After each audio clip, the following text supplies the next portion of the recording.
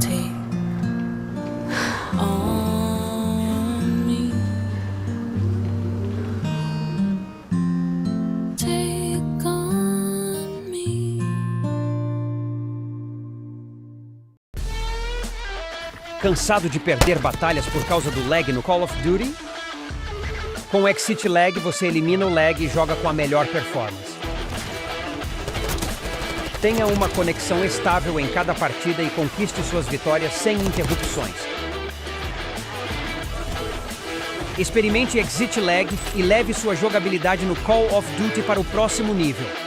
Assine agora e jogue Call of Duty como nunca antes.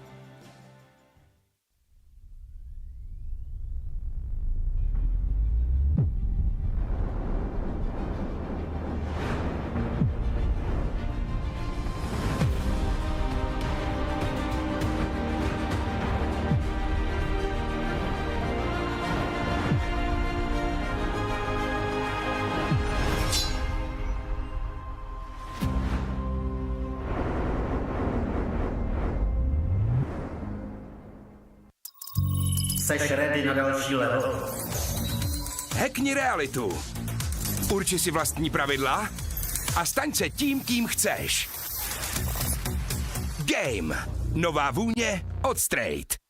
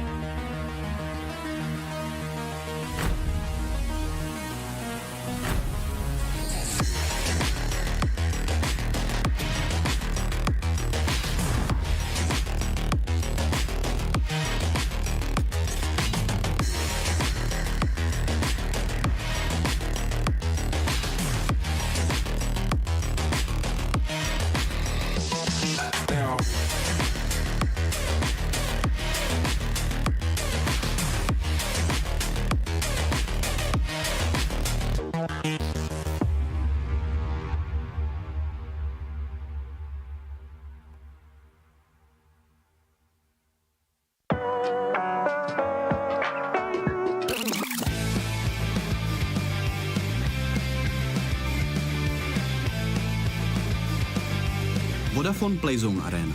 Chceš se bavit? Tady jsi správně.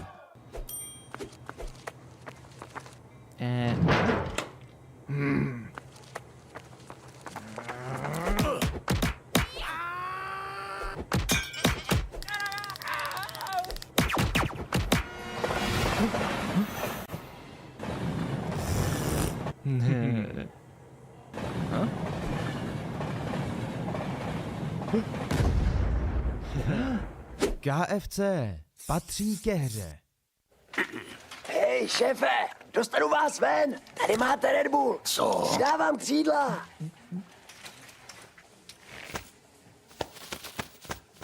Křídla, jo. Fakt vtipný.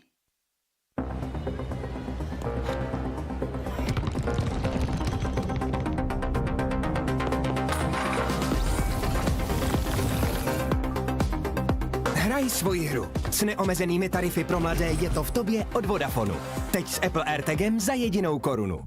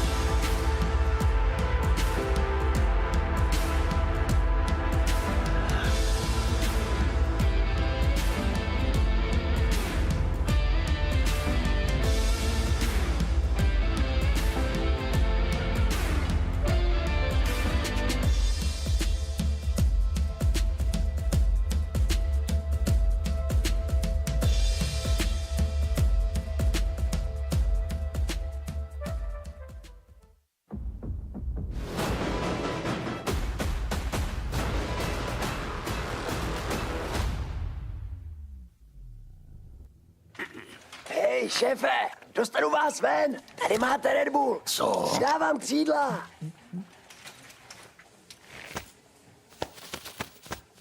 Křídla, jo? Fakt vtipný.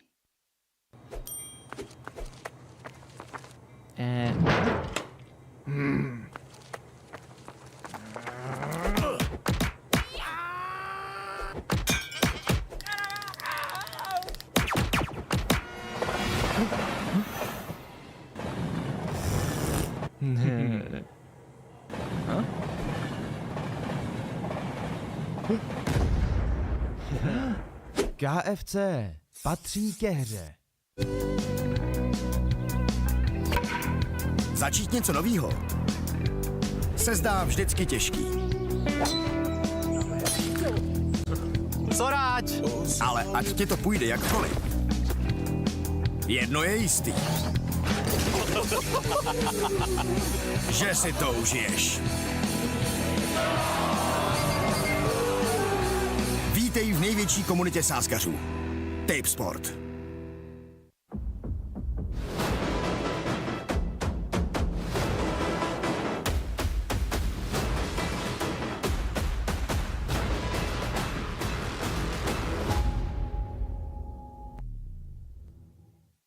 Another day of the Tip Sport Conquest of Prague is upon us as we soon reach the tail end of the Swiss stage. 2 teams already booked their ticket to the Top 8 Decider Series, and 2 more will do that today. Sadly, the action starts with a delay as Rush B are currently playing another best of 3 in a different competition, so they will sadly concede map number 1 to Navi Jr. as a default win. Luba and Pronogo here to bring you all the action, but not so soon. Pronogo, I mean, how are you doing? It's a bit unfair. We can compliment Rush B on the grind. At the end of the day, it kind of steals the action away from us, right?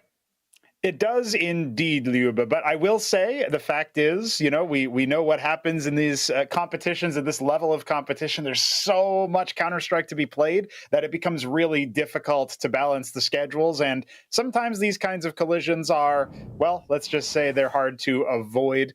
Currently in that series, Rush B are struggling a little bit to find the form they need. They're hoping that this extra bit of time that they've gained by default loss for Navi Jr. there is going to help them find some success in that other competition. And then they can rock up here late, but maybe still have a chance. That being said, of course, we do have about maybe 45 minutes or so before that second map of this best of 3 between these 2 teams will end up being played. So all we can say is just what would they imagine they would say in the Czech Republic, umlávám ze zaspoždění. Or at least that's what I think you would say it as. Yeah, I completely agree with you. Of course, you saw the Swiss stage bracket. You can see the schedule for today. Of course, these matches were highlighted in our bracket you just saw before. Navi Jr. playing Rush B to start things out, but of course, Navi Jr. got a default win as Rush B is still playing 1 best of 3 in a different competition. Afterwards, at maybe 7:30, we will get to see Passion UA versus, of course, Dynamo Eklot, a hometown team, a team of the Czech Republic. So that's going to be a fun day of Counter-Strike for us. Sadly, a bit late to the action. Rush B players will be, right? Yeah, absolutely. And it's good to see that, of course, there's plenty of action to be had. We can get a little bit of a sneak peek about the veto for the series we're about to play, which will give us a little bit of an insight. However, obviously, with Rush B seeding the first map, I believe that was their map pick. We'll find out exactly here in just a moment with the way that Rush B start off the ban. I'm assuming they also start off the pick. So, yeah, they were going to pick Nuke. That will obviously be defaulted over to Navi Jr. And so with Navi Jr. starting on their map pick of Ancient, it's going to be a little bit of a tough one. Now, of course, we'll have to wait and see if Rush B are able to mount some kind of defense here, because they will have to play on Mirage as the decider. And that is a map that Navi Jr., admittedly, they did lose the last time they played that map in this tournament, but that is a map that they are very good on. So it's a tough call for Rush B to make, and it's a difficult little hurdle for them to get over if they want to actually get this map win and series win under their belts. Yeah, it's so difficult. I mean, the situation they put themselves in this turn of events, of course, they're playing one competition, they're playing the other. Of course, when it comes to the Conquest of Prague, a lot of eyes are on them. A lot of expectations are there as they want to get to land. They want to get a chance to get a piece of that prize pool. So the fact that they've defaulted one map, and not just one map, they've defaulted their own map pick to Navi Jr., that makes things very difficult for them. And I'm curious to see how the entire ordeal is going to go in the end, especially, I mean, we saw the similar situation with Gun 5 like a few days ago, right? Where it was, again, very similar. They had to default a match and then they lost the match they were playing. It can be very heartbreaking to find yourself in a situation like that, because at the end of the day, it's a lose-lose no matter what you do.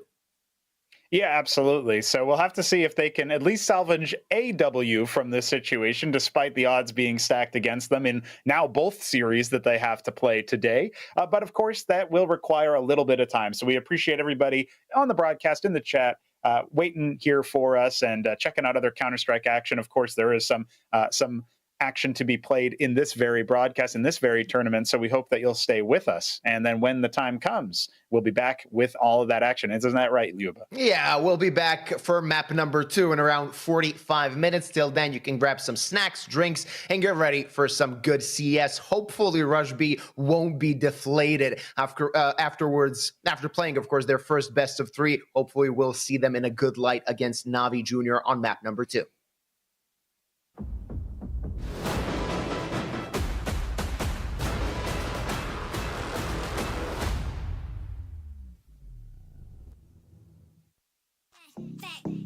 Would you let me go? No, you never come back.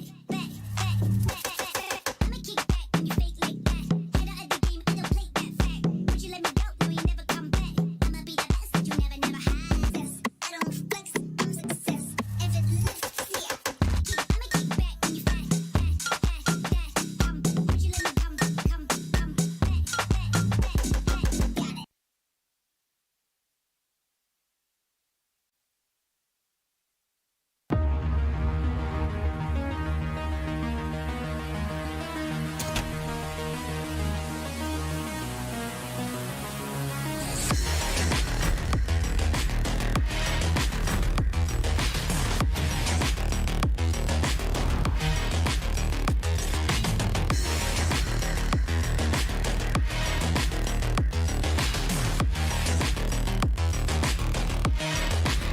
Got it.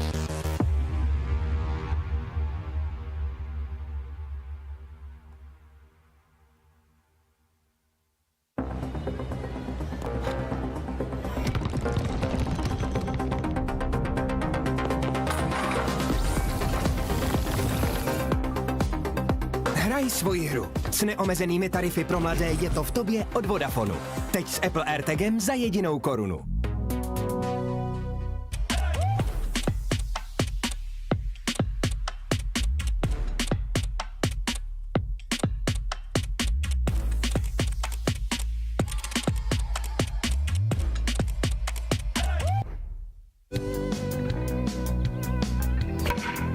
Začít něco novýho se zdá vždycky těžký. Sorať! Ale ať ti to půjde jakkoliv, jedno je jistý. Že si to užiješ. Vítej v největší komunitě sázkařů. Tape Sport.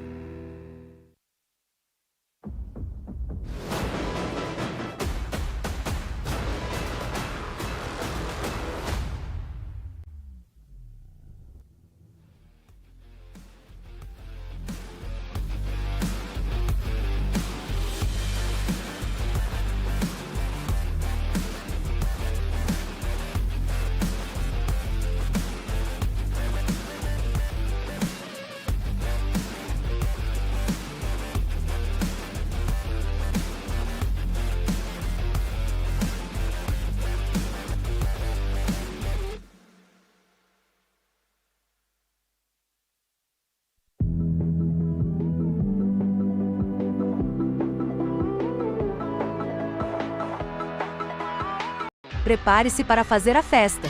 Compre botijão de gás com desconto de R$ 8,00 utilizando o cupom Primeira Compra e inscreva-se na promoção Aniversário Premiado Pedir Gás, para concorrer a R$ 150 mil.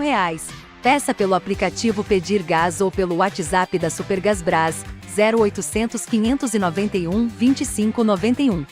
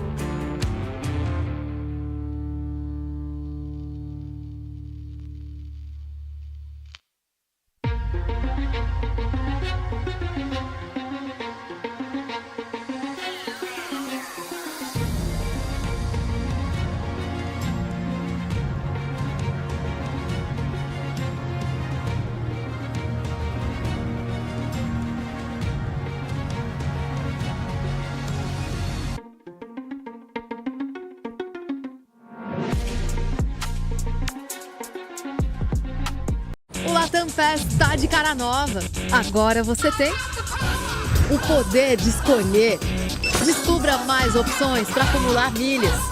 E aproveite o poder de escolher seus benefícios adicionais com o bônus Latam Pass.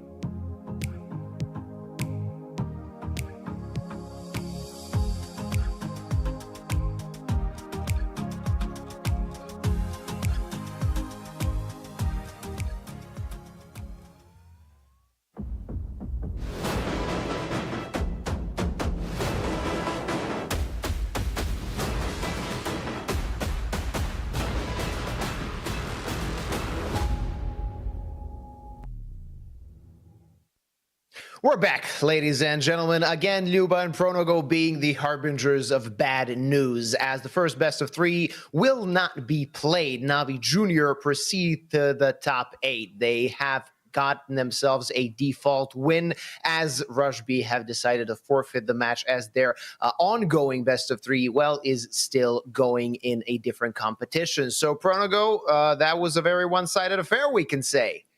Yes, indeed. I mean, I was kind of joking with you before we went live how at some point we should cast the Rush B players arriving on the location and just say, "Oh, they're too late. The series is over." Yeah, that's exactly what has ended up happening here. You can see it on the score line there.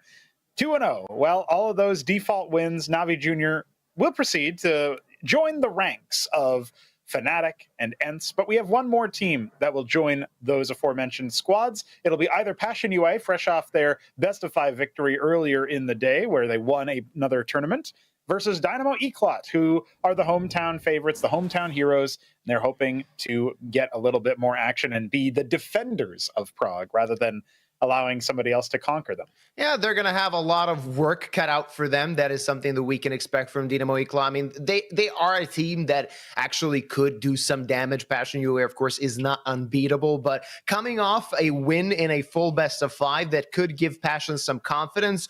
On the other side of that same coin, yes, Passion UA can be quite tired after playing 5 official maps, and hence they have not decided to let us start earlier. This next best-of-3 will start 7:30 or 30 minutes towards 8 o'clock European time. So it is going to be a long wait before we actually get to that next best-of-3. That's true. Yeah, we have a long way to wait, but that'll give plenty of time to figure out exactly which one of these squads is going to be ready for battle. Obviously, the long wait on the one hand, you can say, okay, Passion UA, you just played 5 official maps. That best-of-5 went the full distance. You know, there's an argument to be made that you definitely need a bit of a break, but a longer break might actually make it so that the energy reserves dip, you know, and then they suddenly can't necessarily find it, especially if they eat some food before, they might start crashing out a little bit, you know, that can happen. So if that ends up happening, then Dynamo Eclot, I mean, either way, they're going to be licking their chops, waiting for the opportunity to sink their teeth into some vulnerable Titans, though they may be. And the thing is about the Eclot guys, like they're in a situation where they could get to the top 8, and then who knows what could happen. We might get a chance to see them at LAN. And the fact that like we started casting this competition on day number 1, and we talked about them, their chances of maybe getting to LAN, their chances of maybe protecting Prague. Now it seems quite doable as 2 best-of-3s are between them and actually getting to LAN. And we know once that happens, who knows what is going to actually happen on LAN, where they are going to have some hometown fans that are going to be with them, backing them, supporting them, maybe even a little bit antagonizing the opponents. So I'm very curious to see if the Czech boys can actually make their way at least to start it with the top 8. Yeah, and it's definitely doable. I mean, these guys obviously will be considered underdogs against Passion UA, especially after they just won a tournament elsewhere. But again, it's all in the same day. A lot can happen. This is a best-of-3 instead of a best-of-1. So the series play factors into the things. You know, do you start to think about, okay, the favorites are probably going to win more often when it's series play compared to that best-of-1, which is a bit more upset prone. So a lot of factors to consider, and we got a lot of time to consider it. But yeah, Yuba, you and I are apparently more close to sideline reporters coming in with information about what's going on. You know, maybe next time we can also get a little bit of a sneak peek into the what are the other guys thinking, and who knows what can happen to fill the space. But for right now, it looks like that's pretty much all we have left to say is that, there will be another delay. Rush B do forfeit the series. We'll see if they can have a better shot at it next time. They still have one chance to make it to that top 8, but it will be at the lower end. So their seeding will not be good, even if they do clinch the win.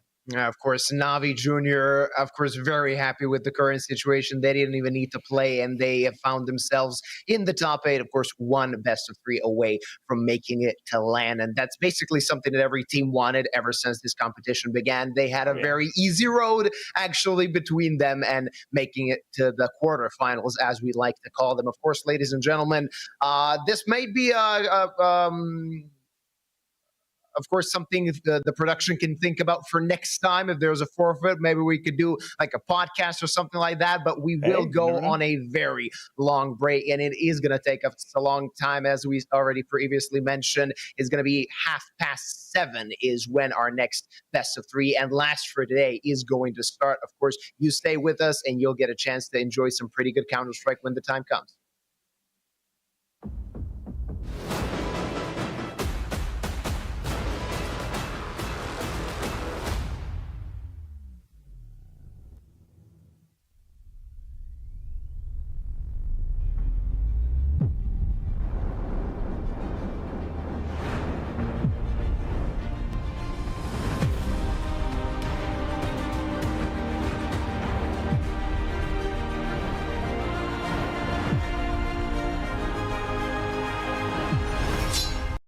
Oi, tudo bem?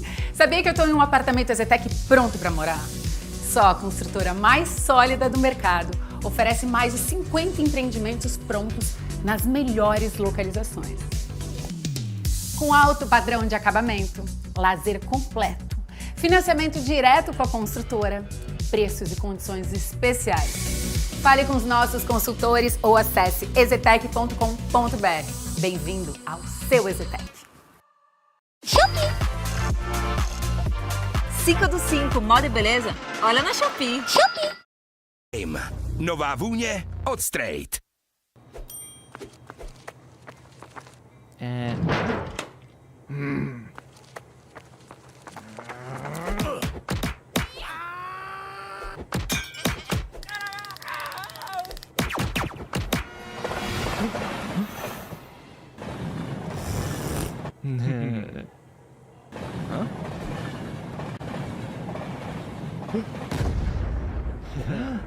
KFC patří ke hře. Začít něco novýho se zdá vždycky těžký. Sorať! Ale ať ti to půjde jakkoliv. Jedno je jistý. Že si to užiješ. Vítej v největší komunitě sázkařů. Tape Sport.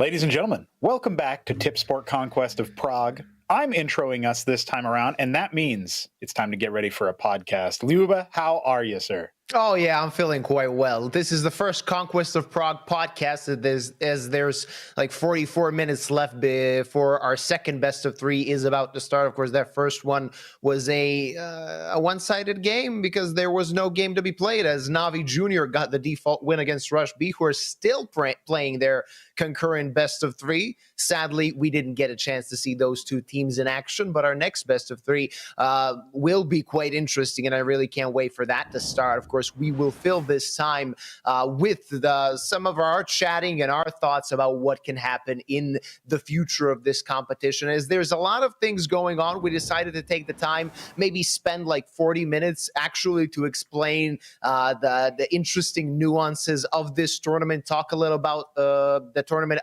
with our, of course, crowd watching on Twitch. And this is going to be a very interesting experience for us to not actually need to fill everything we say in about 2 minutes that we usually have time to do. Yeah, that's right. Sometimes we have a more truncated show. Sometimes, like on the Conquest of Prague, we have a little bit longer. Now we've got the longest by far, which means we can talk about all sorts of things. And so I think one of the first things that can be illuminating as we preview this extended preview of the Dynamo E-Clot match against Passion UA was actually to take a quick look at that Swiss stage and see how this sort of tournament has proven to be, I would say, very competitive so far, especially in those upper matches where, remember, Dynamo E-Clot, they were up against Cubics, and it was 13-11 as the scoreline before they made it into the 2-1. So that's like the first matchup that I think is good to take a look at. Everybody will, of course, remember that Navi Jr. started their campaign off defeating the hometown heroes. And while it was a one-sided affair to start with, they did at the very least rally in the mid-game. So to see them find success elsewhere, obviously against the Valkyries, the Imperial Valkyries, that is, and of course against Cubics, the upstarts from Kosovo, that's definitely a nice little heartwarming show, because I'm always interested in that hometown aspect. You know, how good are the hometown heroes going to be? And so that is one of the big ones. But of course, Passion UA, they've had their own storied run, narrowly missing out to a 3-0 qualification here to the next phase by dropping that series to Fnatic. And that was a well-fought, close-fought series where, at the very least, I think every map was 13-9, 13-8. So you could tell that both teams were definitely in each map. But they weren't able to get it over the line, and that's where they fall to the 2-1 bracket. And that's how we find ourselves here ahead of this match coming up. Oh, yeah, it's going to be, of course, a fun match to see. But I like that you mentioned some of the teams that, of course, some of the teams that we're not going to be seeing today. You mentioned Cubics. You mentioned, of course, Imperial Valkyries that were the first team to be eliminated from the competition. Of course, we already know two teams that left the competition. That is aforementioned Imperial Valkyries, as well as Cybershock, that for me at least was a bit of a shocker to see Cybershock fall so early, as they didn't really show a lot in their opening match. Then they kind of choked a little bit against Maestro. Then in the elimination match, they couldn't cut it against Nexus. It seemed to me when the tournament began that Cybershock can really even aspire to get to LAN, and at the end of the day, winning one map in the entire Swiss stage is a bit underwhelming. I have to agree with that. And, you know, obviously the series against Nexus, there were definitely some close-fought losses for Cybershock. To see them exit so early is a bit of a surprise, actually. However, there's still some more room for surprises, because while maybe it wasn't a big surprise to see the Valkyries be taken out, I was a little bit surprised to see 9 in the 0-2 bracket to start things off. A tight match against Sashi. Obviously, a tight match against Cubics was the initial upset for 9. And so it was just 11-13, 11-13. Okay, they get a layup against the Valkyries. And now they're in that sort of subterranean territory. In the 1 and 2 games, they'll be going up against Maestro, who obviously surprised to get Cybershock out in the first place. So that's going to be an interesting one where, again, they will be favorites. But them being favorites hasn't really helped them out so much. Not a lot, though they should be thanking their lucky stars with what they got so far. I mean, they were favorites coming into every match they played so far, and they lost 2, though both of them were best of 1, so we don't know what could have happened had it been best of 3s. Maybe we would see them in the 2-0 bracket. We actually have no idea how they're absolutely faring best of 1s, because we know like best of 1s, we can kind of relate to that, like penalties in soccer or football, rather, for the educated fans. Of course, it is going to be quite interesting to see if they can kind of power through Maestro, because they are coming into that best of three as favorites. And if they go to the 2-2 bracket, now then the world is their oyster. And of course, one best of three could lead them to going to the top 8, where again, one best of three could lead them to land. So that's going to be a very interesting kind of experience for Nine, with their backs against the wall throughout the competition, to actually see them maybe even making it to the top 8. Why not even further? For me, of course, what is kind of going to be interesting, apart from many other tournaments that are currently played when it comes to Tier 2. A lot of them, or most of them, the vast majority, are online. The finish of this is going to be on LAN. So like you take a look at like a team like Navi Junior. They're a very good side online. Take a look at Passion. They're a very good side online, maybe 500 in some regard. We can even put, I don't know, in Rush B in that situation. But then you take a good hard look at like Fnatic or ENCE. If they go to LAN, that's going to be interesting. Of course, that will be one of our talking points later. I do have to emphasize the dangers of the deciders. Everybody who is used to watching the majors, you kind of go through the Swiss stage, you got yourself to the playoffs. But the deciders, for me, is where heads are going to roll, because then it's still online. It's one best of three. Either you're in or you're out. And we could see some top teams actually failing to qualify for the top 4. Well, it's absolutely possible, because when you consider the fact that really the favorites of this roster were, you look at Passion UA, who just ended up scoring a dub in a recent tournament. They have won that best of 5. I look at the fact that we've got Fnatic and ENCE. Those are the biggest names here for sure, by far and away.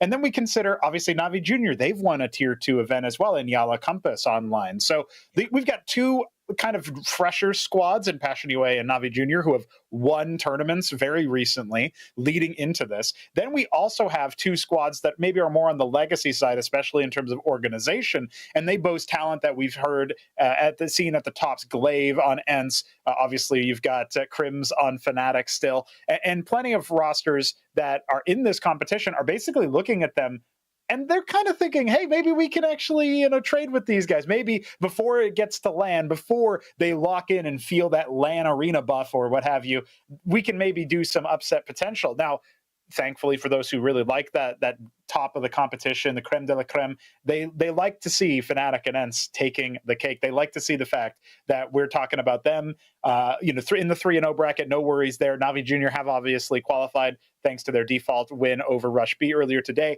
And if Passion UA make it over Eclat, as much as that will be a dig towards the hometown crowd, I do think that would probably be the best outcome if you're just looking at the quality of Counter-Strike, because that's just another narrative we can point to, is the teams that have won events very recently against the teams that haven't won events very recently, but should have been in the running, and that's Fnatic and ENCE. So funnily enough, it's like the old dogs have more to prove than these new kids on the block.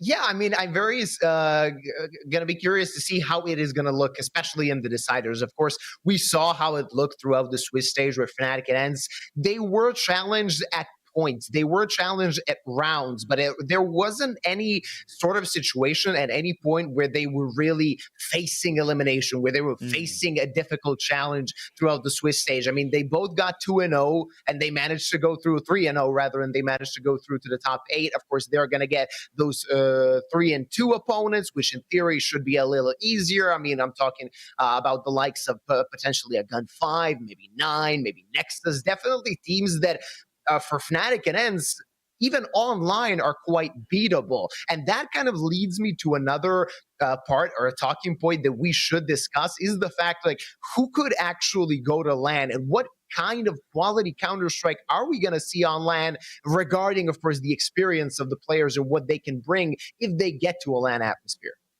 Yeah, that's a good point. I know that LAN is a big talking point, a big consideration. Every time we go to those pre-match interviews, which we will have in a brief period of time, about a quarter past the hour mark here. So in about 20 minutes, we'll hear from our teams that are about to take to the field here, take to the server. But looking at the way that the rosters have been assembled, it seems to favor that youth, that inexperience actually on the biggest of stages, which makes the Conquest of Prague a bit of a proving grounds once we get to that point. Sure, we'll see some legacy names. I think at this point it feels like ENCE and Fnatic should be considered shoo-ins, although it's not certain yet. Just going 3-0 doesn't guarantee that you're going to make it into that next phase. But when it comes down to these newer squads, Passion UA and Navi Jr. being chief among them with very recent experience under their belt, and then there's some older squads who just haven't really ever punched up to the next level. I would count 500 among them, and they are, favorites in their matchup going up tomorrow. That's one of those things where I look at that and I think to myself, okay, well, we've got some squads that should be able to make it to LAN. But once they get there, to your point, Luba, I don't know how much they're going to be able to find success. I don't know, for example, that Navi Jr. versus ENCE, which has been a matchup where Navi Jr. has gotten the better of ENCE every single time online. That could be a completely different story on LAN where we know Glaive calls better. We know that some of those rosters play better. They've won events on LAN. Obviously, they were, the Eliza Masters and such, so it wasn't necessarily the highest tier of competition compared to a tier 1, compared to what Glaive is used to. That was a bit of a legacy throwback event. And of course, they've even done very well in IEM Katowice last year. So this is a squad that I think we can say safely should be able to perform to a better degree. Obviously, it's a very different lineup than that Katowice lineup, whereas the Eliza Masters lineup was a lot more basically 1-to-1 for what we have now. But I do think that you think about Natus from France, he's the star rifler of ENCE. You think about the fact that SDY is a veteran and also a star unto himself at this point. He's the more developed talent compared to Natus, who's newer. Those two are not really as much of a question mark. I think maybe Natus might underperform where SDY might perform above his current level just because of the fact that he's more experienced. But I also think about Glaive, and I think about, obviously on the side of Fnatic, Crims has been under a lot of scrutiny for his performances, for his numbers, for being a veteran. But, some people start to get, you go from veteran to check stealer real quick in Counter-Strike if your stuff starts to fall off. And so the question becomes, okay, well, maybe one of the reasons why some of these legacy stars, Guardian before he announced retirement, JW, who's still rocking on eyeballers to this day, Flusha before his retirement, sometimes people would wonder, where are these guys? Where did they go? How did they fall off so hard? And I think a big answer to that question comes in the form of them not playing any more LANs. There used to be more LAN events than online events, and that has significantly shifted in the past half a decade or so. And so that's definitely something that I think is a worthwhile point to exercise, is which one of these squads are going to be able to use this as a stepping stone?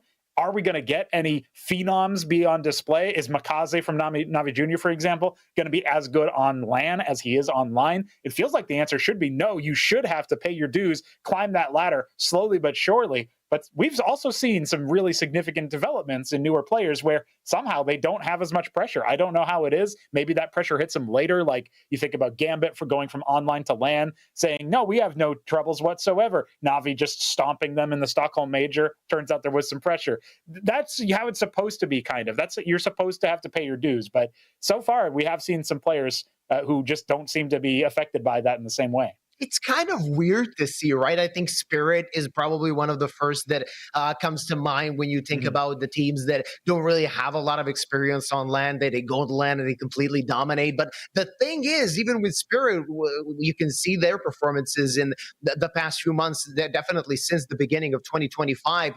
Once they actually get challenged is when the LAN challenge comes in. Of course, when you're dominating, you're feeling good. It's the same as playing online, maybe even better, because a lot of the crowd might be rooting for you in some sense. You're just a rising talent. Everybody wants to see like a wonder kid perform, be the first to see and say maybe in 10 years, yeah, I saw him dominate when he came up to the stage. But then when the top teams with like a mastermind such as Kerrigan starts to maybe play with you, a guy like Apex kind of shows you that you can't really play with him online. You can't really phase him while he has no trouble getting into your head. Then things can actually start to crumble. That's the problem, and that's the pressure that kind of young players or maybe inexperienced players have challenge coming into LAN. And also, I mean, you mentioned Navi Jr.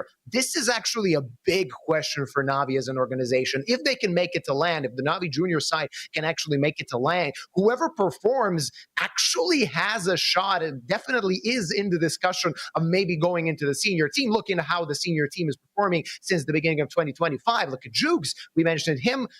He is a sub for the Navi senior squad, so that's a big thing for him. But they're probably not going to think a lot about him if he actually does go to Prague, if he actually does go to LAN, and we don't see a lot from him. It's going to be very important for these young players to actually show that once they get to LAN, especially when they get to LAN where maybe the crowd is not cheering for them the entire time. Imagine if Navi Junior faced Dynamo Eklat on LAN. Yeah, the crowd is definitely not going to be on your side. You're going to have to kind of dig deep to show your best gameplay when everybody's yelling and screaming for your demise. So it is going to be quite fun to see which teams can make it to LAN, and of course what players can perform there, because maybe, who knows, in a few months we might actually get to see them on LAN again, but it might be actually a bigger tournament, a tier 1 event where they're going to get a chance to show what they're made of in a more literal sense, right?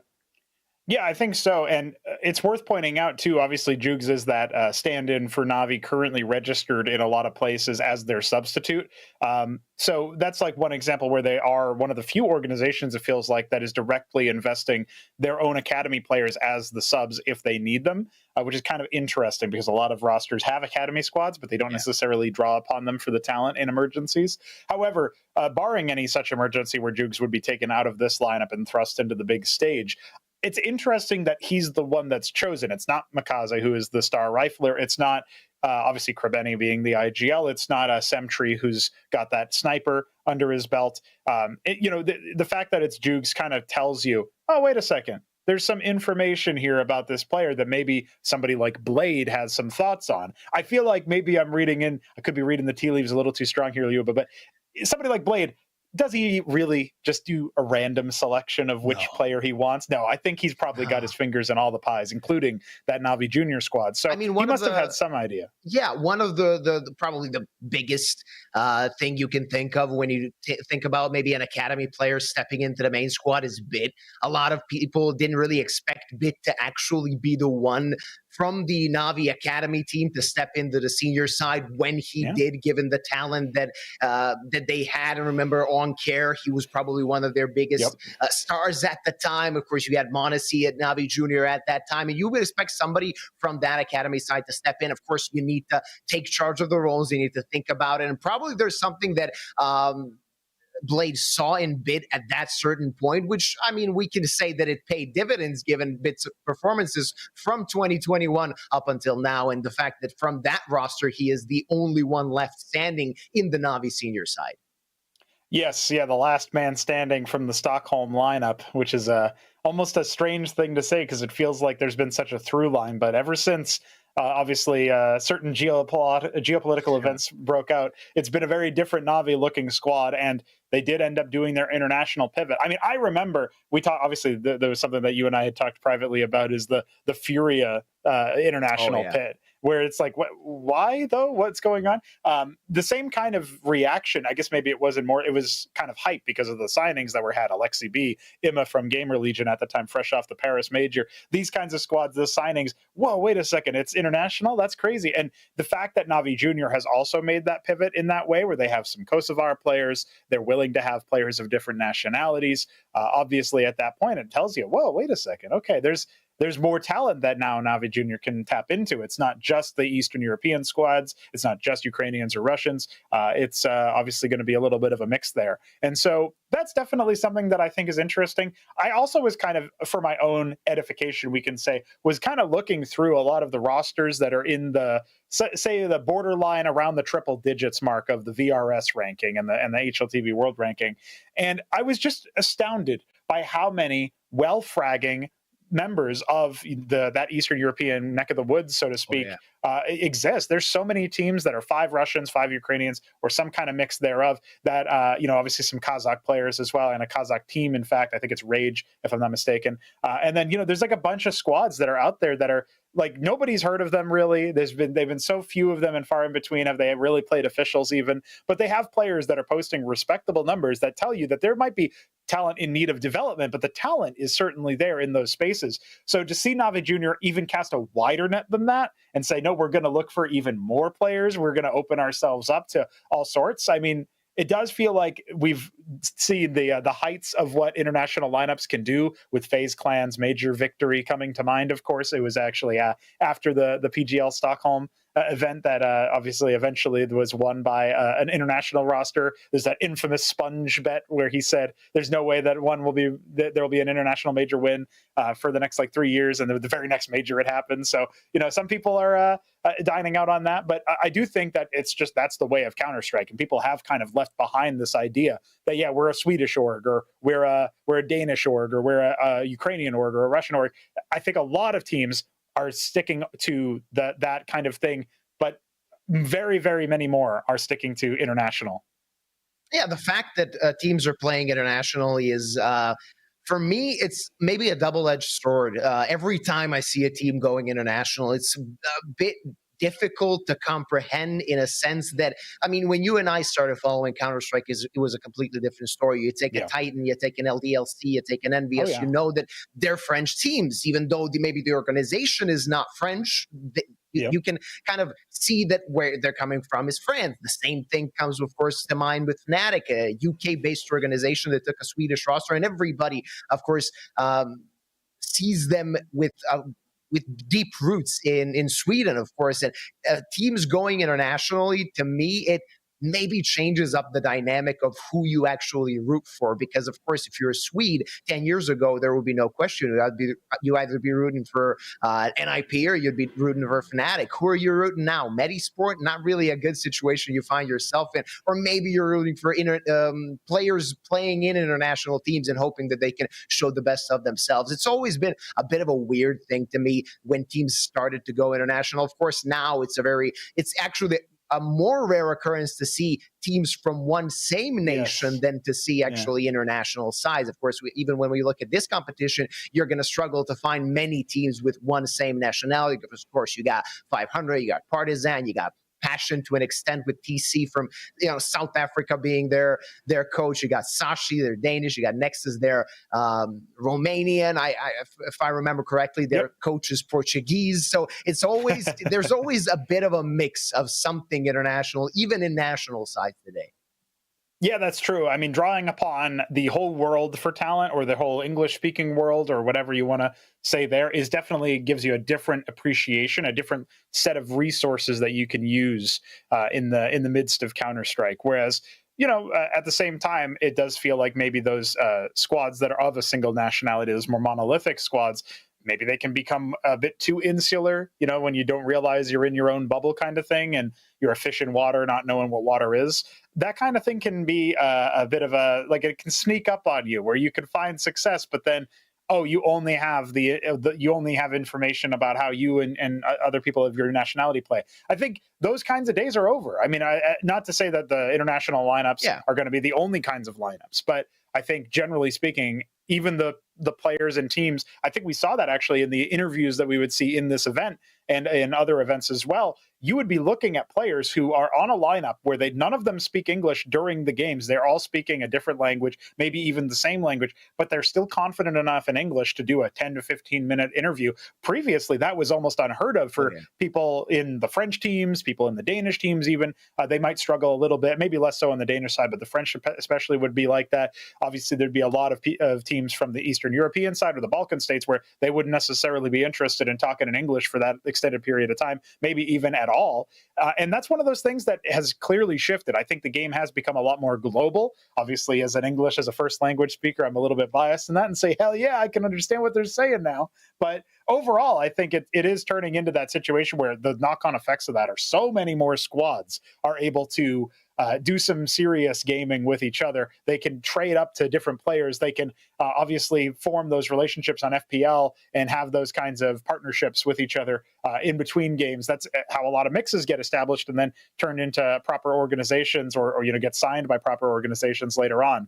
So definitely an option, I think, for the squads on the side of, in this tournament. I'm thinking about how it's been so long since we've really seen a dominant sort of monolithic team, as opposed to being a team that is more, perhaps you could just say more spread out there across the world. I'm looking at the fact that obviously Team Spirit you can say that they are the ones that are more or less still from the same neck of the woods. Yeah. But even they have seen a bit of a falter compared to teams like obviously Falcons up there now with their infinite money glitch. You've got Vitality, who are still setting records. Maus, who seem to be a pretty steady number 2 or at least the number weird 3. thing about that is, right, you can't beat super teams, right? Yes. In a sort of a literal sense, because 5 years ago, or that was now 8 years ago, right, when the FaZe Clan project made the entire super team with all of Meister Guardian, Nico, that was a completely different story, because all of the other teams, or most of the other teams, played nationally. They spoke in their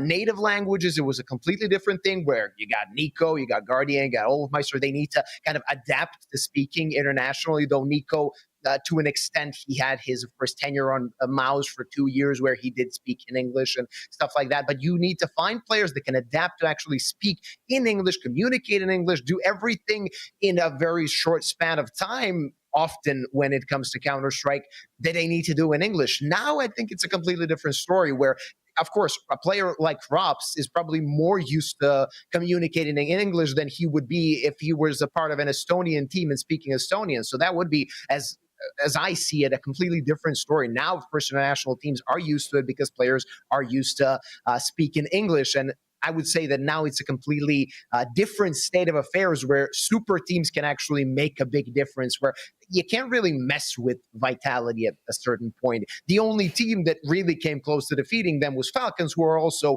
in their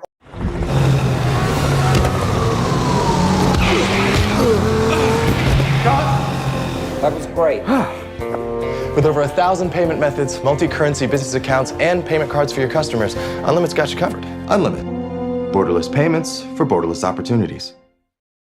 This year, and kind of it brings into perspective that maybe now super teams are the ones that could dominate. Of course, until we see one more, I don't know, Astralis or something like that, that would be fun.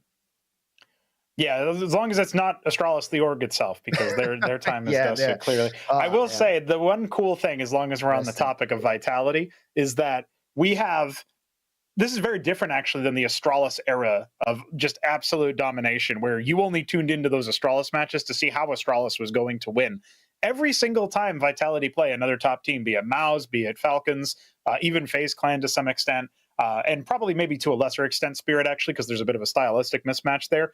I think that it's very much Vitality are still mortal. They look like you can beat them, but it's only if you're one of these other squads, right? And especially considering, you know, Navi and Falcons and FaZe and Maus are all European combines. They're all like kind of grabbing talent from all over the place instead of necessarily limiting their focus to one region or one country. That definitely kind of tells you exactly what we were just talking about, where, yeah, we've got some monolithic, you know, one area, one region, one country teams within even this competition and spread throughout the scene. But I don't think by and large they are having the same degree of success as some other squads. You know, you think about OG, which is a little bit of a mix. Yeah, they qualified to the major. That's the only Danish majority team that qualified to the major, which is really funny, because that's not what you'd think, especially when Astralis and even Sashi were in the running.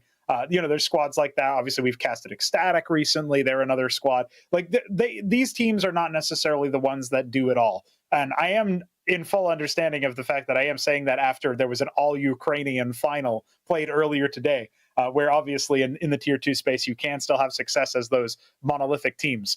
But it's interesting to see the growth of how frequent and how common it is now to be to the point where monolithic teams are way less frequent, way less common than the combines that we're seeing at the uppermost echelon. So yeah, it would actually be a nice, pleasant surprise. The Launders racism arc of, you know, having those squads that are a little bit more monolithic in that respect. It would be a nice surprise if we saw teams like the Mongols, teams like, you know, even Spirit be able to end up remaining at the top and really arguing for their nation or their neck of the woods. Like, it's very rare. You know the story about the Mongols when they played the Thunderpick event? Is that recent, or is that that was last year? That was last year. They play the LAN finals, and I can't really remember. I think it was in Berlin, where they actually, surprisingly, if you like watch the VOD, you can see them have a lot of fans. You can see a lot of people like with Mongolian flags actually rooting for the Mongols. And the thing was, a lot of those people that came to root for the Mongols, they never watched Counter-Strike in their lives. They just knew, they heard that a Mongolian team is in Berlin, and those are the people that kind of are Mongolian by ethnicity but live in Germany. And they decided, well, who am I going to root for? I'm going to go and see a Mongolian team dominate. And the good thing is their team actually won that event. And it was kind of an incredible story of how much maybe monolithic teams are outmatched by international sides now. But on the other hand, if you're kind of from the same nation, you really have that patriotic desire to see them grow and to see them succeed, even if you have no idea what Counter-Strike is.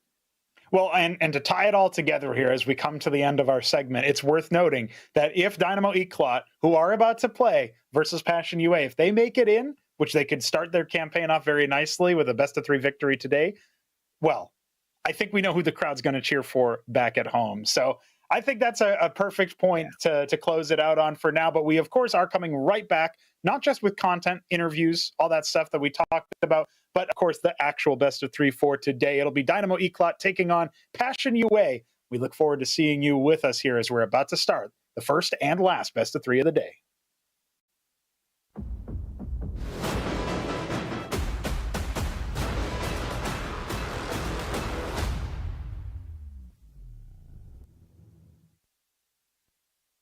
Hello, Yus. Thank you so much for coming to the interview. From your point of view, what a match against Fnatic, but with a loss in the end. What went wrong? What do you feel like went wrong for your boys? I think we start pretty good. Also, before the match against Fnatic, we had another BO3 game in another tournament, so we don't have enough time to take a break. And I think we were just out of energy. But even though the game was kind of close, even we were leading, we won first map, we were leading on Anubis, and then something went wrong. For T side, we did some mistakes, and yeah, that's the reason we lost. In terms of energy and taking a break, your schedule right now is pretty crazy because you are right now playing best of 5 final. How hard is to manage this packed calendar from your point of view, from your point of view of your work of a manager? Yeah, it's kind of hard because, you know, players asking for reschedule something, or even if we can play on another day, but there is no option in some tournaments. So we must play 2 games in a row, like each day or so. It's kind of hard, but yeah. Yeah. From your perspective, do you feel like there should be more room maybe for players to take a break, or are you a fan of playing as many tournaments as you can pack together? I think it's good for new teams because when you play official games, it's more easier to get used to each other and start to play better. You know, like practice is practice, but officials is more effectively as for me. So I think playing officials is much better, but yeah, like you said before, the schedule is crazy. Yeah. How important for you is to win this BO5 you are playing right now in terms of having a good mood, a good energy for another BO3? Do you think it will impact your team in a huge way, maybe for the next match? I think, yeah, it should be, but as for now, we are losing 1-2. And if we will win, it will be 5 maps, you know, so... So better to lose quickly right now. No, I don't think so. I think so. Anyway, we should win because the good mood is better than, like, lose the match and have more time to rest, so, yeah. Yeah.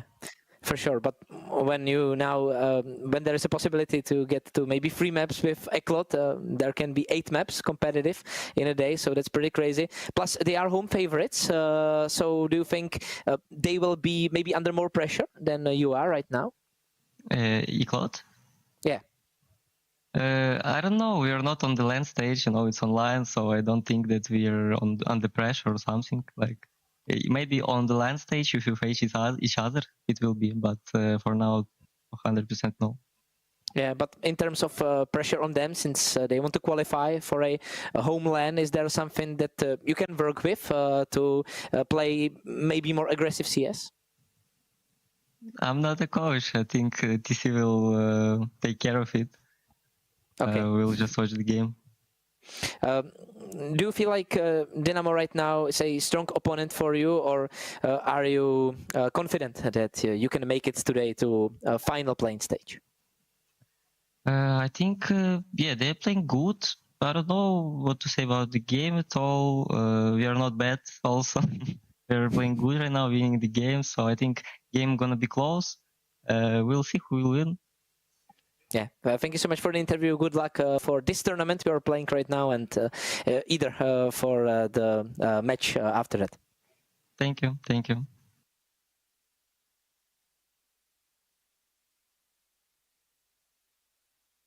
Hello, Eli. Thank you so much for coming to the interview. A close win against Kubix in the last round of BO1s. What was the key factor of closing it before overtime? I think we have won crucial situations and we killed people we should have killed. Yeah. Do you felt pressure in that match since you're playing for a chance to get not the highest seed, but still higher seed than you would get if you were 2-3? That will be hard in the play-in match. Like pressure was there because the match was pretty close, so we were so focused on getting run by run because we could have lost, we can say. But yeah, luckily we have not luckily, yeah, we have won. But yeah, we see how it goes against Passion UA now. Yeah, against Passion UA, it is pretty close in terms of Tipsport odds. How do you feel about your opponent? I have seen that they are pretty good right now. They were in finals Galaxy something, and they were playing pretty good. So we need to be in our A game to be able to like win against them. Yeah, that's happening right now. We are playing the BO3 the same day. They are playing their BO5 final. Do you feel like it will influence them and their game, their focus in the BO3? It depends on players because sometimes you are warmed up after the BO5. You know what you are doing and you feel the game, and sometimes they can be exhausted. So it depends on the players. Yeah, Passion UA even managed to beat Navi in their second round, your arch nemesis maybe right now. Is there something you took from that match? I haven't seen that, so I don't know, but we need to be cautious because we see that they know how to play. They are pretty good individuals, so we need to be cautious and play our best. You're getting so close to qualifying to at least the play-in match and then to the LAN. Does the pressure start building up, or are you excited to have a chance to play for home LAN? For sure, excited. We want to be on the LAN and be in our crowd to be able to play against such a good teams who will qualify. So it's an opportunity for us for sure. So we need to be excited and try our best.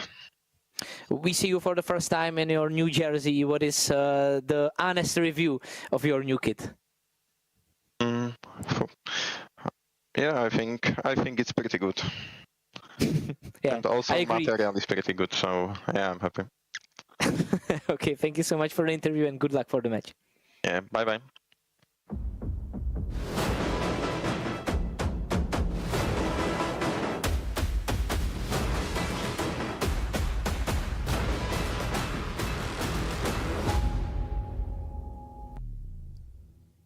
We're back, ladies and gentlemen. The interviews are over. We got to hear, actually, the manager of Passion UA, given that, of course, the team was playing a best-of-5 final while the interviews have been recorded. That's what kind of ended up being the unfortunate case of us not being able to hear the perspective of the players. Always interesting to hear the perspective of the managers, as he was like, yeah, it's difficult for us because there's so many matches to be played, and that's something we didn't even discuss, the kind of the difficulty of the schedule. So many matches played day by day, trying to get those VRS points. And remember, day number 1, Kubix, we heard actually Gamezilla say himself that he doesn't really care so much about the land, that he really wants to get those VRS points, and that's basically what the teams are looking for at the moment. On the other side, we got a New Jerseyed up Eli that was really excited about the prospect of playing in front of his home crowd. And another thing I thought of, we never really discussed that.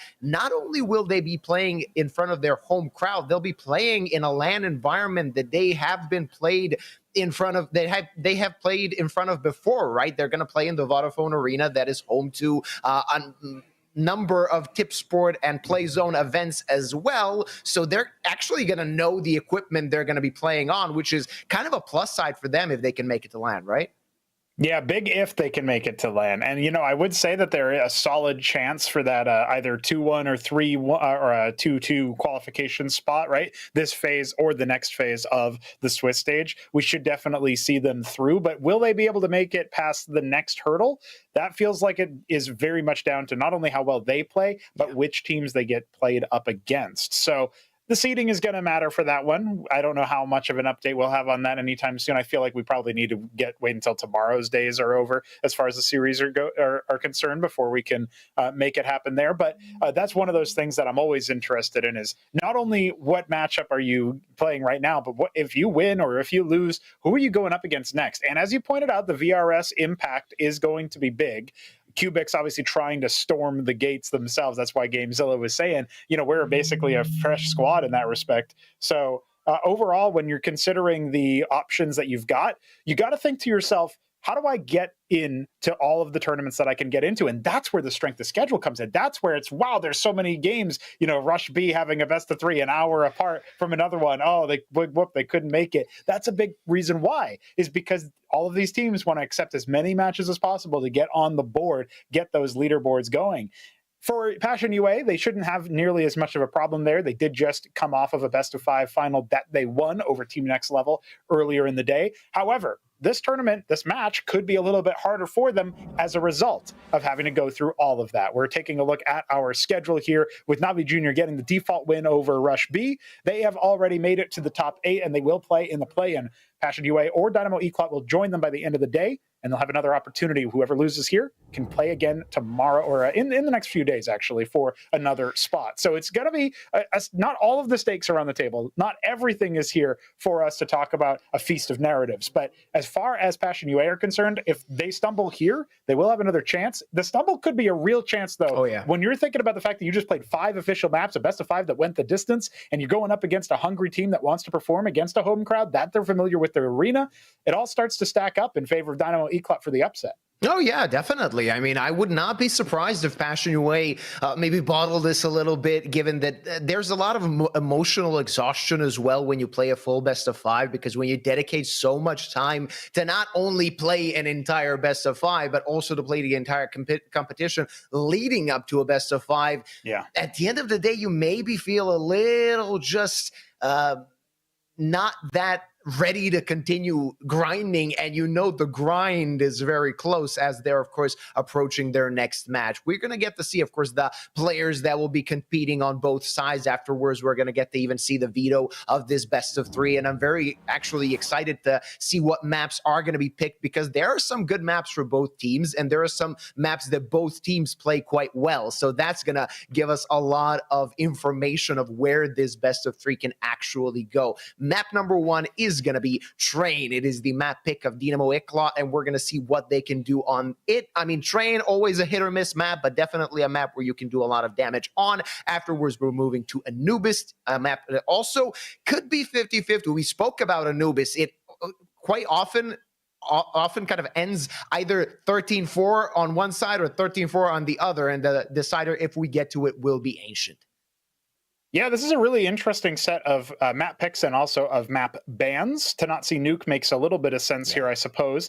But also, for sure, the fact that Ancient is our decider, that could lead to some interesting things if this goes the distance. And, you know, why wouldn't it go the distance after Passion UA just played a full 5-game best of 5? We might as well see a full 3-game best of 3 to close their day out. Now, Dynamo Eclat will want to close it sooner. They have the advantage of playing their map up first. And with a beleaguered, maybe slow to wake, slow to start, a Passion UA on the other side of it, those guys could end up being a little bit victims to their own success. Worth pointing out, we're talking about VRS. Passion UA recently, just in the last 5 days, shot up 27, almost 30 spots in the VRS, from 76 to something like 46 or something like that. So, you know, it's a pretty significant jump in that respect. And as a result, they're going to potentially open themselves up to more invites, but they need to chain that success together, because the bigger they are, the harder they fall. The fact that they are so far further up in the VRS all of a sudden means that if Dynamo Eclat score a win here, they stand to win big as well. Oh yeah, this could be very important. I mean, of course, in Melbourne, everybody talk about the Giant Slayer bonus. Of course, Dynamo Eclat are not going to get a bonus at that, but it is going to feel really good to beat a team that is up and coming, to actually beat a team that is playing quite well and comes into a match against you as the favorites. Of course, at some point also, we're going to see the odds, and that's going to give us a little bit more insight as to who the favorites can be, who the favorites will be coming into this match. And let's not forget one more thing. Dynamo Eclat also played a best of 3 today. Of course, it wasn't that close as, of course, Passion's match was, but they played one best of 3. They got a victory, and that could be a contributing factor as well. The fact that they won, we could say convincingly, 2-0, their first best of 3 coming into their second best of 3 of the day, that could give them a lot of confidence, especially against a team like Passion. Absolutely true. Yeah. And, you know, I'm interested in what the odds will end up saying. I feel like maybe they end up generally favoring success in recent history comparatively, but actually this is a much tighter match than I thought. And I think that's the reflection of the fact that Dynamo Eclat had a much quicker affair for their series, whereas Passion UA had a longer one. Now there was a break between both series. It's not like anyone's coming in straight from their previous series. There was a nice little hour-and-a-half break or so. And as we get to see some of our players on the screen, I also want to shout out Detour here. Detour, he ended up playing super well in the last showing that he had in this tournament, where it was his carry that made the difference between him and Cubic. So for him to come back up and fire on all cylinders, if he can do that, we can start to go some serious distances with the side of Dynamo Eclat. They can have a lot of impressive showings if, you know, it's not just Mikey as a star rifler, but also Detour. And if we also end up seeing 4C on the AWP fragging out as best as can be, that can be a humongous favor for the side of Dynamo Eclat. Yeah, especially we can see, of course, that Mikey might need a little work done on his walls. I know a guy that can buff those imperfections on your walls right out. So, of course, making a little bit of money on this tournament could help with that. Of course, all jokes aside, good Counter-Strike is to be played. We, of course, missed our first best of 3 of today as, of course, Navi Jr. got that default win over Rushby, who couldn't make it to their match. Now, both teams seem to be at the ready. We can see Daitor, some Gatorade over there. I don't know if it's another energy drink. I don't want to really give a shout out to any drink that's not a sponsor. No free shout outs, no free advertising. You know, give us that cash. Let's see it. Then we can talk. Yeah, so he's ready with the refreshments. He's going to be ready for today. We can see, of course, that Dynamo Eclat players are really excited about this match because it could lead them one step closer to LAN, and we are, of course, already spoke about that. Map number 1 will be Train, their map pick, and that's the kind of map that I think teams are still maybe struggling to play on. A few tricks, just a few tricks is enough to actually dominate this map, especially on a tier 2 level. Let's remember the newer maps that came in, the CS2 or the CSGO before that. You got Ancient, you got Anubis, and those maps were make or break on what innovative you can do. A good smoke, a good molly, that can make a big difference. So I'm very excited to see, now that they decided to go to Train, are they going to actually just play their game, or did they prepare something special? You know, speaking of preparation and speaking of sponsors, I had no idea that Burger King was a sponsor of the eLives team here, Dynamo Eclat. I guess as an American, I must pledge my allegiance towards them and say they're my new favorite team. I like KFC better. Yeah, well, fair enough, fair enough. I actually haven't been to either in so long, but fake American over here. What can I say? Oh. But hey, we are going to get into some good Counter-Strike very soon. You said it best, Yuba. This will be our first and last best of 3 of the day, given the other one was a default win for Navi Jr. And it definitely tells me that we're going to see some good action, because I can tell War2K is getting dialed in. He's the opper and the secondary caller for Passion UA. He's going to have his big green and his big brain working together to see what else he can come up with for his squad as the rest of the team gets ready to slot in. Just warming themselves up. Jacasma weebs out. That's it. That's the tweet. Oh, all right. Nothing else to add. There was something more between you and finishing that sentence. We can see, of course, in the players' monitors before we cut to Demka, of course, that the teams seem to be ready to jump right into train. That'll be our map number 1 to start things off in this best of 3, a qualification match at that. The loser, on the other hand, is going to have one more chance. Of course, whoever loses will play one more best of 3 with their chances of achieving LAN a bit slightly lower, given the fact that, of course, we know that the 3 and 2 teams will have their work cut out for them in those deciders if they can actually make it to there. Yeah, that is the question, right? It all comes down to, do you have what it takes to make things happen, to make it all the way to the vaunted LAN spot in that Vodafone arena that we've heard and talked so much about? And as the teams ready up, we're going to get into train for the start. This is, of course, the map pick of Dynamo Eclot. There's Anubis and Ancient coming out, which means that the acronyms here are TAA, one of the worst anti-aliasing options in gaming history. Please disable it every time you can. And that does bode pretty well. Give me a crash course of anti-aliasing. Yeah, the best anti-aliasing is no anti-aliasing, because they all either blur or sharpen. It's just a filter, man. It's a filter that eats your cycles. That's all. So you don't use anti-aliasing? Yeah, you don't want it. You don't want it. All right, that's interesting. Coming from a game developer to just a player. I put an anti-alias. To me, it looks better. All right. Jokes aside, we're ready to begin. Passion UA starting on the CT side as we head into train. The hometown boys of Dynamo Eclot are their challengers in this qualification match. Map number 1 takes us to train, where the Czech boys really want to fight. As look at Nubik. He's quite quick. Between those smokes, he's searching for a frag while his teammates will assault this MTB bomb site. Look at the mini-map. The bomb is being planted, and Passion UA have fell for it. This is a good start for the Dynamos.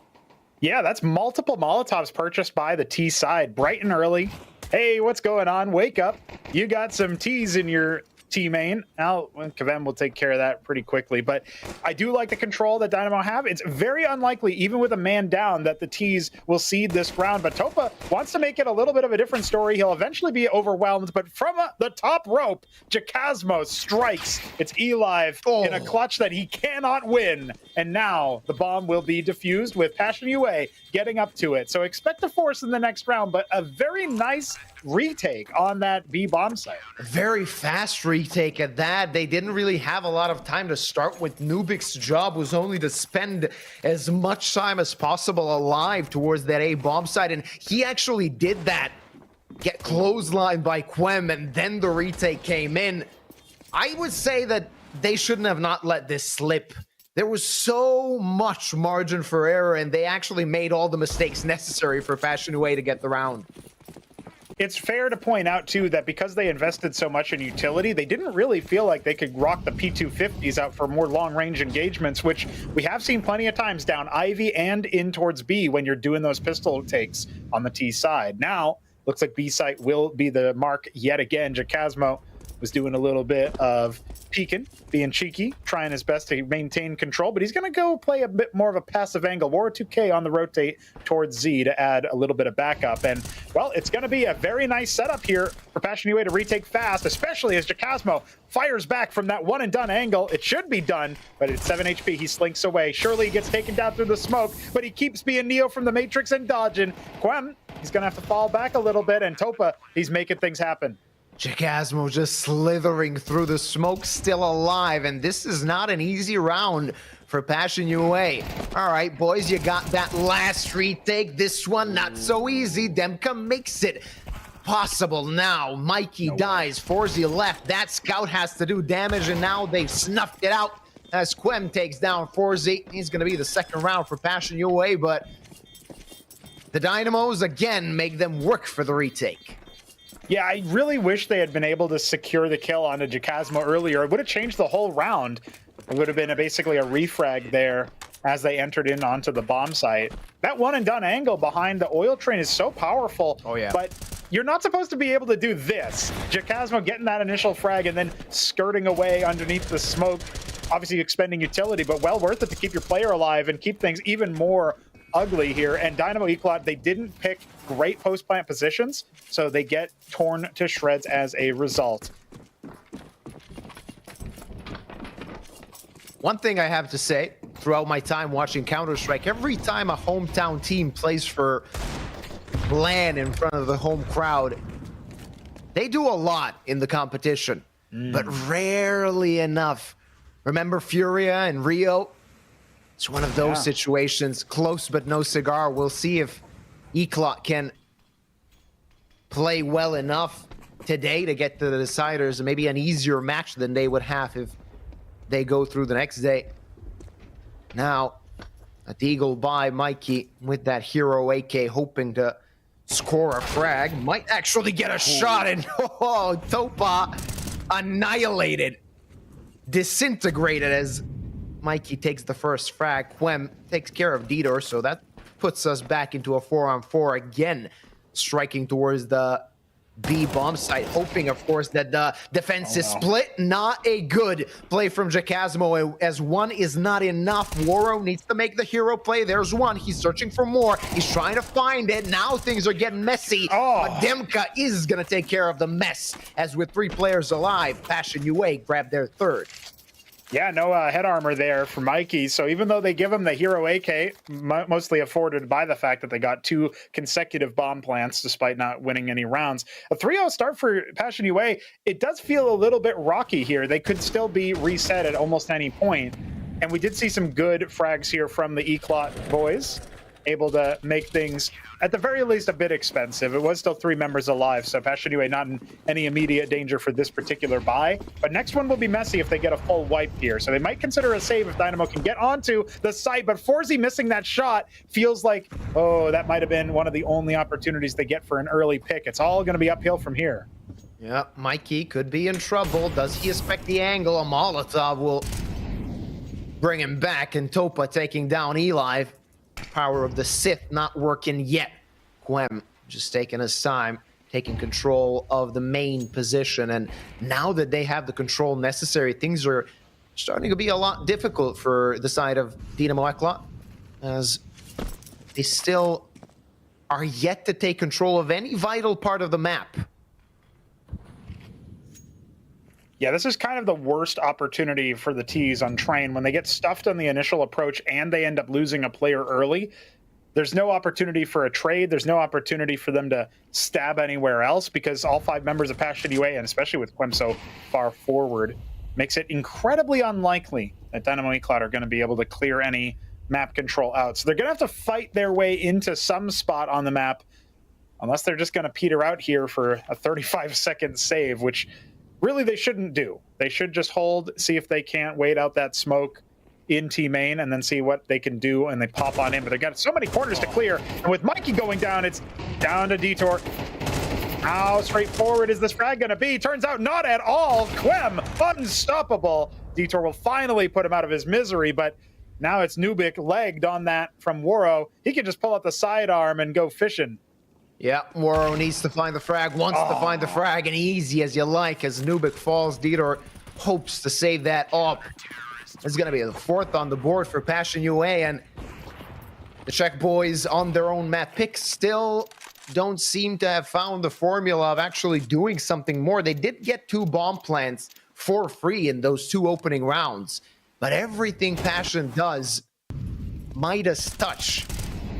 Everything they do, they turn to gold for now. It is the start of this best of 3, and anything can happen, as 4 rounds are definitely something you can manage to muster back quite soon, especially with the buy they have with that max loss bonus. They can, of course, play behind that op and try and do something with those SMGs. Tech 9 is a plenty as well. They are going to choose to go on a tactical break. Talk a little bit about what is going to happen, what they need to do, because the problem is Passion UA have, it seems that they have read them so far.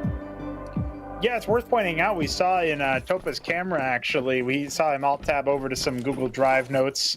He's got the download, the info, whatever the game plan is. Obviously in LAN, we usually see people with the hard copies. They focus entirely on the counter-strike on their computer.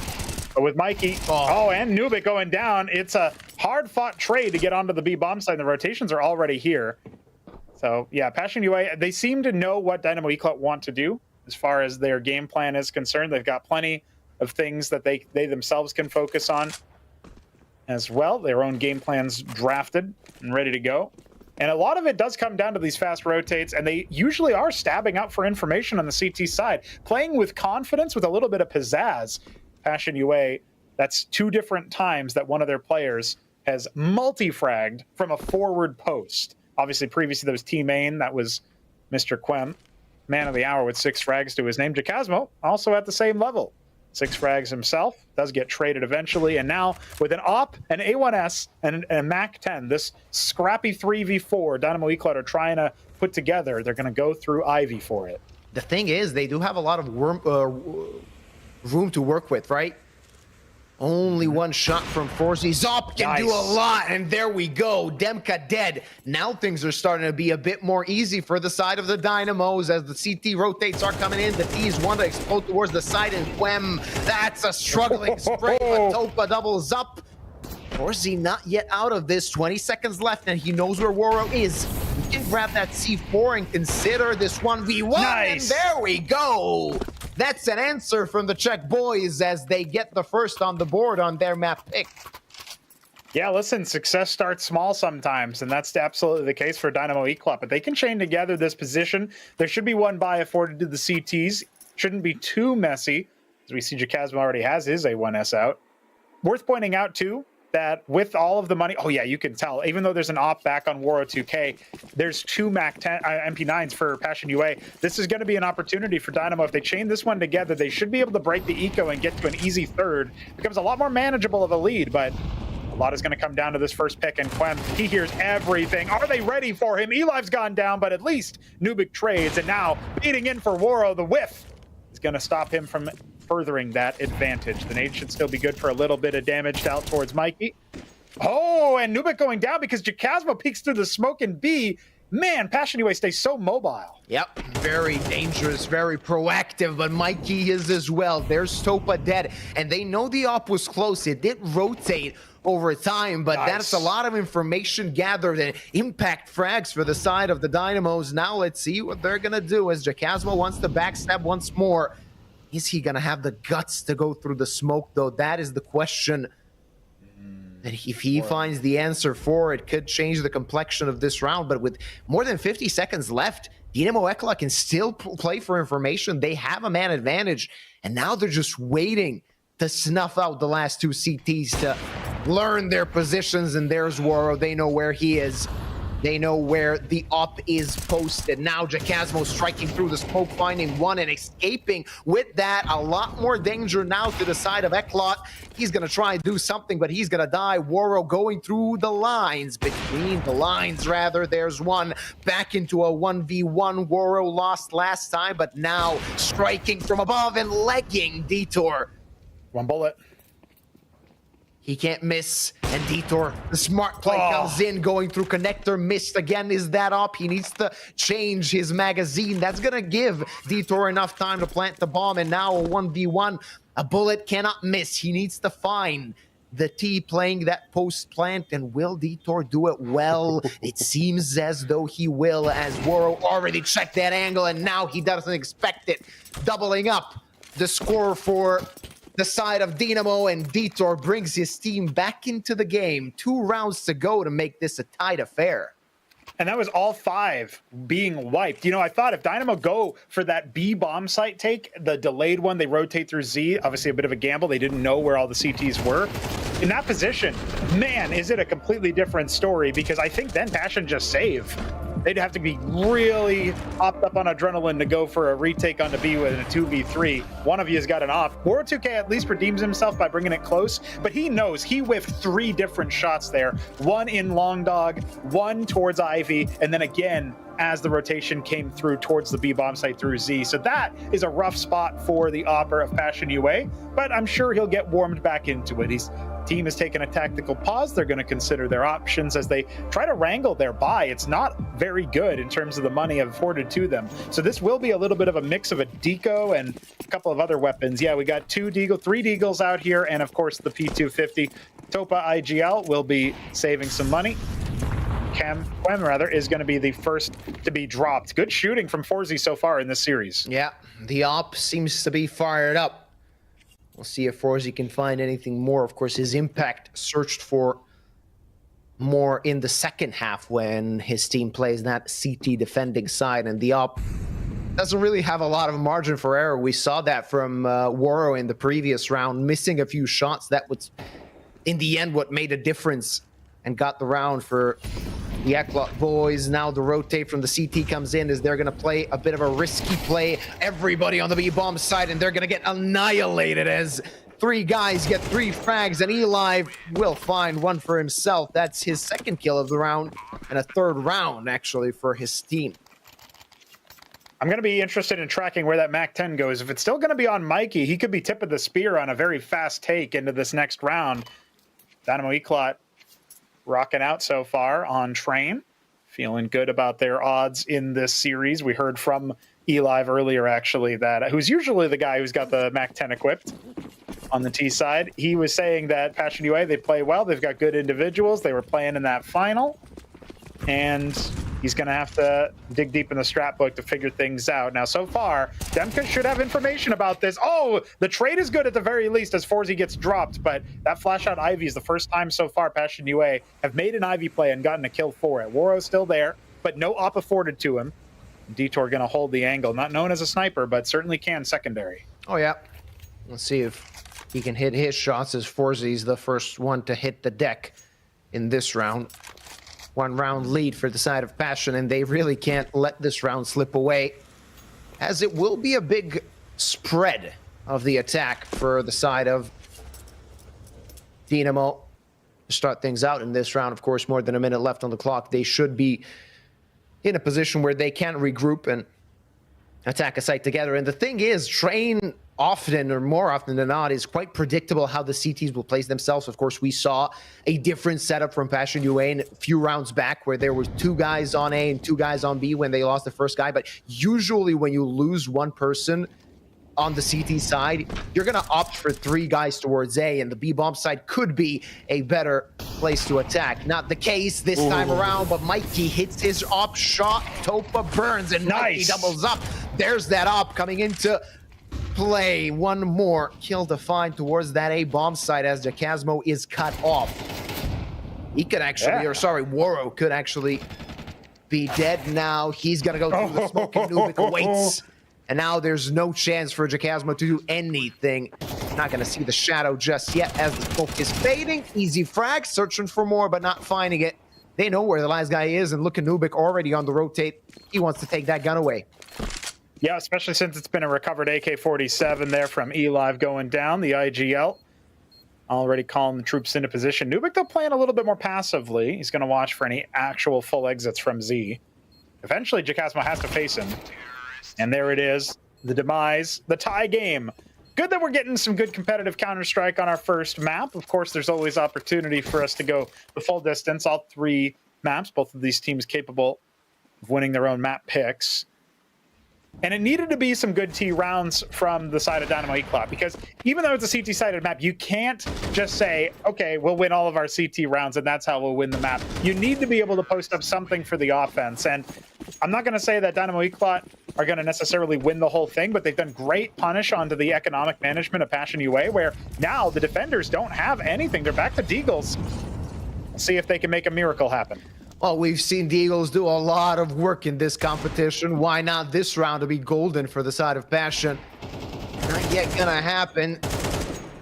And damage done to Quem. That's gonna slow him down a little bit. He's gonna have to play for a headshot angle if he actually wants to have a chance in this round. Otherwise, he can get deleted by 1 shot anywhere in his body. It's a slow play from the Czech boys as they're just searching for an entry, searching for some information at this correct time. And No presence towards Ivy. That's gonna make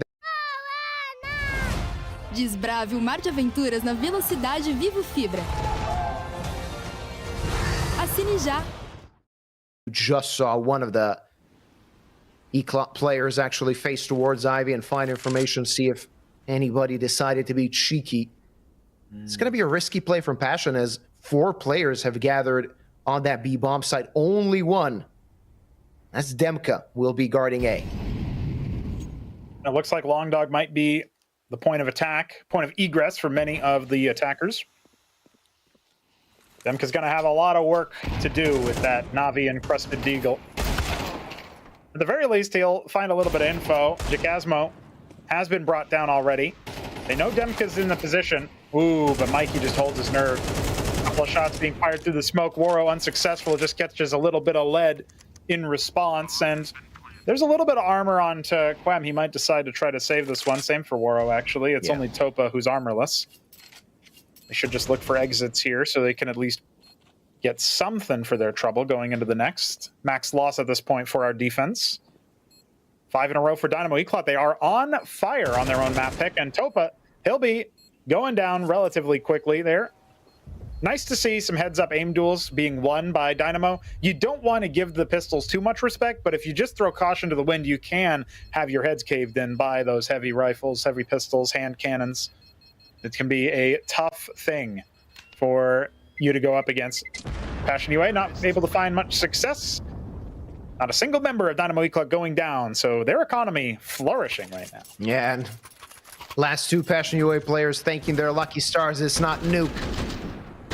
That bomb radius would have taken them out on Nuke, not on Train, though. So they will keep those Deagles and, more importantly, the pieces of armor they have on them. Less money they have to spend in this round, where they actually have a buy, and Woro again back on that big rain. He's going to have to find impact. 5 rounds in a row for the side of Dynamo means that they are on a roll, and Passion needs to get back to those winning ways, and a good way to do that would be to be a bit more aggressive. But Jacasmo down, Woro for 1, and he's still alive. And there's Topa doubling up and snuffing out this attack as the bomb is down as well, and only Mikey and Forzy remain. They can't get to the C4, and they're going to have to hope that a solo play can actually break the backs of Passion UA. Mikey dinked, but still alive and finding the frag onto Demka. Kind of throws a spanner into the works, but Passion UA still have the man and HP advantage. The Woro is dangerously close to toppling, and Topa's 2 AK bullets pretty much anywhere away from death. So if somebody gets the jump on him, if Mikey surprises yet another one of these defenders, Dynamo Eclot can still make this work. Lots of control towards A, but of course no bomb available yet. That's why the CTs have abandoned the other bomb site. It's actually, interestingly enough, Forzy lurking past Ivy, threw it all the way, and now going towards CT spawn. He wants to see if he can do what Mikey did, but with the sniper, where it's going to be a lot harder to reactively win an aim duel. As Mikey's lurked all the way through Long Dog, and now we'll look towards that upper catwalk. Noise made. Quem, he's going to get gunned down by that sniper. Forzy has somehow managed to make it happen, and this is going to take presence off of the bomb. Topa looks away at the wrong moment, and it's Woro now in a 1-on-2. Mikey's so low, the Deagle will more than do the job, and that's the bomb down with 15 seconds left. Up, V up, and Woro finds 2 kills. That was amazing from Woro as the round seemed lost, and a 1 round at that. A very confusing one to cast, a very confusing one to watch. It goes into the way of Passion UA, and Dynamo, they tried to nail themselves back in. They tried to claw their way back in. That first frag was inconsequential. Topa taking 2, Woro staying alive, but then things toppling as the Dynamo players got the needed frags. And this is not so horrible for them, because they can still muster up a buy. It's a side of Passion that couldn't really let themselves lose as many guns as they did. Well, I mean, even in the round that they end up winning, 1 player left alive, the only thing separating them from having a 2-round disadvantage, and it comes in the way of Demka requiring that MP9. He's been an impact player so far. That smoke's a bit jank, but it'll still cover it. Casmo Not going to be joined by nearly as many CT players this time around. It was a bit of a B lean for Passion UA. They rotated so fast to help Waro2K bail him out of trouble. Topa with the multi-frag now. It's going to be Jakazmo fully blind. They weren't looking for him, though, and that's a multi-frag for him. For Topa, yet again, Waro2K also finding impact. And, well, after 3 sniper kills in the previous round, Waro2K gets the one he needs to finish the job. And they're back in the lead, Passion UA. And that's the impact of the sniper. That's also the impact of Topa in 2 previous rounds. Waro and Topa winning it for the side of Passion UA, getting them back into the lead and a chance to lead at the half. We'll see, of course, if they can do that.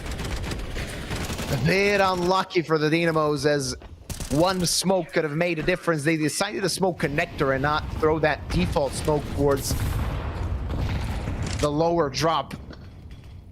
And that's what cost them the round, as Topa got the multi-frag again. Now maybe a slow play from the Czech boys, as they really want to get that tied scoreline at the half. Yeah, final round of the half. Demka already wounded, less than half HP remaining. Nades have not been in full stock for the defenders. They've scarcely even had a sniper for Waro2K. I think 4 rounds so far out of the 12 have had those, so. We're looking pretty good, though, for a competitive half. And even if Dynamo Eklot seed this round, they'd still be happy enough with the scoreline. But if they can tie things up, they can put on a clinic on the CT side, we can be over onto Anubis before you can even say halftime. All right, yeah. Not something that the Czech boys can let themselves happen, as they're not a bad Anubis team, if I remember correctly, but there's a reason why their opponents picked it. And especially when you look at the statistics, of course, Eklot being statistically better on Anubis, you need to keep in mind that that probably means the Passion UA have thought of something. Waro missed shot again. It's incredible. He can get the impossible looking flicks, but these relatively easy ones, harder to hit. Wem got the first frag, he got the second, and Waro doubling up again, and that's exactly what I was talking about. Easy frags not hit, but the impossible flicks are there, and that's gonna leave Passion UA with the lead on the half. Hej, šéfe, dostanu vás ven. Tady máte Red Bull. Co? Dávám křídla.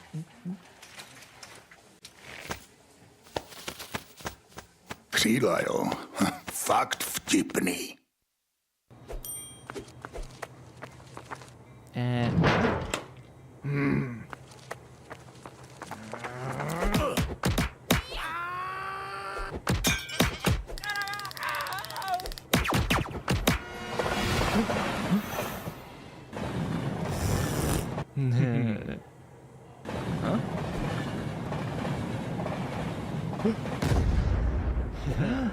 KFC patří ke hře.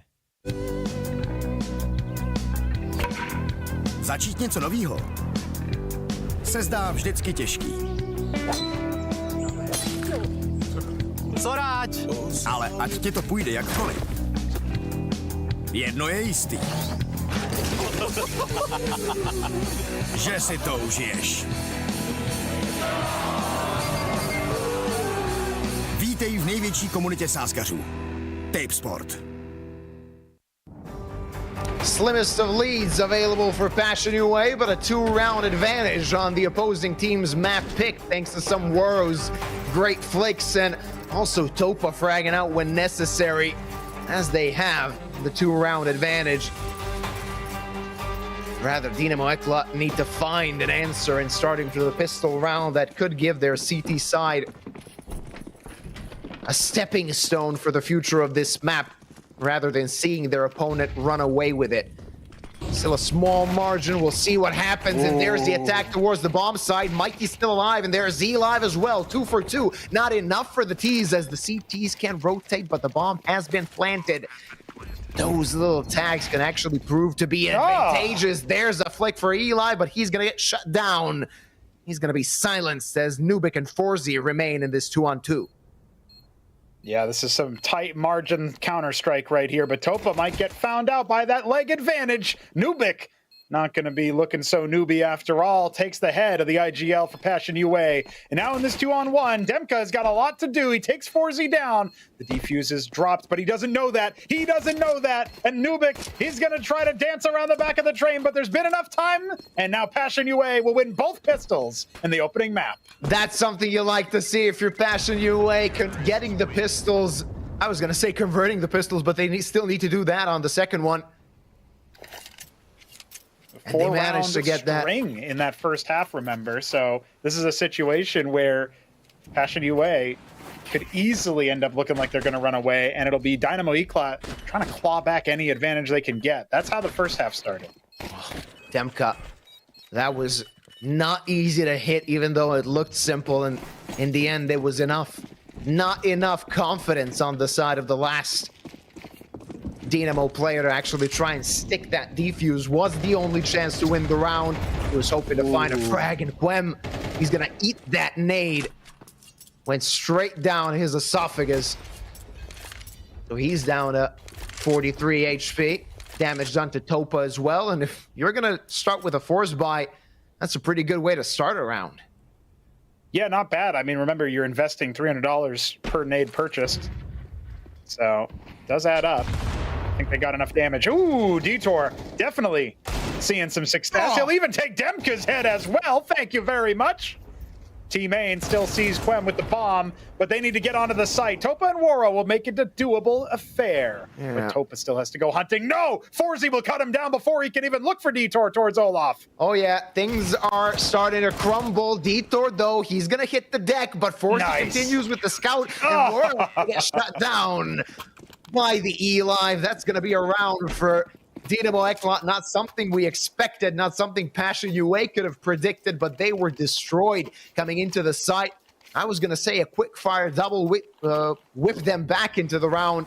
Not enough, as Detour's Dig did his job and joined by the scout in the hands of FaCEIT. That tilted the round in their favor. Now, after the reset, Passion UA back to pistols. Let's see if they can get the counter reset, though.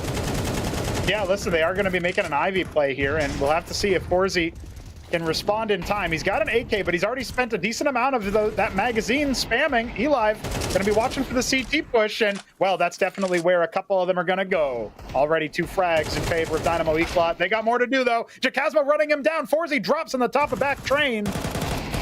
Eli will at least take care of the bomb here, and that should be the round. Only 1 casualty for the defenders. They can start to develop their economy just like they did on the T side. Yeah, they're going to be happy with that. They're not going to let Passion UA get that early advantage like they did in the first half. Don't forget, there was a 4-0 lead for Passion UA that in the end was crucial into them having the lead at the half. Snuffed out and shut down by the Dynamos. Now a 1-round affair, and we can expect this to be a relatively simple conversion, as only Glocks are in the hands of the Ukrainian players. Yeah, basically a guaranteed tie game here, so very nice to see that in action. Of course, Passion UA got a lot of work left ahead of them. You can see those bets and odds from Tipsport swinging this way and that way. Seems like nobody can agree which team is going to take this map. The team certainly can't agree yet, Luba, so gonna wait a little bit to find out. Still got a fight in them. There's that Glock. Gonna have to do a lot more to take down players. There's Mikey and there's Nubik. Just getting the cash, though Mikey is gonna be a casualty. Nubik's still alive and ready with that SMG, and for his troubles, he'll get a rifle. Not gonna happen, though, as Quem takes him down as well, but I think they're, in the end, gonna lose just 1 rifle in this round, more than they would have hoped to do. Of course, Passion UA making those Glocks work well enough. I mean, if you play only with Glocks, the best you can hope for is actually taking out 2 guys, and that's what they did. A tied game after 16 rounds played, as Passion UA is gonna have their first full buy in the second half. Yeah, and you say full buy. Topa's still on a Galil, so the money's not quite there. Of course, they didn't get a bomb plant several rounds in a row. I believe 3 in a row there after their pistol round. But Waro's out Olaf very, very fast. The nades have been so good for Eclat, though. And look at this Detour. He hears Topa moving. That's going to be a first frag found. Woro behind enemy lines, kind of sandwiched between two defenders. At the very least, Quem, he's taken out Eli towards Ivy, but with the loss of the Opper, that's going to be Passion UA down in the doldrums once again, a 3-on-4 with really minimal map control. It was like a horror movie. We all knew that Woro was a dead man. He was the only one that didn't have that information, as he was sandwiched between 3 Dynamo players. Didn't stand a chance to fire off a shot. 1-man advantage for the side of Eclot, as now they have some thinking to do. Even though they have a man advantage, they are not in an advantageous position, as they need to think things through and think what Passion UA could have done so far. That's why you see them on the minimap not completely decided as to where they want to position themselves, fearing the potential backstab that could have happened while they were fighting. 30 seconds left as Passion UA wants to get towards this B bomb site. Uncontested so far. Mikey can drop a molly, and that's going to slow them down a little bit further. Mikey actually finds a frag. That didn't seem to be in the cards, but the bomb is going to get planted. And with Demka and Jakazmo still alive, still at full HP, and AK's at the ready, this could still be anybody's round. Yeah, this still has legs to it for Passion UA, but they got a lot to prove. I mean, going up against a sniper of FACEIT, remember, we still have a little bit of utility being expended now. Detour, with the last flash around, he's going to pop that up towards the skybox and see how much more he can do. No, he's actually going to go for the aim duel. I guess that works out too. Dynamo Eclot casually strolling into the bomb site, just like Mikey, so casually left-clicked just once. There's almost a dainty quality to it. He's like, yes, I will take this one player away. Quem with only a little bit of HP left, and the bomb will be defused. Closer than I think Dynamo Eclot wanted that round to be, but they're still going to take the lead at that. And on the defense, the advantage side on Train. And it's up to Passion UA to really upset the odds at this point. Well, this is the second time, if I remember correctly, that we see Dynamo's in the lead. They had that 5-4 advantage in the first half. Afterwards, of course, it was all Passion UA for a while.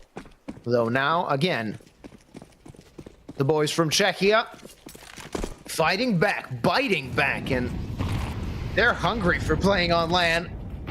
Of course, they need to win this best of 3 and one more afterwards if they want to get to that situation. But again, back on pistols is the side of Passion UA with that one hero AK. Still enough utility to work with. Let's see if Forzy's op is going to be quick enough, as these smaller guns can really walk fast and blindside you at times.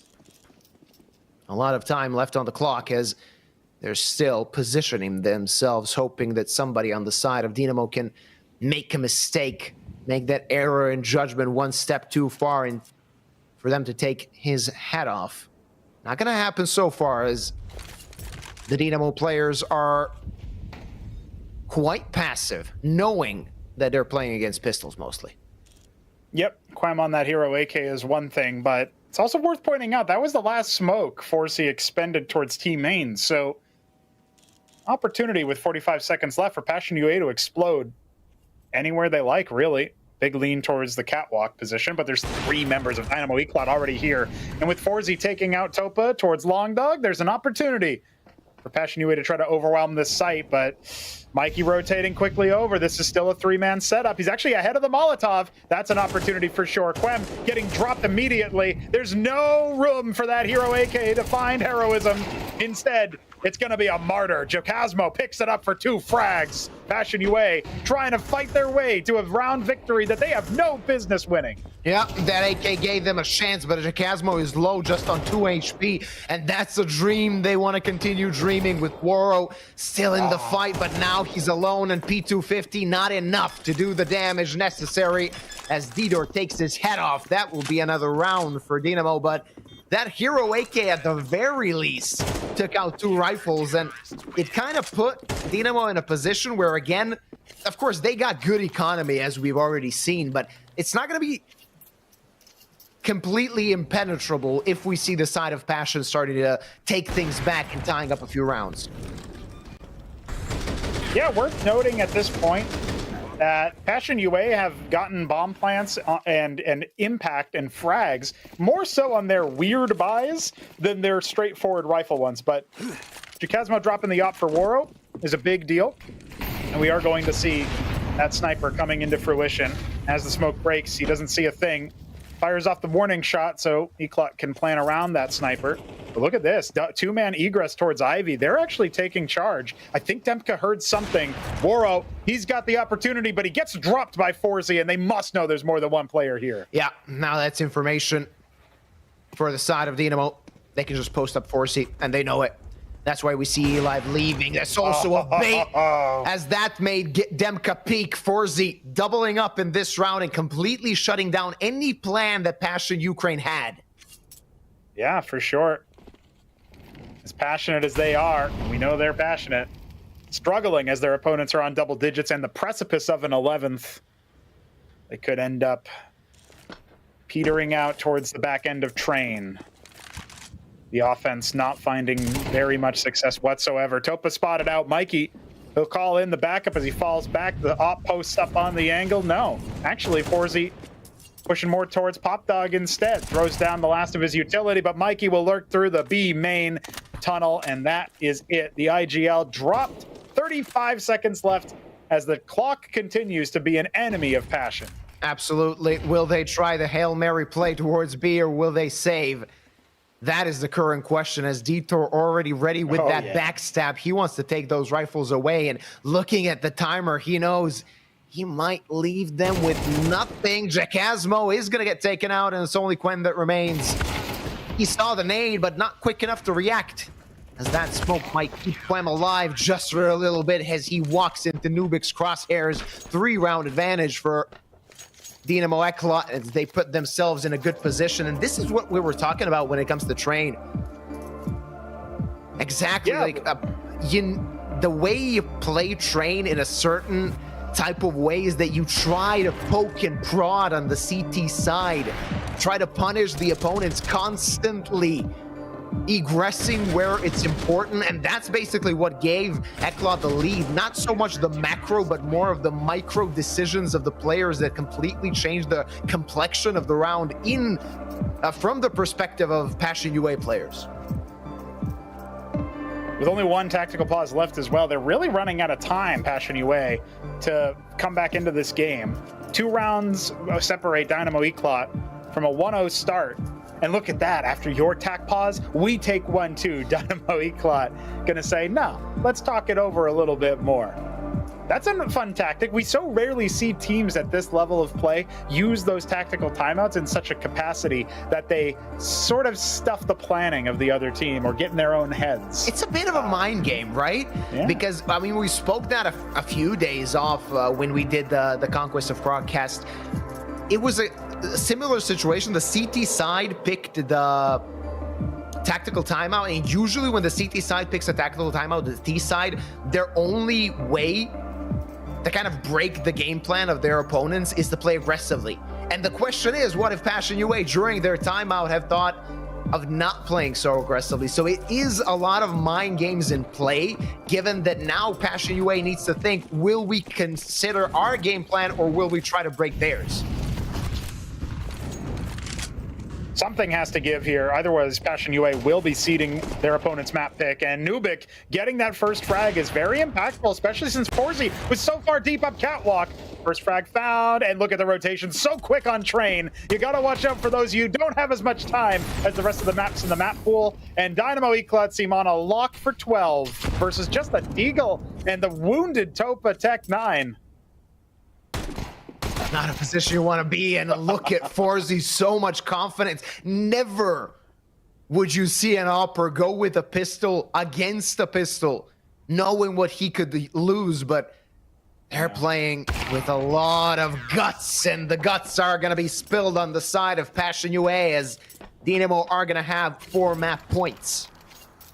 Yeah, this is looking pretty rough here for Passion. They are going to need to go back to the drawing board. And of course, Anubis is a fresh map. They can reset, try to take us to a decider, so we still have a healthy amount of Counter-Strike on the server. But Dynamo Eklot, they have 4 match points, as you called it. And really more than that, I feel like it's on to Passion to prove that they can even get to double digits. They can even post a 9th here. It looks like Dynamo are ready to close it out. The confidence to go for a pistol peek versus a pistol player when you've got an op on your back and you could jeopardize the whole round. Sometimes you got to let your opper, your star player for your squad do that. And look at this, posting up so deep towards the murder hole of Train. Jacasmo knows that his days could be numbered. We'll see if FaCEIT's quick enough. I think he saw the shoulder and he knows where the player's coming from. That jiggle peek actually saved Jacasmo's life as he found a tag onto FaCEIT. Nuke just waiting, might get actually a chance to find two. There's one, and escaping is a possibility. Striking and running away. Mikey finds one more, but maybe he should have taken a play out of Nuke's book after finding a frag, pulling back. That cost him his life and maybe gave a lifeline to Passion UA. It's the faintest, most transparent lifeline you could imagine. Little bit of spider silk. And Passion UA are suspended on above the jaws of death. Dynamo Eclot fighting to be the protectors of Prague. Detour will falter in that respect. Demka brings us back into a 3-on-3, but he's soon snuffed out, traded by eLive. And now, 2-on-3, Passion UA. They've got a lot of work cut out for them here if they want to stave off defeat. Noise. That's a lot of noise made from Jacasmo. He needs to stay alive. He can't have the luxury of dying, and FaCEIT is gonna make it quick at least. Quem finds one, searches for more. He knows that a player was on the bomb site. However, sticking the bomb plan, that takes guts. 1v2. Will he save his side? Now sees a player as well, but he needs to fight. Nade damage, small damage. That diffuse is gonna get stuck, and Quem can't get to it. There's eLive, and there's the map for the side of Dynamo Eclot. They lead 1-0 in this best of 3. That's what we like to see from the hometown heroes as we wait for the scoreboard to be put up there. You can see Dynamo Eclot, they end up being the map victors. You can see them in the knights in shining armor here. And yeah, I mean, a lot of this came down to the CT side from them just being a cut above Passion UA's. Much less successful on the offense were the Ukrainians. They ended up petering out a little bit in terms of their aggression, not finding the same level of form. And with that being said, we are now looking at a very interesting complexion for the rest of the series, Lyuba, because when you drop the first map as the favorites, Anubis, that looks doable. That does look doable, statistically speaking. Absolutely. I can see this being a very good chance for the side of Dynamo to win this best of 3, as Anubis is not really Passion UA's playground. Yeah, they picked it, and as I mentioned before during the cast, they probably did it for a reason, but it's a good map for Dynamo, so I can see them winning this 2-0, especially after such a convincing performance on the CT side of Train. Don't forget, the one round where Passion UA actually won in the second half was the first round. It was the pistol. Later on, the more rounds kept running and kind of Dynamo Eclot found their footing, it was so much harder for the side of Passion UA to find anything in the round. I'm not talking about getting to the side or getting a chance to win the round. I'm talking about kills. In the last few, they didn't really get a lot. Yeah, it's worth pointing out that for the side of Dynamo Eclot, they weren't really tested to a degree where they needed to pull out every strat in the strat book. They gave themselves enough of a margin in that first half where it was only a 1-round or 2-round advantage in favor of their opponents when it swept up. And from that point onward, yeah, okay, they dropped the pistol, but they rally super well. They end up getting much better utility usage on both sides, in my opinion, but especially on that CT side. The hometown heroes are definitely here to play, and they're going to be happy with their round win because that means that at the very least, even if Passion UA rally on Anubis, we're going to be looking at that ancient decider. And between these two teams, I could see either one taking it. So we'll see if we even need that third map. But Anubis, it looks like it's going to be the site of some explosive headshots, especially the way Mikey was playing, even grabbing that sniper on the offense a few times when FaCEIT got picked in the early stages. Like, there were some seriously impressive frags. Waro, maybe the outstanding player on the side of Passion UA, but not necessarily statistically, just in terms of impact. He had some multi-frag rounds that put a little bit more life behind his team. But really, there were some of those rounds where it felt like Passion should have actually lost. And if miracle plays are only enough to get you 8 rounds on the scoreboard, that's looking a little bit dire. I'm going to need to see more from Passion in the next match. The importance of this best of 3 is high, as of course the team that wins goes forward to those top 8 deciders, and only one best of 3 will be between them and LAN. We'll see if the hometown heroes can actually make it through. We're going to go for a short break, and we'll see if they can win this in 2 maps.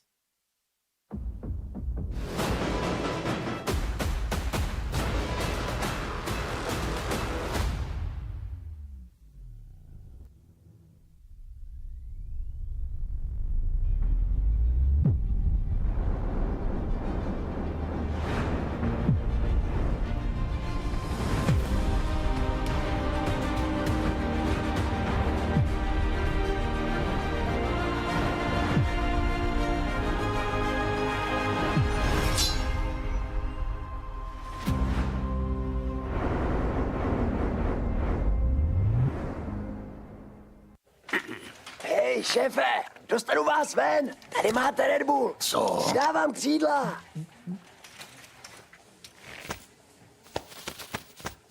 Křídla, jo. Fakt vtipný. Seš ready na další level? Hackni realitu. Urči si vlastní pravidla a staň se tím, kým chceš. Game. Nová vůně od Straight.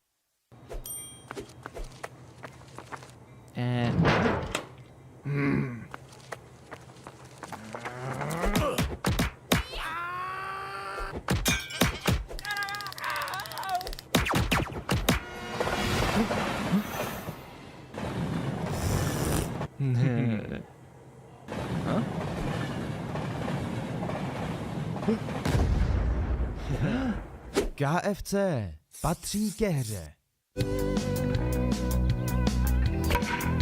Začít něco novýho se zdá vždycky těžký. Co rád? Ale ať ti to půjde jakkoliv, jedno je jistý. Že si to užiješ. Vítej v největší komunitě sázkařů. Tape Sport.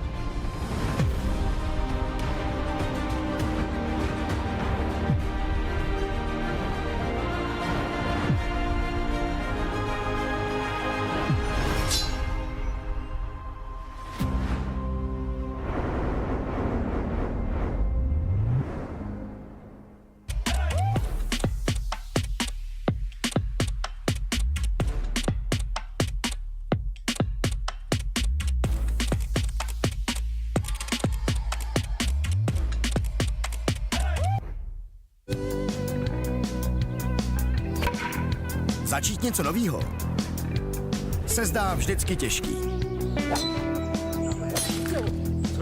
Sorať! Ale ať ti to půjde jakkoliv, jedno je jistý. Že si to užiješ. Vítej v největší komunitě sázkařů. Tape Sport. Na portále Playzone.cz jsme společně s Vodafonem spustili podporu komunitních turnajů ve hrách League of Legends, Wild Rift a Counter-Strike. Můžete si tak užít spoustu zábavy a zahrát si turnaje o peněžní výhry. Tak na co čekáš? Dojdi na portál playzone.cz a vyhrávej parádní ceny.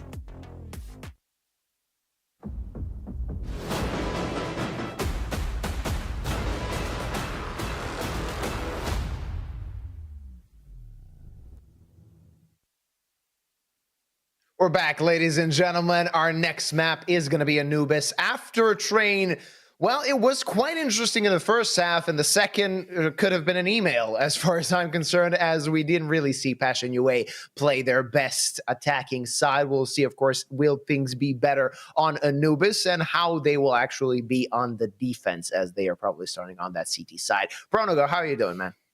Hey, I'm doing pretty well, Yuba. I have to say that this particular matchup, it was very exciting to see kills on both sides. Saw some explosive life in Waro 2K still, but our current match, head-to-head between Mr. Dynamo and Mr. Passion, I mean, it's looking like Dynamo's got their number. Anubis, not a map where the hometown heroes of the Conquest of Prague are going to be a slouch, but Passion UA must have picked it for a reason, as you called out in that first map. There's got to be something that they've got up their sleeve to take us to Ancient for that decider. Yeah, I'm very curious as to why they did that, and I really want to see them play well in this next map, because I don't want this to be one of those situations where they picked lesser of two evils. I want this to be a situation where they're playing really good on a map that they picked for a good reason. Of course, we spoke about their best of 5 that they played earlier today. They won Anubis on it, so maybe that makes them feel good, though they did win Train in that best of 5 as well, and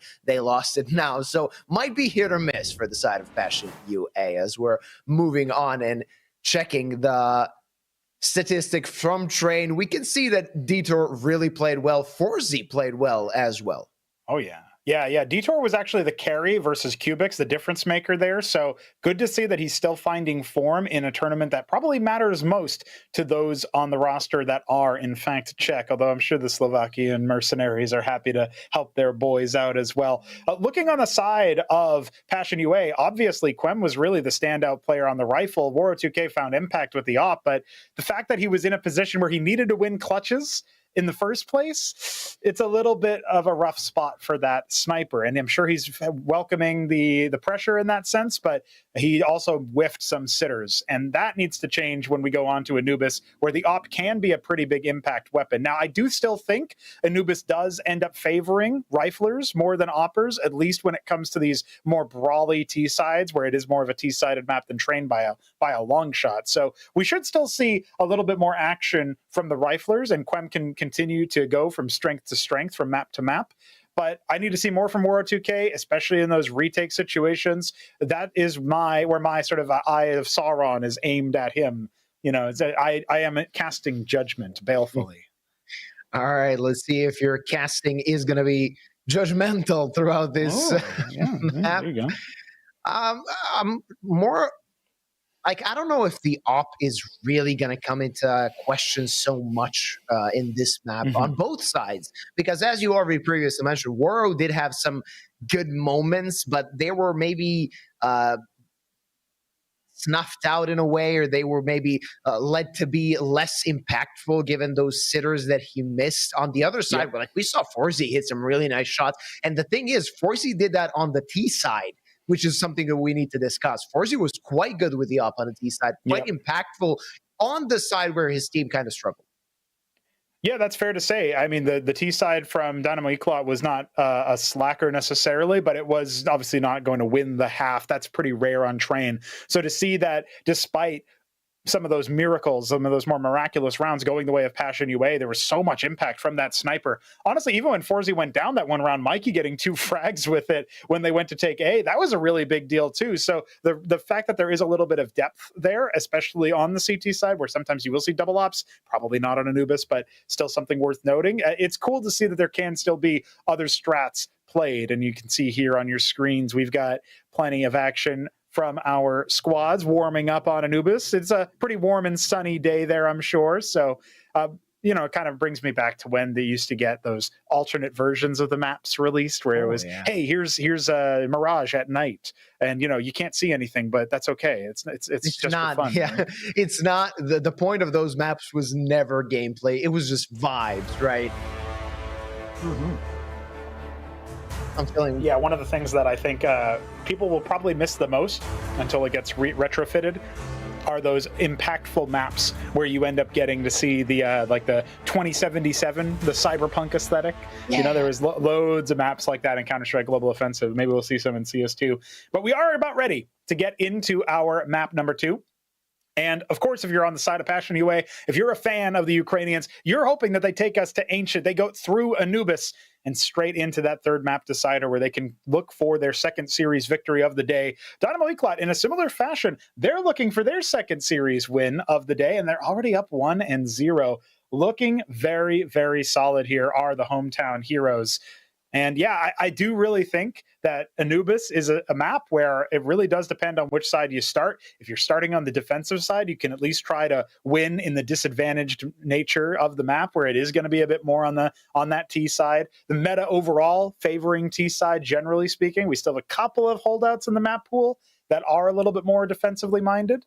As you see, Demka reaching for the electrolyte beverage. Most likely. Maybe it's just water, actually. Yeah, I'm not sure. I didn't get a good look. Water. Turn on some lights, buddy. There you go. Now we can see. He's not going to flash us his drink again, though.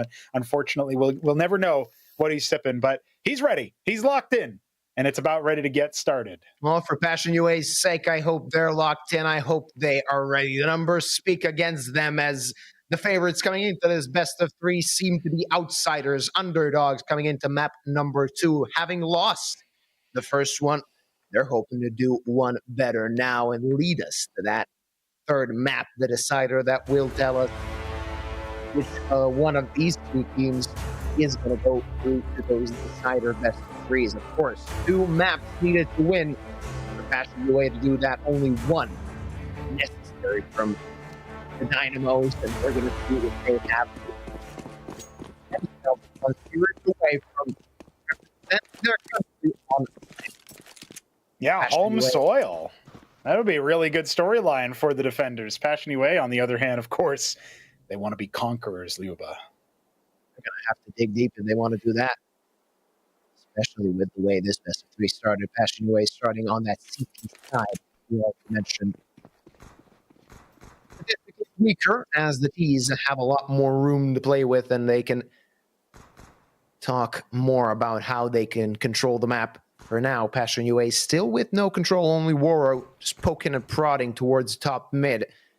He's going to have information that nobody's at that part of the map. Still no info play made by Passion UA. No play on the other side made by the Dynamos as they are setting their sights toward the A-bomb side. Mikey's going to get taken out, and that's going to give them a lot of info. They know the attack can proceed only towards A, and that's why the rotate is made. 2 guys already on that side. The third is coming through cameras. And Dopa's there to close line E live. Nubik finds an answer, but still need to find more before they can plant the bomb, and clicking heads are the players on the side of Passion UA as another head gets clicked. Nubik with his tail between his legs just runs away, but the bomb on his back and a smoke available. That could help him at least get to the bomb plant. Oh, but he's taking his time underwater. That's a real rough spot for him, because timing-wise, this is going to allow Passion UA to get there. Queb will take his head off, and that is a wrap. The photographer's glass is necessary to make that frag work out, but Quem is able to seal the deal. Not really much of a chance once you're registered down to a 1-on-3. You get to see a little bit of action back again. Topa known for his pistol frags so far in this series, but he only gets 1. It's still more than enough IGL and IGL violence before he gets traded by Nubik. And we got that force buy out of the terrorists. That's without the bomb plant, mind you, so it will be a bit less equipped, a bit more all-in. If they don't end up resetting the economy here, we're going to be looking at a Glock round, most likely. Yeah, not going to be easy for them to win this one. Those Tech 9s on Anubis, always a big danger, especially paired with Mac 10s, Detours Dig only used to maybe cut somebody down that makes a step in the wrong direction. As for now, Passion UA hold all the cards as they have the better weaponry. They did foresee this, as you can see their buy has no SMGs. Usually you would expect the CT side to want to build up some cash and grab an MP9, but 4 M4s and a FAMAS is what they have. Of course, they needed to sacrifice their utility, therefore only left with 2 grenades now is the side of Passion UA, as these guns are going to have to come into play. Yeah, they went to the cash register store, but they were sold out of stock. Can't get any MP9s, so going to be down to the A1S. That's a nice little lineup, but aim punch from a distance. Or 2K gets taken out. Remember, there's some of those concessions in the buy, includes the helmet for Waro. Ends up finding Impact that looked like a sweet lineup otherwise through the doors. And, you know, with a 1-for-1 trade and still some utility in their back pocket, Dynamo Eclat are not going to be unhappy with that position. They'll go throw camera, and somehow, wow, Quemi gets dropped immediately. This should be the end for Demka, but Mikey can only barely control the spray, immediately jettisoning that rifle, that SMG off to the ground. And now Mikey, he's got a lot to do here. Topa, is he going to get ahead of himself? He is, but there's a trade. Jacasmo, a 1-on-1. It's only a Mac 10 in Nubik's hands. This is going to be a lot for the Dynamo Eclat. Little holdout here from the Czech Republic, trying to make sure he can fire back with the bomb plant. The smoke is going to go nowhere, and he's get the jump on him. That's a nice round for Dynamo. They end up resetting, and that's going to be a very rough buy into the next for Passion. Again, they find the reset as it happened in the second half of Train after losing the pistol round. And let's remember one thing. They did not win a pistol round so far. All 3 of them went into the hands of Passion UA, but Dynamo Eclat won the first map, and now they're in a chance to take the lead in the second. Mikey's struggling to find that frag, but it was not a struggle to take down the guy in main. And in a 1v1 after missing the smoke, Jacasmo, so many angles to look at where Nubik could have been. Now, Quem with the hero FAMAS, not something you want to hear. As the FAMAS is still not... Jesus freaking Christ. All right, yeah. I mean, if you make a gun that shoots 3 bullets and the magazine is not divisible by 3, then you know something went wrong.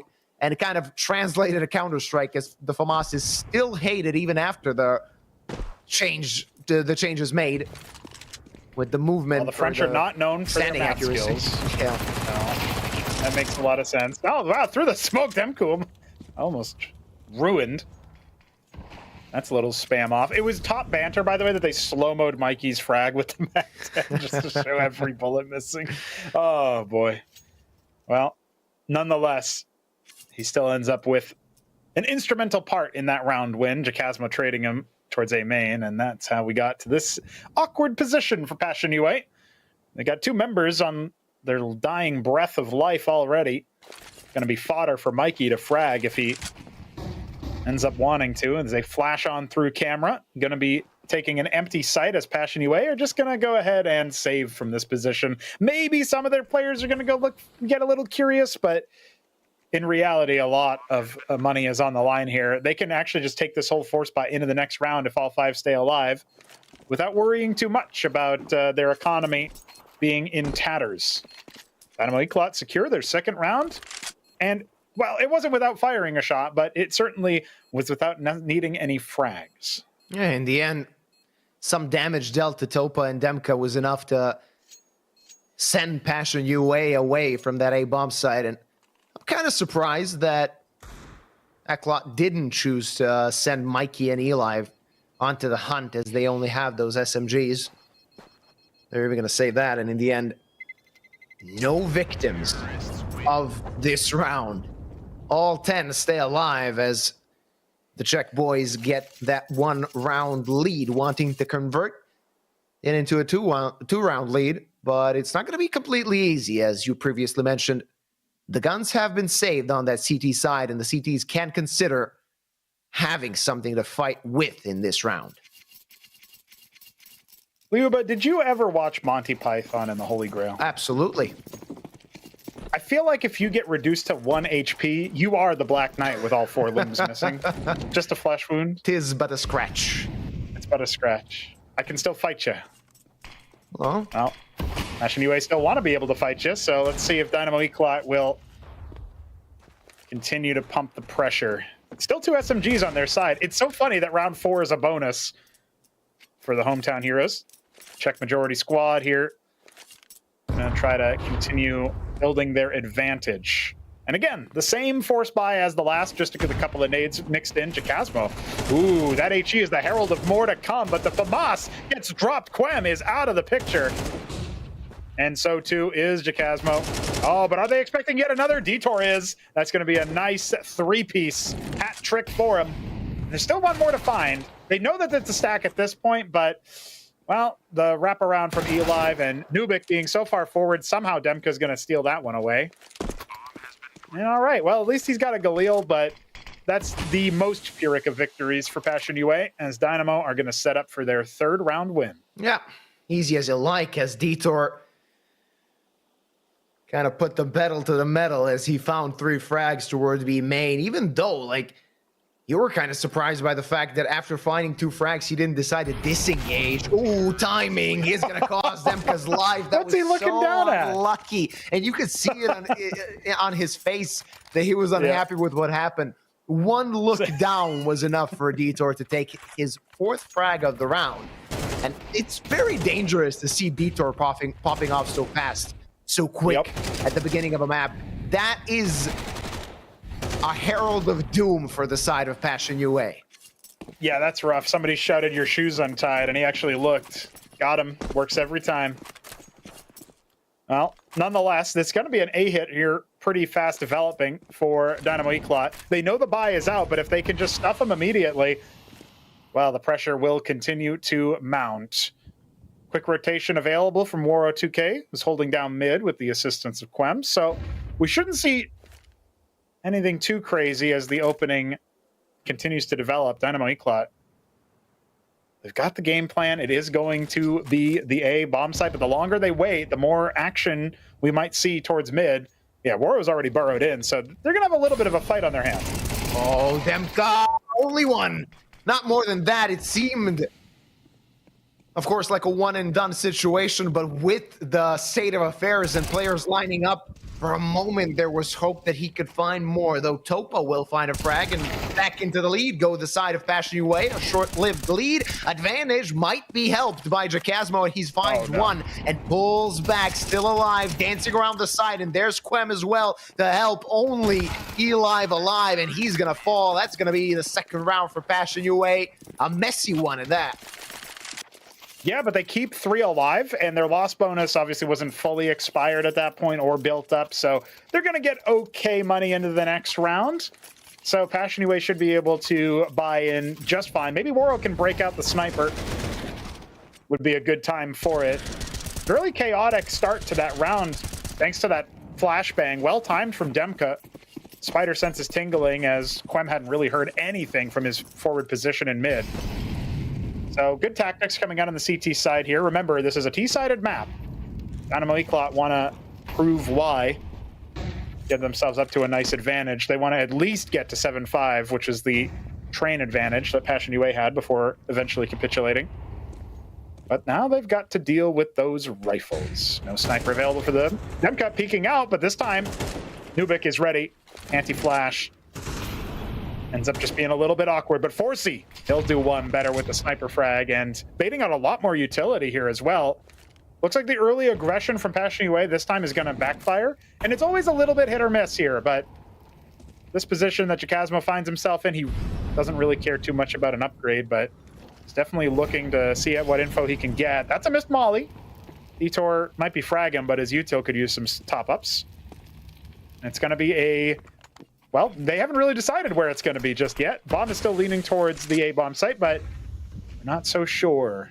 What's Dynamo Eclat's plan? They've emptied out the defenders. But they might walk into a free bomb site. Yeah, it seems like it. Demka, will he even be interested in walking toward cameras and trying to defend that A bomb site, as they are in a deficit of manpower? They are in a situation where they need to rotate quite quickly. There's the attack, and there's Demka finding a frag, but then he's done. Jakazmo good on the trade, 3-on-3. He's going to get taken out by FACEIT.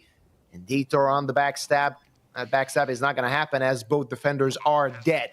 Bomb planted, round could be over. Still, Woro sniffing around, maybe trying to find a frag and turning the tide of battle in the favor of him and Quem. Many angles he needs to check before he can even get close to the bomb, but gives himself a chance, gives himself a platform to stand on, sees the out, but Detour misses his shot. Oh, no. Now his position is uncovered, and only Eli remains. This round is slipping, but not a lot of time remaining. They need to find the flag, and there's Eli.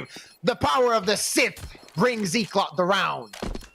The rule of two, they didn't think it meant two of them. Well, he'll take those frags and dine out on them for the next little bit. But well-called strat so far on the T side, and he tops it off with a two-piece. Then, of course, recovering that sniper, so FACEIT can continue to deliver frags like that. That's two pretty impactful ones to stuff any attempt at a retake. And credit to Passion, they put a lot on the line here economically. I don't think it worked out for them, and we can see that reflected in the buy. Tactical pause from Dynamo so they can stew in that for a little bit longer. But worth pointing out that with Passion UA, under the pump economically, they still decided to go for that retake. They waited long enough that it was obvious that FACEIT had maybe left his guard down or started to consider other angles than the ones that Woro 2K had taken. And still, it ends up going the way of the hometown heroes. Czech and Slovak. Shaking hands, it's that Predator, arm shake that everybody knows about. Yeah, that one.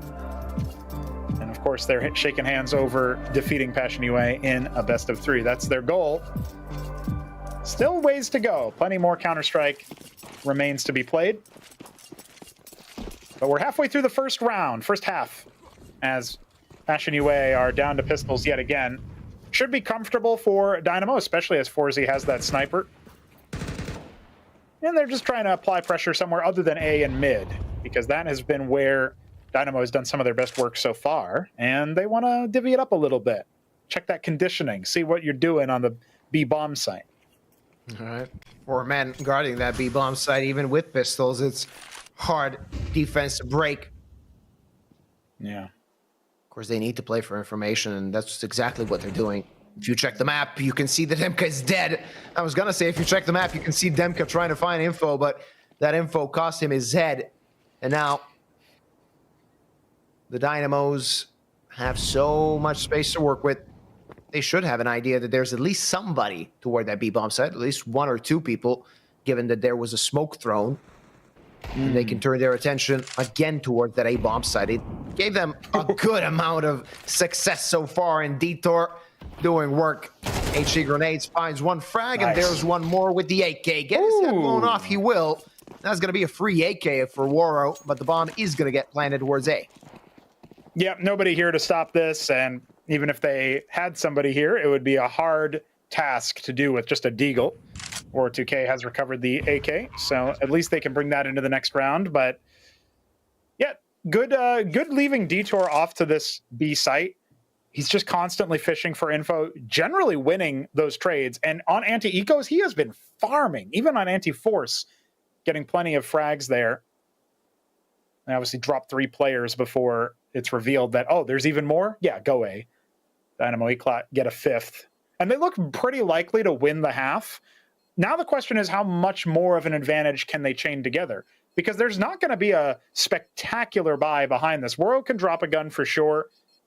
They haven't exactly reached max loss, I don't think. Maybe they're 1 away from it. So they should be able to get something out of here, but the utility, that's going to be where a lot of question marks start to add up. Maybe not as many kits as they would like. Obviously, you can afford to go sans head armor if you're on the side of the defenders, since you know that AKs and ops are going to be in the picture for your opponents. Even still, we see Woro and Quem guarding against any sudden sidearm attacks. Eli still on a Galil. bargain binning it for now, but plenty of cash to splash out on the T side. They should be able to afford to buy into the next, even if they end up getting wiped here. And Quem wants to start things off very nicely. No sniper available for the Czech side anymore. He doubles up on the Detour. That's two big frags, the best ones that you can get this early on into the round. There was one answered back in the meanwhile.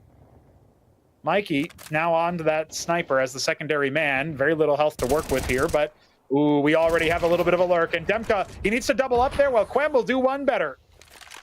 1-on-3 for Mikey with almost no health left. This is a pipe dream and a half. Yeah, Mikey knows that this round is over. That op is not going to do anything with 17 HP on his body. He's only planning on saving that sniper.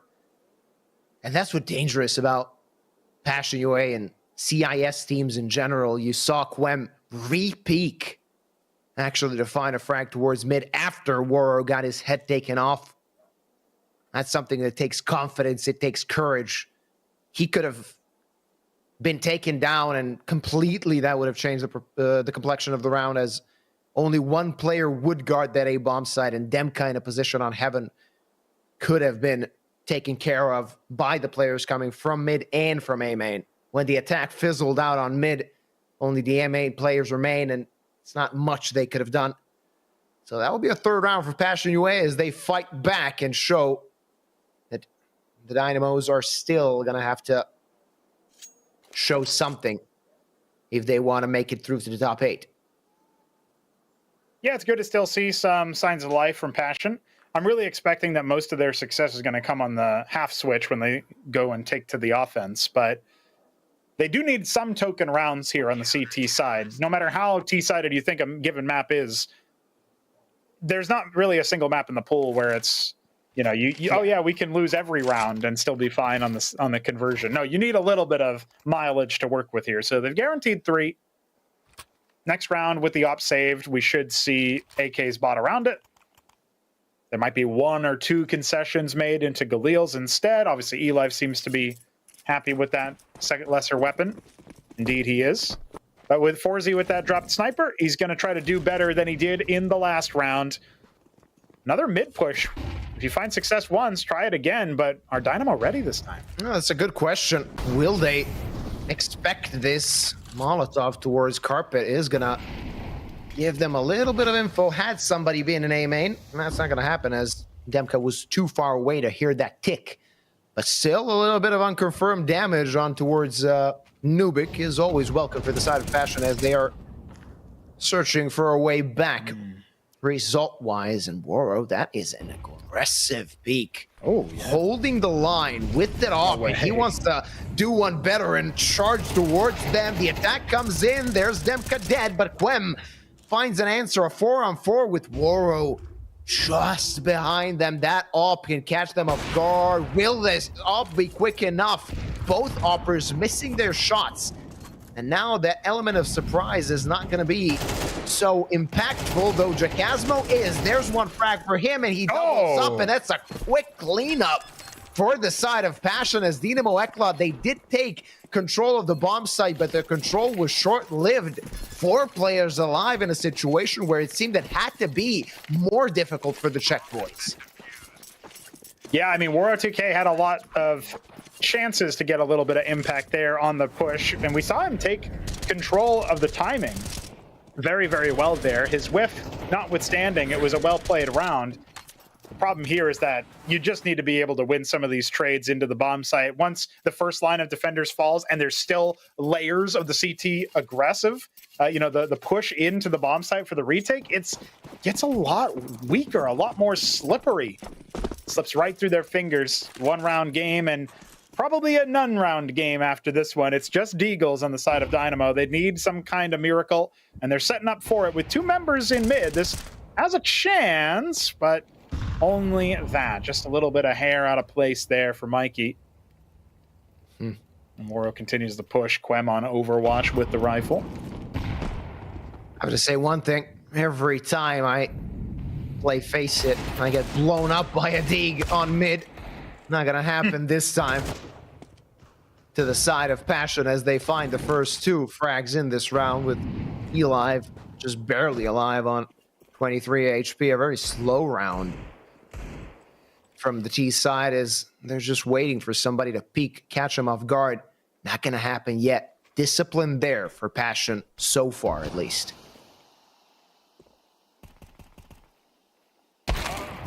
Oh, he just saw a little bit, but not enough to make the frag happen. FACEIT will do better. That op beyond unrecoverable. Good luck getting it. This was a double ops setup here for Passion UA, and presumably they do want to recover that. FACEIT certainly wants to set his sights on it, and Quem probably knows that. Dispensing all the utility he's got. If that frag had gone his way, maybe it would be a different story. Okay. Impressive, but there's been so much time now that he doesn't know if CTs haven't rotated over. Doesn't have that much health to work with either. B bomb site is currently vacant as Topa's towards B main. 10 seconds. This gives Nuke the opportunity to get a bit of a flank going, but are they going to expect somebody so deep? I guess the answer to that is no. FACEIT not able to make anything happen either, so no bomb plant will be found. That would have been a miraculous advantage. At the very least, they take 2 away, and it was a deco, so no harm, no foul, but Passion UA are happy to tie things up. Yeah, absolutely. It seems like they're approaching dire straits at some point, but Passion UA taking control of a few rounds and taking them relatively convincingly, especially that previous one. This one, for a moment there, it seemed to be slipping through their fingers with those 2 frags found with Deagles. Now a different setup as the double op is not going to be in question, though Woro wants to play around and over this smoke. He's going to have to wait. He's going to break it, not going to see anything toward it. With that flash, that should slow the T's down a bit more, getting chunked by those nades. Mikey and Eli left on 50-ish HP. Still the attack proceeds toward the B-bomb side, and there's Woro, there's the object. Asmo is going to find one for himself. 2-for-1 trade, not good enough so far. Asmo through the smoke takes care of FACEIT, and this attack seems to be fizzling out as Asmo is playing around the smoke, and Woro doubling up for this round. No scope to finish it, and that's the lead for Passion UA. Yeah, quick as you like. I mean, they kind of walked into the crosshairs in an awkward way, softened up, it didn't help. Through smokes, through nades, just fire and flames. That's where we saw Dynamo Eclat trying to pave their way to the B bomb site. And I think it was just read a little bit too easily, right? That was one of those rounds that feels like you invested so much into it. Now you got to force up for the final round of the half, and it was on the back of doing a very predictable play that Passion UA were just ready for. Full stop. It's Woro versus a Mac 10 of Mikey. Unlikely to make anything happen here with that, but meanwhile, it will be a bit more of a default towards the A-bomb site, where Dynamo have definitely favored their business on the T side. Best they can hope for is 6-6. Passion UA could even win the CT side. That would be important. That could be crucial coming into that latter part of the first half. Latter part of the map. Not a great buy on Dynamo Eclat, and if you play public servers, this is a time to type bet CT all.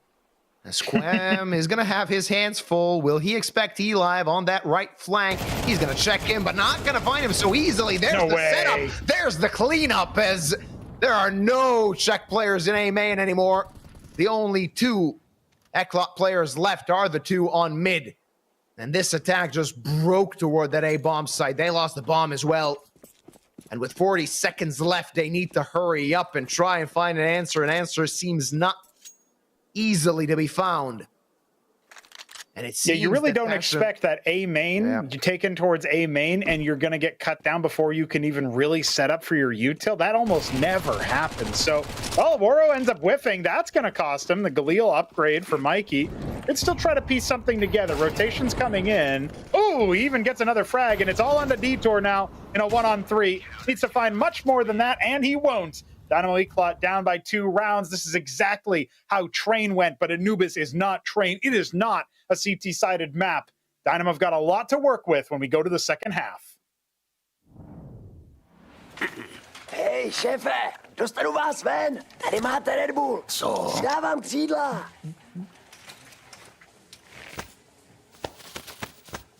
Křídla, jo. Fakt vtipný.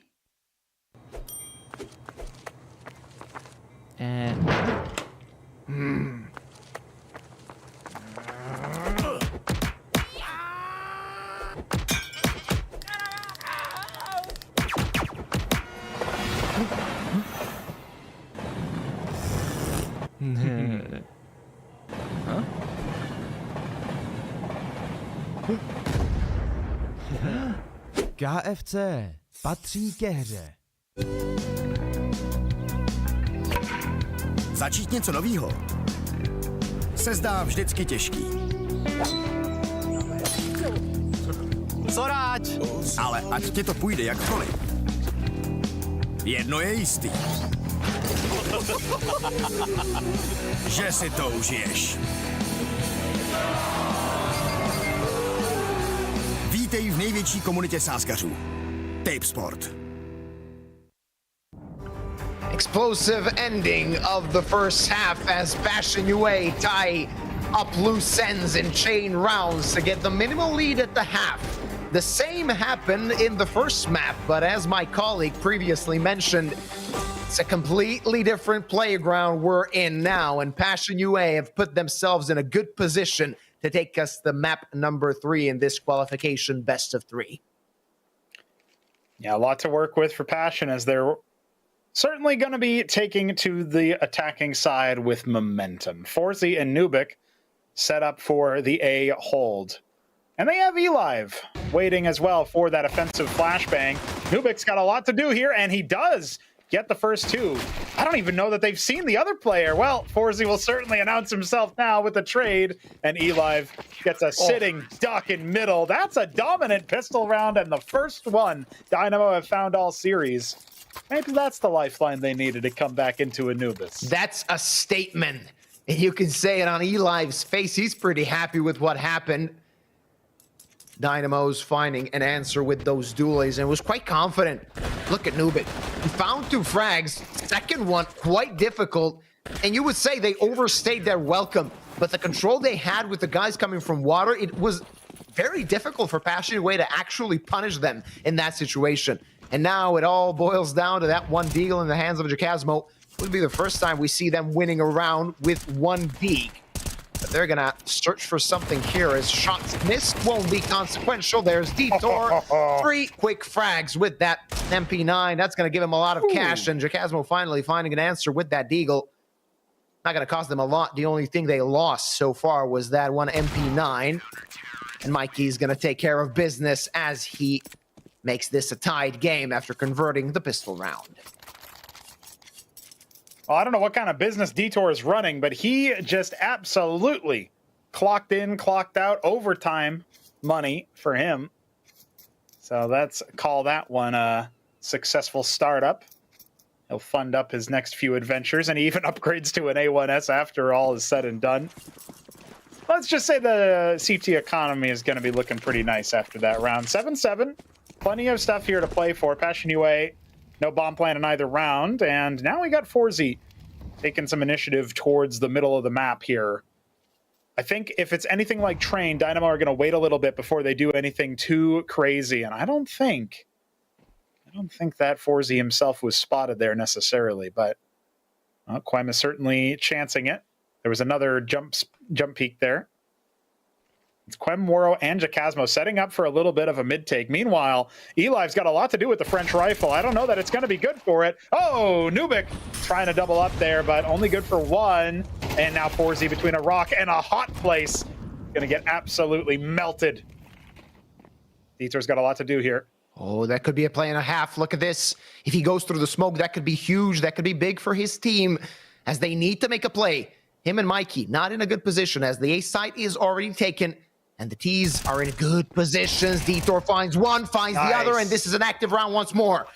Bomb planted, but the CTs still have something to fight for. Woro might get caught with an 8 in hand, but there's Topa to help him. Now a very difficult spot for Detour. He can't find none left, and it's going to be a lead once more for the side of Passion UA, but we can say that Dynamo have fought quite bravely for this round. Yeah, there is that fine line between bravery and stupidity. Everybody likes to quote. I think that one was pretty brave. The problem that I have with it is that the money wasn't quite developed. And so for them to go for it so wholeheartedly, it's one of those risks that just didn't pay off. Detour, he takes 2 frags, and that gives you momentum. But really, I think the smart call here has to be, all right, buddy, you're fragging well. Grab those weapon upgrades and get out of dodge. Because otherwise, we're going to go for pistols into the next round. And I don't think it's going to look too hot, stacking the wrong bomb site so far as well with Passion. Well, they'll send Demka in, who bizarrely himself only has a deagle. But at least he's got head armor. Yeah. Raid boss. We'll see, of course, if the side of the Dynamos can actually do something from this situation as they've decided to stack that A-bomb site. But Passion UA, not a team that falls for stacks all too often. We got a chance to cast them a few times so far in this competition and others as well. So we know that they can take their time, especially when they know they're playing against pistols, find a way to scout things out. And as I'm saying that, they're just heading toward that A-bomb side. But sadly for the Czech boys, they've decided to disengage and make a risky play towards B. That's not going to give them anything in this round. Bomb should be planted very soon, and the round should be converted by Passion UA. Yeah, quick as you like. No worries here at all. Maybe not as quick as you like, as slow as you like, but still a round win as Jacasmo gets the bomb down. So in about 40 seconds, we'll move on to the next, and maybe we'll see some exit attempts here for Dynamo. I'm already a little bit hunty, getting a bit hungry, and look at that. Wallbang headshot through the body.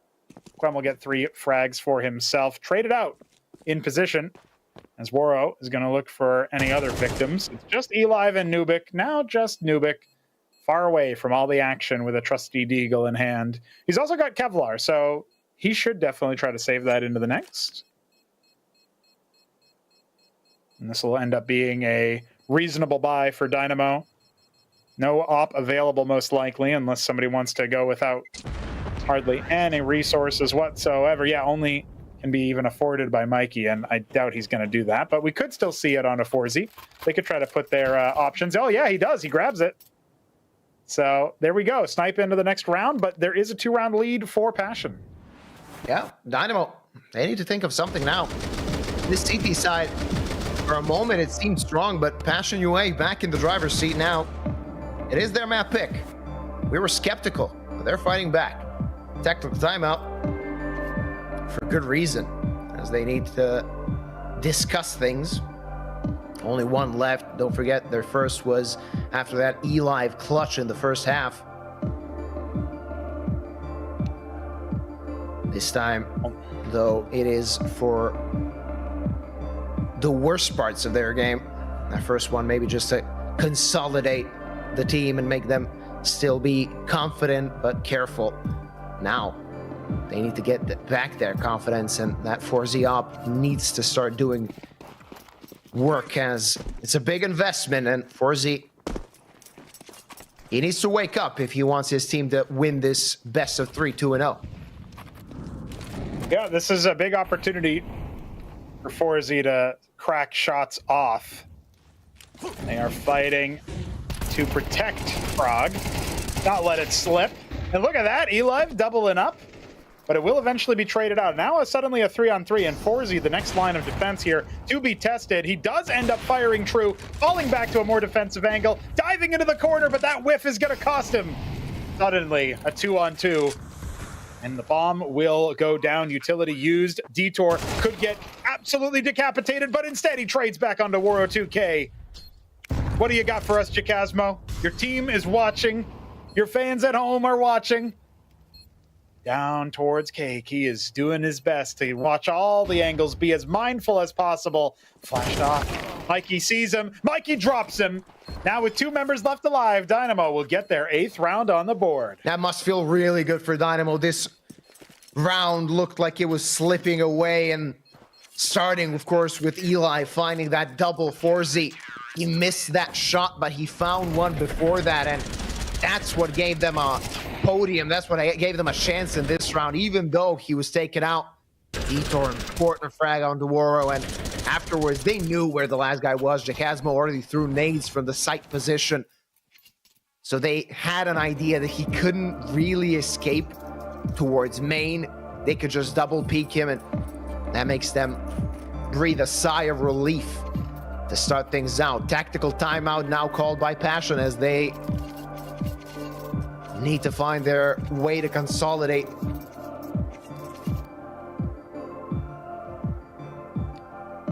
Looking at this right now, I mean, tactical pause out of Passion UA means that they will at least have time to consider their next plan of attack, but really important to see a little bit of fighting spirit left in Dynamo Eclot. Fighting Spirit, of course, the worst map still left in StarCraft 1's professional map pool. What the heck? Everybody hates it. Please ban it every time. Blizzard, change something about your game. Oh, wait, sorry, wrong game. Yeah. We are getting into round number 18. Double digits on the horizon here for Passion. And they got the right idea, Dynamo. They are going to set up for some defensive maneuvers onto B, but only 2 members here. The rotation is going to be a little bit away. Forzy, though, he can come in and look at this detour. He's delaying them. They're making them go on a detour if they want to get through the smoke. Already up to 2 frags, but the smokes are about to fade. He has no idea how close he is to Demka. Oh, yeah, it was such a mess, and Detour somehow still alive. Gonna get taken out. Just a matter of time. Waro between a rock and a hard place, and he's gonna fall. Now the tides are turning in the favor of Dynamo as Demka is not in a good position. Topa there to support him, but they're going to need to find a multi-frag as 4 CT players are still alive and on the prowl. Now they heard the tick from the molly, and they can come from each side. This is going to be so difficult. Demka makes it easier, but Topa, last man standing, taken out by Nubik.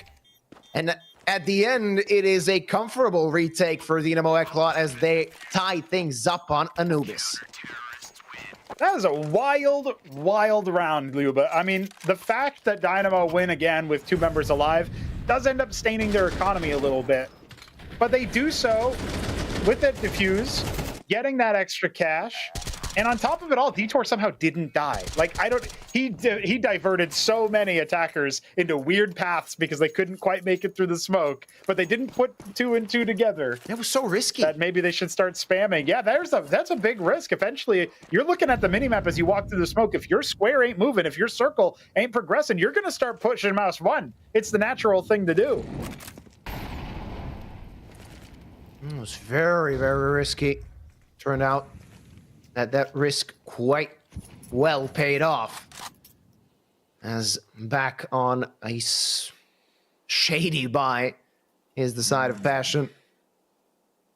4 Deagles, that scout on Demka, and try and make some impact. Of course, the side of Dynamo, they know that they don't really have a lot of need to peek, need to play for information, as they are the ones that are holding the better utility, the better weaponry. Mikey, just the nade damage. That's going to do a lot of damage down to Topa, and he's going to get taken out by that HE grenade. Tactical strike comes in, and that's a man advantage for the side of Dynamo Eclot. Yeah, you know, one of their advantages on Train was their utility usage. It's not been as good here, but if we can start to see it be a bit better, a bit faster when it needs to be, you can see less kills like that one on a Detour. A little bit less gaps in the defense. Now, with so many members in dark, Mikey, he's fragging out. He's running out of bullets. Remember, the flank from B main can still come in at any time. In fact, that's there. Jacasmo and the scout from Demka. It takes so much to get rid of Mikey, but Demka still trying to make this an active round. He's got 4 points of health, Yuba. He's out of here. Another 2vx clutch here out of Dynamo Eclot. They're able to keep things going, keep things rolling. But it's coming at a cost for their eco. We saw a FAMAS in the last round. I think we might see some SMGs in the next. Yeah, I mean, props to Passion. They did a lot of financial damage here as Mikey, he stayed alive a lot longer than he should have. He should have been taken out a long time ago, and Demka with that hit onto Nubik. They're not going to have that SMG. They're going to have a good buy, as they do have a good amount of money, but they're facing a reset just by losing the guys in that previous round. And the op has repeatedly been brought forward by Forzy by some of the other teams, so he at least hasn't had to invest into that again and again and again. him and Eli can drop their teammates theoretically if they end up staying alive. Looks like we might have a reset on that round while we wait for a tech to fix up. But besides that, I mean, still looking at the nature of the round, I'm thinking that all in all, Passion UA are once again kind of up against it, right? They obviously haven't been able to find too much success on some of the rifles.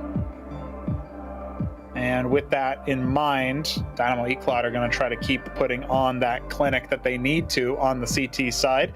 I said that Anubis is not like trained Yuba, but it could go the same way, depending on what we end up seeing. We'll get some highlights from throughout the map while we wait. As it looks like Demko needs a little bit of a round restart here. Yeah.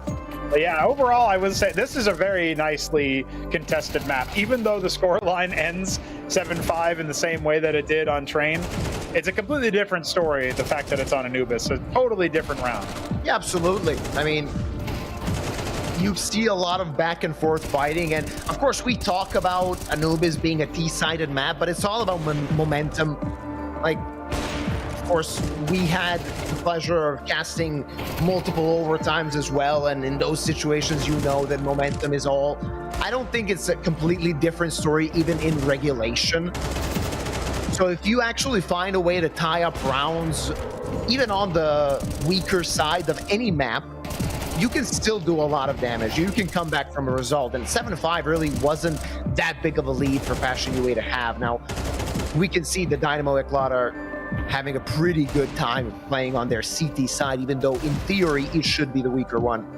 Of course, we get to see the frags, but soon enough we'll be back in the server. We'll be back watching these two teams play good Counter-Strike, and good Counter-Strike is what we've seen so far. Oh yeah. Because like watching maybe some previous games, not necessarily from these two sides, but many mistakes are made when you watch Tier 2 Counter-Strike. Not a lot of individual or team mistakes for that regard between these two sides. It seems like they both know the importance of making it through 3-1 and not having to fight that 2-2 elimination bracket. Yeah, and once again, we're talking about the utility usage here from Dynamo as they pepper Passion UA with a little bit of nade damage, forcing them to expend their utility, but not being able to hold on to the control for very long. Eli once again going on through Temple, trying to reinforce the boys on B, but that's not where Passion UA are staking their claim. Instead, they'll be moving through mid, and that's an easily attackable A site, especially if Eli gets taken out in the process. He's now slowly lurking back over there, but we got Quemen Waro looking for heads here, prowling. Nade calls him back. Smoke will snuff him out. He's going to get ready to take care of camera control, but Forzy and Nubik have a lot on their plate here. Forzy misses the opportunity on the first and misses the shot on the second. This is for a lot of impact if Passion tie us up. Dynamo face that reset still. First frag found for the sniper, but it's a trade onto Nubik.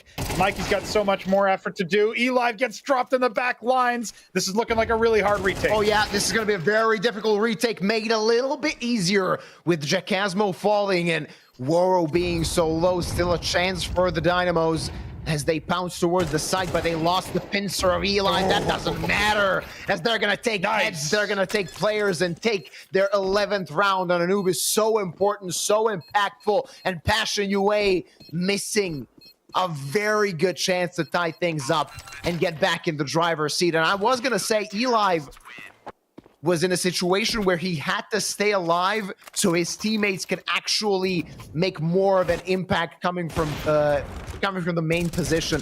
When he fell, I saw actually Passion taking this round, but Jacasmo being a bit overzealous to take it that duel, that could be what cost them in the end. Yeah, and really just good awareness, good trades, good awareness of those angles in particular, I think, for Dynamo Eclot on that retake. They just knew where to look for every single member of Passion. Once they cleared so much out with those HEs in the back of Cake, that worked out so nicely for them. So overall, I think we're looking at a Dynamo Eclat with 2 rounds to go. They really are telling a similar story as to Train. And you were saying earlier that, you know, you can potentially have the same level of success even on a map, on a side where you're not as favored, as long as things get, you know, tied, as long as you still have that momentum. I think it's a more impressive story for Dynamo Eclat. 1 pistol round win out of all 4 so far in the set. If they close it out in 2 maps here for Passion, you can talk about the fact that they played a best of 5 earlier, that they're tired, that they're worn out, that they would have won this if it was a different story. But Dynamo Eclat, it's an impressive streak of rounds here to get us into 11-9. And now they're favored in the buy, favored in the money. Passion UA, back to pistols for them. No, Passion UA will have money in the next round, even if they lose this one. That is an important thing to note as they're striking towards B, and those Sec 9s, again, a nuisance. Not one of their players falling and the bomb being planted means that Dynamo Eclat are pulling the plug from this round. Passion UA back into a 1-round disadvantage, but now the tables have turned. But they specifically need to keep 3 members alive here. I don't think Demko is going to spot anybody just yet, especially as Quem hasn't seen Elive lurking around through the back lines of Anubis. Usually territory reserved for the T's. Actually, all of Dynamo's members are surviving out here outside A. Looks like they might end up getting a couple of cheeky exits. Remember, there are 2 rifles recovered here. And yeah, Jakazma going down is not really damage. You can't really quantify it in the same way, but at the very least, he's staying alive. He's going to flash himself out of too much danger. Keep on slowing things forward there. Ooh, losing that member is so brutal. Their economy cannot support a full buy for 3 members here. Forzy can drop. Detour can buy himself. Elive's going to have to tough it out with a worse gun here. Yeah, it's not going to be... And it looks like Passion will take attack. It's not going to be a perfect buy for Dynamo Eclat, and Passion choosing to go for a tactical timeout. They want to break the economy, break this result, get themselves in the lead and in the driver's seat, and put themselves in a good position to finish this map, continue this best of 3. Though, still a question of what the Czech team can do, as they are 2 rounds away from proceeding to the deciders, joining the likes of Fnatic, ENCE, and Navi Jr. in those top 8 deciders. That will be the difference maker of who will go to LAN and who will not, who will stay at home, continue the grind. Not many steps away, but now it seems to be slipping through their fingers just a little bit. They need to find a composure to get the next 2 rounds. Composure, indeed, is the name of the game here. Dynamo Eclat do not want this to run away from them, but Forzy has made another big mistake, whipping onto Jakazmo. Quem through the smoke. It looks like maybe we're in for a tie game with an unfortunate buy for the CTs in the next. They need to hold here. They need some heroics. Mikey needs to reload. Elive needs to frag with the FAMAS. This is not the ideal position. And now Nubik might get shot in the back. He's not going to be able to get away from Waro 2K's crosshair. And that's an A site open for business. Yuba, the hometown heroes are crumbling at the 11th hour. Oh yeah, now they're not in a good position. Now they need to save these guns, hope that they can keep them, because we already see Quem is quite close. He's still at B main, even though the bomb is planted at A, and he wants to get the backstep, steal away these guns, make it easier for Passion UA to get to that magic number 12. Such a tight-fought game. Dynamo, they had their chance. Maybe they missed it. Mikey, not quick enough. Oh. And that op is on the table. They can steal it away now, as he might be in danger. Yeah, fully surrounded. He tries to steady himself without the sniper. I mean, Forzy's been a little bit quiet on this map anyway, but that is so difficult here. Elive might go down as well. Demka, I think, spotted him for just a moment, just a hair on the head of the IGL. A full reset, no weapons brought in. They would need to win a force buy in order to, at the very least, secure 1 match point, and that seems very unlikely. I think we might see the boys, the hometown heroes, crowd favorites. They're going to play for overtime. That's such a heartbreaking situation. Deflating, isn't it? The fact that they were so close to actually finishing off this map, this best of 3, now only on USPs, playing for the hopes of overtime found, and Passion UA, you can see the confidence. They're already thinking of how they can get to a side and finish this round off. Fight for that number 3 as Waro, he saw a player in headshot. That's information. Important information at that. He's gonna get overrun, but there are his teammates to do something, as the USPs will take 2 heads. It seems not more than that. Wem still wanting the fight. That Tech9 could be in trouble, while his teammates just ran away to the other side. He's gonna die. They can take the guns at the very least. They can think about this round still. The no armor for Dynamo means that I feel like a retake is kind of unlikely, but note the lack of utility on all sides. It looks like they are going to just thank their lucky stars. They recovered a sniper and an A1S. But hey, it was a salvaged Molotov. Anyway, it's going to be very difficult here for Passion UA to be uprooted. They're playing very passively. They've got a nice little plant in that extended area next to the waterfall, so pretty easy to hold that from A main. The longer this round goes on, the less likely it is that Passion will be endangered, and they will actually reach map point first. And Dynamo, they can at least mount a solid move, a push towards overtime with some of those stolen weapons. You got plenty of cash to buy now. Yeah, especially with those saved guns. Having an AK helps as well. Maybe even considering a double up setup when so many cards are on the table. And you know that you need to win the next round if you want to play overtime and not go to map number 3. They need to think of something, and still a good chance, of course, to making it to OT. Not going to happen with the double up, as Forzy is going to be the only sniper in play for the Czech side. Of course, a sniper available on the side of Passion UA as well. Let's see what the Ukrainians are going to do, what their plan is. 402K, shrunk down to 50 HP. That's not going to stop him. The op is still capable of finding frags even on 1 HP. That's right. Not nearly as much of a problem as when you're facing into a rifle angle where just one stray shot can fell you, cut you down right then and there. Looks like it will be a little bit more of an A-lean from Dynamo as they have Detour and Forzy rotating back over. But Quem is going to take advantage of that smoke towards the temple and see if he can have a better position. Camera open for business if he wants it. The A take still lined up here.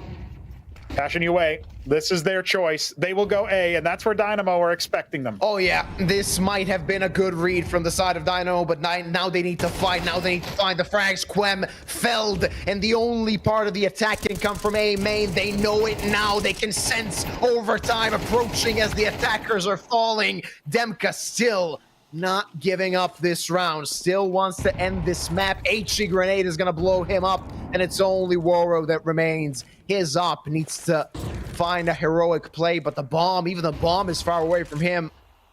And the clock ticking, missed shot. They know where he is, and we're going to overtime as the hometown boys are pulling themselves back. And Anubis not yet over. Impressive stuff from the side of Dynamo Eclat. We'll get to see that round yet again. Passion UA making a play towards the A-bomb site, but Dynamo, they just knew it. They had the read, some sort of spidey sense tingling for them. They figured it out. They hadn't heard any noise towards B. And with those smokes early on towards camera, towards temple, it gave the game away. So we go again. Dynamo Eclat continue to defend not just their chances in the tournament, their opportunity to go to that play-in stage where we're going to see them compete for another best of 3, aiming to be not just top 8, but top 4, so that they can represent their hometown, their home turf. They want to defend Prague overall. Exactly. Again, sending a player towards mid. Mikey, in the meantime, is going to take care of Topa, but this is going to be different, though. Forzy expected it, not punishing Quem yet, and Vitor falls. Now things are starting to be a little bit more difficult for the side of Dynamo Eclat, but still Passion undecided as what they can do. But the world is their oyster at the moment because Quem made so much noise. Every site is that much difficult to hold for the side of the Dynamo. Well, when the backstab comes in from the IGL, Dynamo's going to be more than happy about that. They know where Waro is based on that op shot. And Nubik, he almost pushed outside the A main, but now he's going to fall back to more of a defensive posture. That's where the bomb is entering his crosshairs potentially. No, instead, they go the other way, but Demka still good on the flick. The correction, this is still a 3-on-3, 2 members towards A, and a rotation coming out of Waro already ahead of where the CTs are. And we'll see what this brings them as the slow rotate from Elive needs to find something. His teammates coming from camera, but he is the one that actually needs to make noise. The ticks from the Molly are going to show Mikey's position. It's very slow as the bomb has ticked down to half. They're going to need to hurry up. Another magic nade from Passion UA will blow them up, and Demka collects them. Now Elive in a 1v3 with little time remaining is going to fall. It's an advantage for Passion UA. They get their 13th a bit late as we've already entered overtime, but they want to correct their mistakes. And a good start of OT for Passion UA. Yeah, rough stuff there, especially as the time had ticked down so low, the utility buying so much time for Passion that Elive had no time to clear the normal angles, so he gets stuffed by the very first off angle. And really, if Nubik had at least gotten one, this is a very different round, but he gets destroyed by Demka's clear. So, Passion UA will take 13. Another investment out of Dynamo Eclat. Next round will be a very rough one for them if they aren't able to win, or even if they end up losing a number of players. OT does not mean you're free from economic consequences. And it looks to me like this will be another bit of an A lean. No pressure towards the B-bomb site yet again, but Mikey dropped so low means that we could end up seeing Passion UA just take the teeth out of this defense. Elive, will he get something? Triple team, not a chance. Waro quick enough. And Mikey low on 18 HP. This defense is not as strong as you might think. 2 players towards A, and Mikey wanting to make a play. That's actually going to result in a frag. And he's going to live to tell the tale as he brings this back into a 4v4. Still a chance for Z. Timing almost cost him his head. He's going to stay alive. A few lucky situations for Dynamo, but they're still not out of the woods yet. This Passion UA seemed to be very interested in striking towards B, where Mikey resides, and don't forget, only 18 HP means he's quite close to death. He is, and it looks like they'll be trading up some utility as Detour relieves him. 24 frags for this man, leading the charge. Quem on the other side with 26, and still rocking. 13-12, overtime 1 will continue. Could sell Passion up the river here. But look at that. Finally a flick from Forzy. Waro will also get a little bit of a sitter himself. There's still a little bit of a flank here from Demka, but it looks like this round is just about wrapped up, and especially staying alive with 3 members, very impactful for the defenders. Dynamo Eclat tie us up yet again, and if they post one more, their T side could look the part. We could see them finish this job off. Oh yeah. They're still fighting, they're still kicking. Waro quick, but not quick enough in the continuation of that round as frags mostly went in the favor of the Czechs. Tactical pause for good reason. That previous one, or that previous round was not good enough. It was messy for the T side as they have changed their minds seemingly more than once of where they want to end the round, and a little bit more discipline for Passion UA might actually take them a long way. A long road to go down, potentially. Whoever wins this still needs to secure another series win later. And I don't know if Passion UA want to clock in after OT and a best of 5 that went all the distance. I think everybody might be praying for an Eclat victory here, but Passion UA will continue to fight with their last zip of spit put into every little bit of play and gaming. Elive gets his head taken off. That's a timing. It's a nice little break in the smoke. Well, with a man down, Dynamo Eklot will refocus their efforts. Mid is now a liability. The longer that liability exists, stronger it's going to be here for Passion UA, as they can start to abuse that, maybe push forward. Instead, it's drawing Detour away from the B bomb site, and that will be the target. Passion UA working wonderfully. Yeah, Mikey could be in trouble. That op is going to have to do work. He's the only line of defense. If they're going through the smoke, Mikey needs to disengage. He needs to pull back and wait for the cavalry to arrive, but the cavalry could get run down as well as Detour falls. Mikey went back to the AK.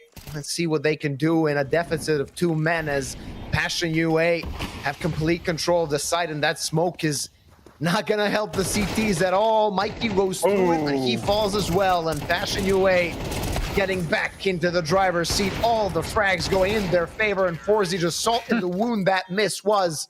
Passion UA, after 3 rounds of overtime, they're gonna have a 1-round advantage. Indeed, and that was on the T side, so that's where you would expect those rounds to come in. But Dynamo Eklot, they got to remember how to play this T side of Anubis. How well drilled are they? When you get to extra rounds, the favorite tends to win more often than not. Passion UA are definitely that favorite. If they get 2 rounds here, we could go to a 3rd map after all. It'll take 3 in a row for Dynamo Eklot to finish it up in the first OT, and they would need to do so by stringing together some offensive rounds. Op on FACEIT to start things off. Of course, it's on Waro on the other side. We did see a double op setup, but it didn't amount to much for Dynamo Eklot. And it was surplus to requirements for Passion UA as they start to take mid control. Continuing to make things happen here on Anubis. Looking very impressive, but both teams are, otherwise we wouldn't be in OT1. Absolutely. Both teams have shown their strength, and Quem wanted too much too early. FACEIT, his patience paid off, as now his team has a man advantage, and Waro wanted to get a little bit more info for main, but stopped by that molly, halted in his tracks. Still a default setup from the side of Dynamo, and they're in a situation where they need to make their choice. Nice. The choice might be brought onto them, as Nuke found Waro now in a 5v3. They have so much space to work with.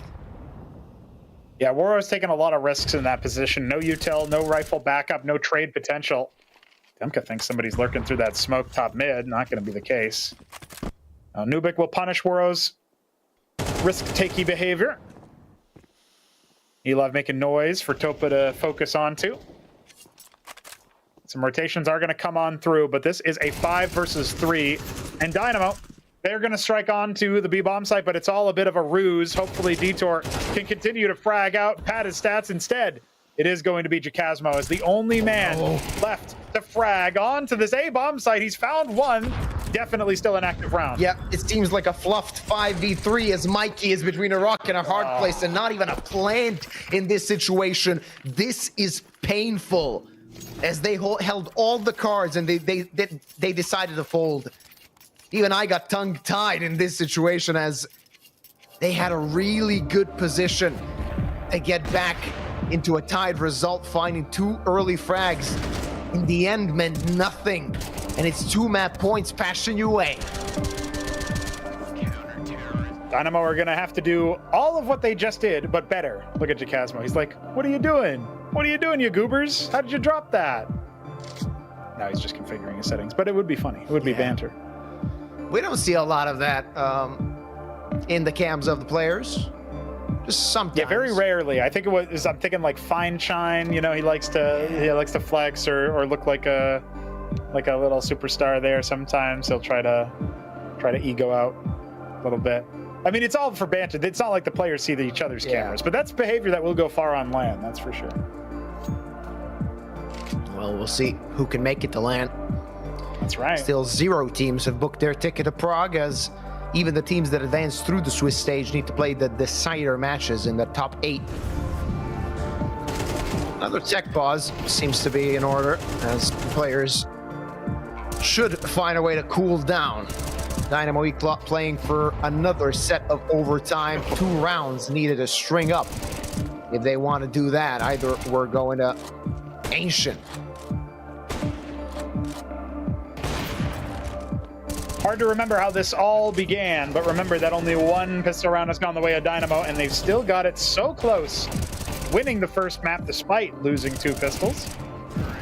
Now potentially winning the second map, but they've got a little bit of a deficit they got to get out of first. It's a match point here for Passion UA, 2 of them presenting themselves. After a very much bungled round, Dynamo have to stew in it in a tech pause, thinking silently to themselves about what's coming next.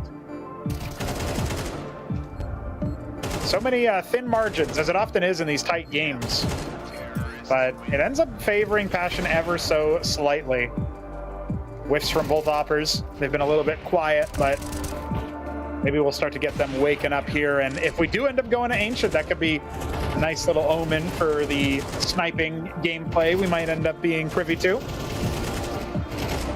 And this was kind of wild. I mean, when we're thinking about it on the CT side, when you see so much action towards the B-bomb site, you're not thinking, oh, they're going to fake A. These 2 players here are just a ruse. And Topa, still standing tall there, is going to wipe the floor with them towards that bomb site. It's a rough time to be an E-Clot enjoyer here, because they definitely had the opportunity to close this in regulation. It got away from them. That Tech 9 round you think about, a little bit of a force buy from Passion, end up sort of putting a nail in a coffin, or at least starting to build it from IKEA. I'm very confused as to what Dynamo wanted in that previous round. Because when you have a 5v3 on T side, of course, I'm not judging eLive. He's playing overtime. It's a very important series for his team, but you have a 5v3 on T side. The textbook play is to send one player to a site, scout it out. He might get a chance to get some information. The rest of the players either go to that site if it's empty, or they go to the opposite site if the guy falls or sees what's going on and sees more than one player over there. They decided to commit 2 players to B while 3 players went to A. I can't help but say that they shot themselves in the foot just a little bit, because they lost 2 players in what was supposed to be a ruse against 3 players alive. Yeah, it was a little bit awkward there for sure, especially since Jacasmo hadn't bid on the rotate. And if they had sent 1 player forward, they might have spot that. They already knew there were bodies on the B-bomb site, so they felt like it was pretty safe to go, but maybe eLive just didn't expect there to still be 1 defender burrowed in and ready for a rainy day. Turns out it rains Dynamo E-Clot players. And they hit the ground pretty hard. Absolutely. Still waiting for the tech pause to be lifted. Apparently just fixing up some webcams, so that should be over quite quickly. If you hadn't followed the program so far, last game day was a pretty good day for Fnatic and ENCE as they proceeded through to the top 8, and today by default win, Navi Jr. did the same as Rush Pete didn't show up to that best of 3. Now we're looking for the 4th. Afterwards, there will be 4 teams left to fill in those decider spots. Yeah, that's right. Top 8 in the Swiss stage will play off against each other in a series of matches designed to figure out which teams are going to land. The conquest of Prague demands only the best of this lot. Dynamo have been impressive so far versus a beleaguered Passion UA. Not yet ready to go is Dynamo, E-Clot, or Passion UA, but certainly 27 frags on Flem. That's something we didn't mention. He's fragging out quite well.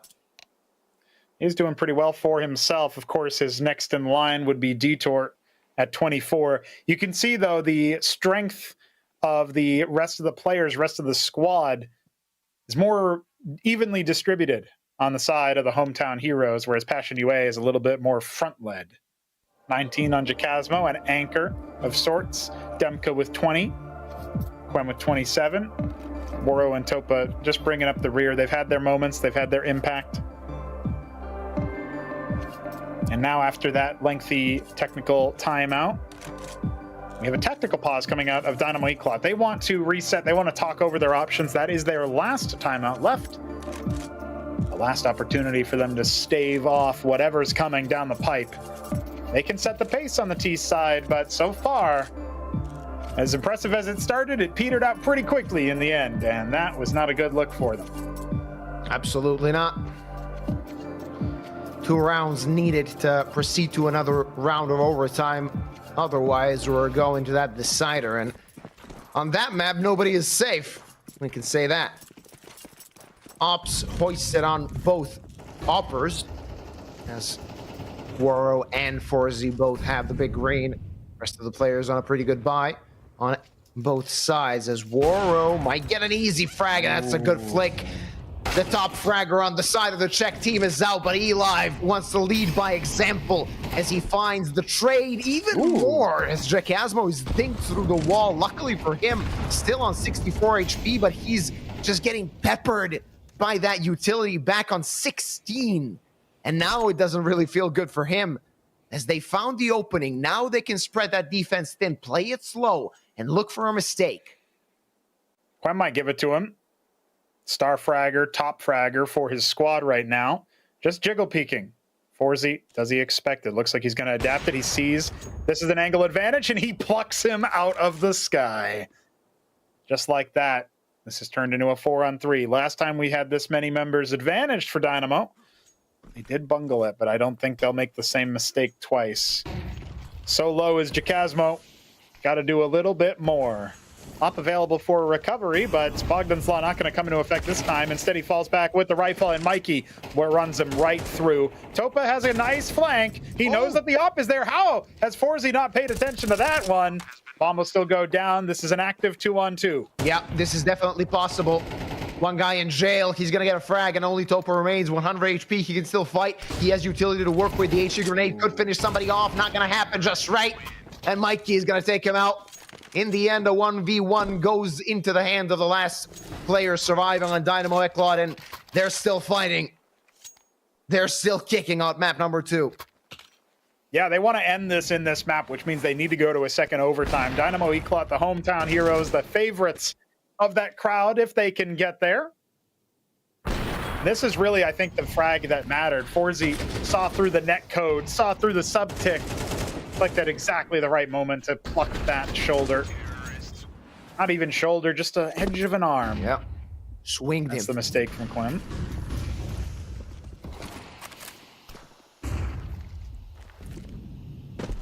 Going to be an A lean now for Dynamo Eclot as Passion UA are continuing their moves. They've got one last chance to bring us to Anubis without requiring even more rounds, and so far looking good with their utility usage. The smoke breaks for Nubik. He's not able to get a thing. Demku's got 3 frags. Just like that, it's over. Ladies and gentlemen, we are going to Ancient. 16-14 is your final scoreline. Passion UA are not done yet. Yeah, this best of 3 is going to continue to deliver as Passion UA get their map pick. After, though, we can say something was not so easy for them. They needed to fight, they needed to claw back as Dynamo Eclot fought well. Not well enough to end this in 2 maps as Demka's spray found 3 guys in this last round, and they really couldn't exit that smoke. They wanted to end this first round of overtime as fast as possible. That didn't happen, and it cost them not only mistake that the Dynamo players made throughout this map, and they're maybe gonna rue those mistakes if they lose that 3rd map. Yeah, that is a potentially big if, because of course Dynamo Eclot, they know what's up. They are definitely rocking and firing on multiple cylinders. Really, who went missing here for my money is Forzy. He had so much impact on Train, but on Anubis, I'm not going to say he wasn't a factor. He had a couple of rounds of impact, but it felt like he could have done so much more with some of the opportunities he was given. It's not like he didn't have the gun in his hands for a lot of those impactful rounds. So to see Dynamo Eclot bungle that lead, bungle some of the momentum that they gained once they switched over to that CT side, I said it before, it is a bit more difficult on the defense, but they looked like they were good for it, and then They crumbled at really what feels like the last moments. Obviously, some of those OT rounds look pretty good for him too. So they are going to be kicking themselves, but they got to mentally reset. Ancient's around the corner. Yeah, they don't have a lot of time to think things through. They should forget this map ever happened and try to think what worked on train. And a lot of things work on train for them. On the other hand, of course, you got Passionue. They got a lot of momentum coming into that last map. And I think when we look at a map like Ancient, there is, of course, that discussion of what side is better. Teams will pick the CT side, but it's not a big difference. And we know that teams can really make a big impact even on their T side. So this is going to be a fun one. That map number 3 is going to show us which team is going to go through to the top 8, which team is going to go to that 2-2 bracket and have another chance of doing so. Of course, we're going to go on a short break. We'll be back with the decider.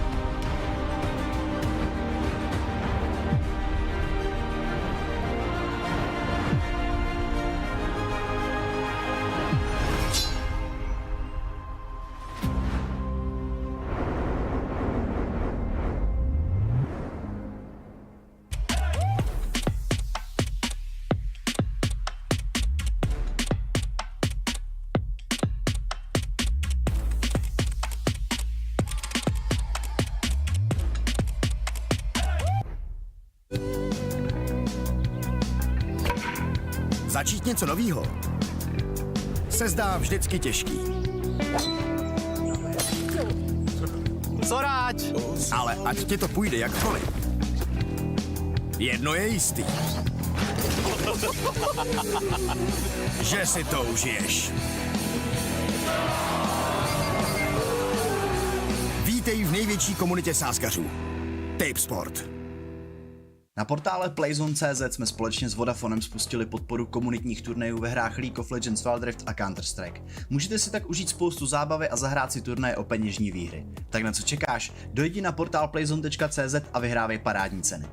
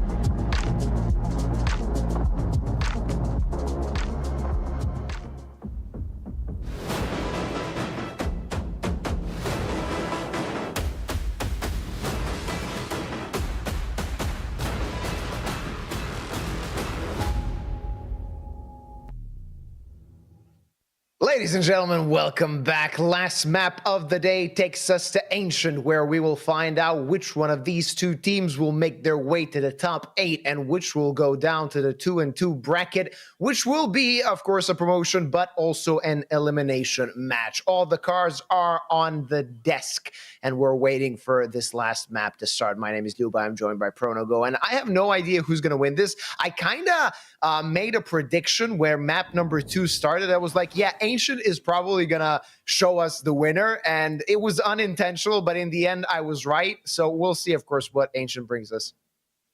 Yeah, listen, it could definitely be the case that the way that Anubis went is also the way that the series will go overall. Passion UA barely eking out the win on Anubis after getting flummoxed on Train in that second half. Just getting steamrolled by the hometown heroes of Dynamo Eclat. We talk about it a lot, but you know, there's a lot of pressure towards you, especially if you're the underdog. These guys are fresh off a best-of-5 victory that was also hard fought. There's so many advantages that you theoretically should have as Dynamo Eclat. And for the fact that they couldn't translate them, they are going to be upset about that. Coming into map number 3, I think the percentages will end up favoring Passion UA as they get themselves warmed up into things. Quem, the man on your screen just a moment ago, was doing so well for himself and so well for his squad in that last one. Now we're going to get that knife round up and running, and that will tell us who's going to pick what side. You said earlier that you think whoever wins is going to pick CT, but I agree with your other take that it doesn't really matter on Ancient. You can make both work. Really depends on momentum. Absolutely. The knife round, of course, is going to choose which team picks the side, and he's on the run. Oh, that might give him a sliver of a hope. This is going to be an interesting ending to the knife round. Hopefully transitions well to the gameplay when things began. All right, this is a standoff.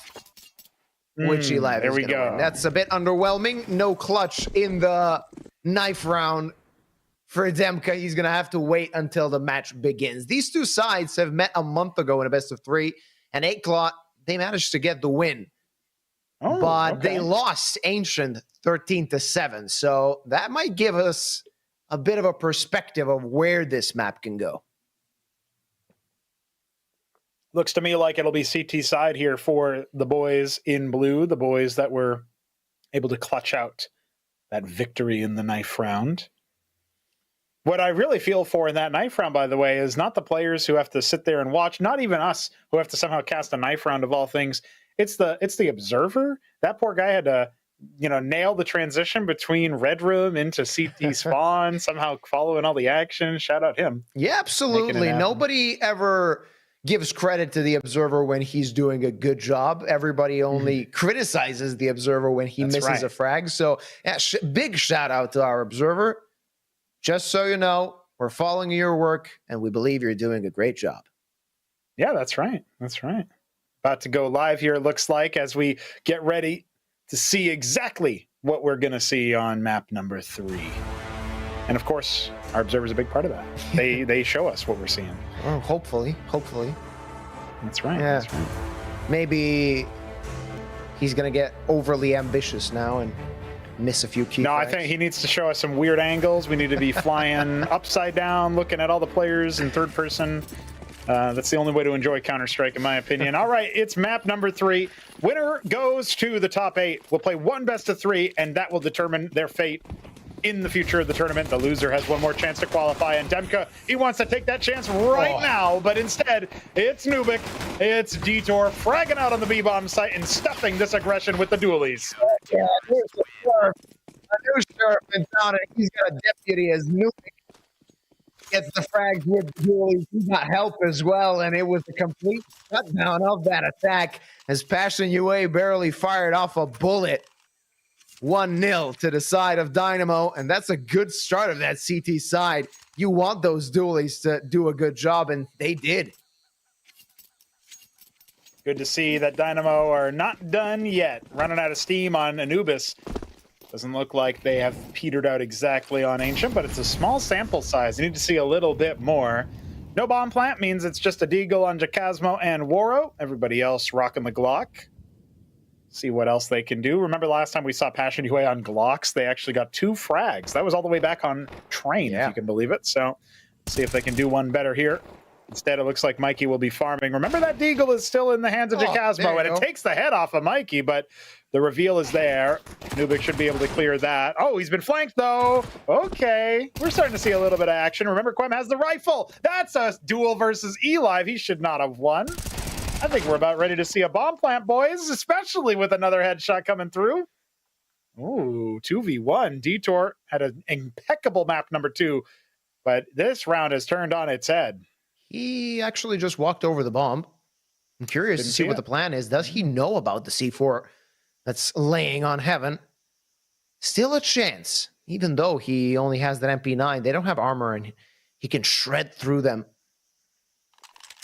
Still waiting to pick up that C4. Quite confused is Demka as he walked throughout this map and has seen absolutely nothing. The bomb is going to get planted, and Detour. Now the question is where the bomb is, because He can assume it might be A, but he can't be 100% sure until he hears the ticking, the clicking. There it is. Oh, he's been seen. They know where he is. Now things are starting to be very difficult. He does have a smoke. He does have a kit. This is still a chance. A good one at that. He's going to smoke the bomb.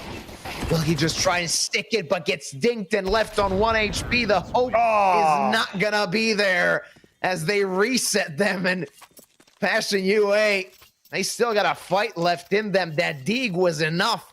It carried plot armor with it, and they got the very important round. Reset, of course. So now it's Quem was like, hold on, I gotta get my delivery. Food's here. After that round, he'll be very happy with himself. A lot of impactful frags. Is that, I think, 3 with the A1S? Very good stuff there. And now they have to stew in that. I mean, come on, man. That's some rough stuff that you're putting them through. Technical timeout right after that, you know? Come on. Production told us that it's a tech pause. I mean, is it a tech pause when you got like Pizza Hut getting, or well, rather KFC delivery coming in? I like that. We have Quem has an arm issue. Oh, all right. Not sure what that means. Maybe he hit the table or something. Yeah.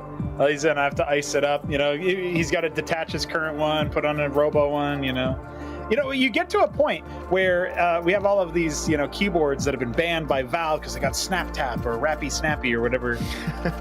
What about when the biotic arms come out and you start clicking with immediate precision, dude? Yeah. How long until Neuralink gives you that? Go in? To play games over that. Yeah, I mean, a lot of things are coming in, and that's a transition and a half. We were talking up the observers. How about that? All right. Straight from spawn to spawn. We'll take that. And it is indeed a CT force, by the way. So we're going to get some more action after that arm issue has been resolved. New one installed for Quem as he is continuing to find impact 3 frags already in as many rounds. And the third one's not even done. Only barely begun. We have quite a bit of bodies towards the B-bomb site, but to me, this looks more like just a slow boil.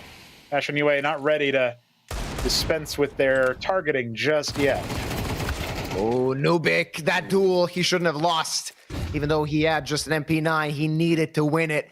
Now, not a good position for the side of Dynamo as they need to make the correct rotate. FaCEIT not going to spot anything so far. Scout shot not hit.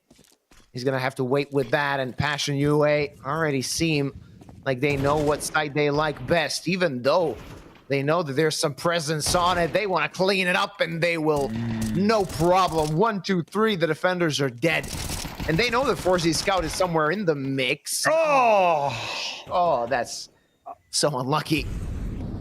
Needs to use the force better next time, as FaCEIT is only going to run away and try to keep that Scout in his hands, maybe something that can pay dividends in the next round. Please, sir, I'd like to invest my quarter. Will I be a millionaire? No, not anytime this generation. Quem will take FaCEIT out to pasture. That was a rough round to watch. And, you know, the fresh arm for Quem is definitely paying out. He's laughing. He's having a good time. Maybe he did hit the table. You never know. I see that as a possibility. Not sure why. They won that won round. so hard, he just had to get rid of this. That's rough. Don't look at that too many times. When you ever, if you ever feel useless, remember, and then just that. All right. Well, Eli can try to shake that one off, but not this round. It's USPs only. Passion UA on for a third. I hope this isn't a runaway for the Ukrainian side. As much as it's a joy to watch them have some fun and get some good frags in. And I always love cracking jokes on the cast. The Dynamo boys, they are going for glory here. They're trying to secure a future showing in Prague. And this is the first step of many. They still have another chance, but things might not get better than this. Exactly. You never know who you're going to get in that 2-2 bracket. A very quiet round. Very little action to see, though. Wario is going to lose his gun. Might get followed up by something more, but they didn't keep that pyramid, that totem on for long, though. Jacasmo and Demka are just going to clean house, as these USPs are only going to find one frag in the end. It's going to be the third round for Passion UA. Now back on a bye is the side of Dynamo Eclot. Let's see what they can do. Can they wake up? Still, 2 rounds a deficit, something that you can quite easily get a handle on, but not going to be so easy if Passion UA starts to run away with this result. I love the pyramid. Oh, yeah. It's a good strat. That was even with the top of the pyramid there, Mikey, looking down at the last second. So, you know, once again, people checking their shoes. Saw that on Anubis. All right, well, Dynamo Eclot. They have the rifles out, but they do not have the tempo. That's Mikey dropping immediately. Not much utility behind this either. Eli is looking for some kind of trade, but he's just dropping the smoke and hoping that he can get the hell out of Dodge. Fire at his feet. Fragmentation. Okay, well, he'll at least get Topa through the smoke. That's an easy one. He's gonna Props to him for rocking the unskinned A1S. That's a legit move, but he is going to get dropped for it. And look at that. Well, there you Nuke will go. double up. Jacasmo took a little bit of a look-see in a different direction. He'll finally get the stab going. It's Forzy, 1-on-1 against Jacasmo. Bomb on his back, and well, he's still got a little bit of utility. Is he going to expect the off angle? Forzy trying to play with his food. It's not going to work. Jacasmo bites back. 4th round on the board for Passion UA. For a moment, it seemed quite good for Dynamo as they got a few quick frags under their belt towards mid, even though they started around with a strong deficit. Now, result-wise, not looking so good. Finance-wise, even worse. As Passion UA have hit the ground running on map number 3 after narrowly winning the second one. Nubik fought well, in the end not well enough, as his team is back on pistols. They're gonna have an SMG in the hands of Nubik. They're gonna have a few bought pistols, upgraded ones, to try and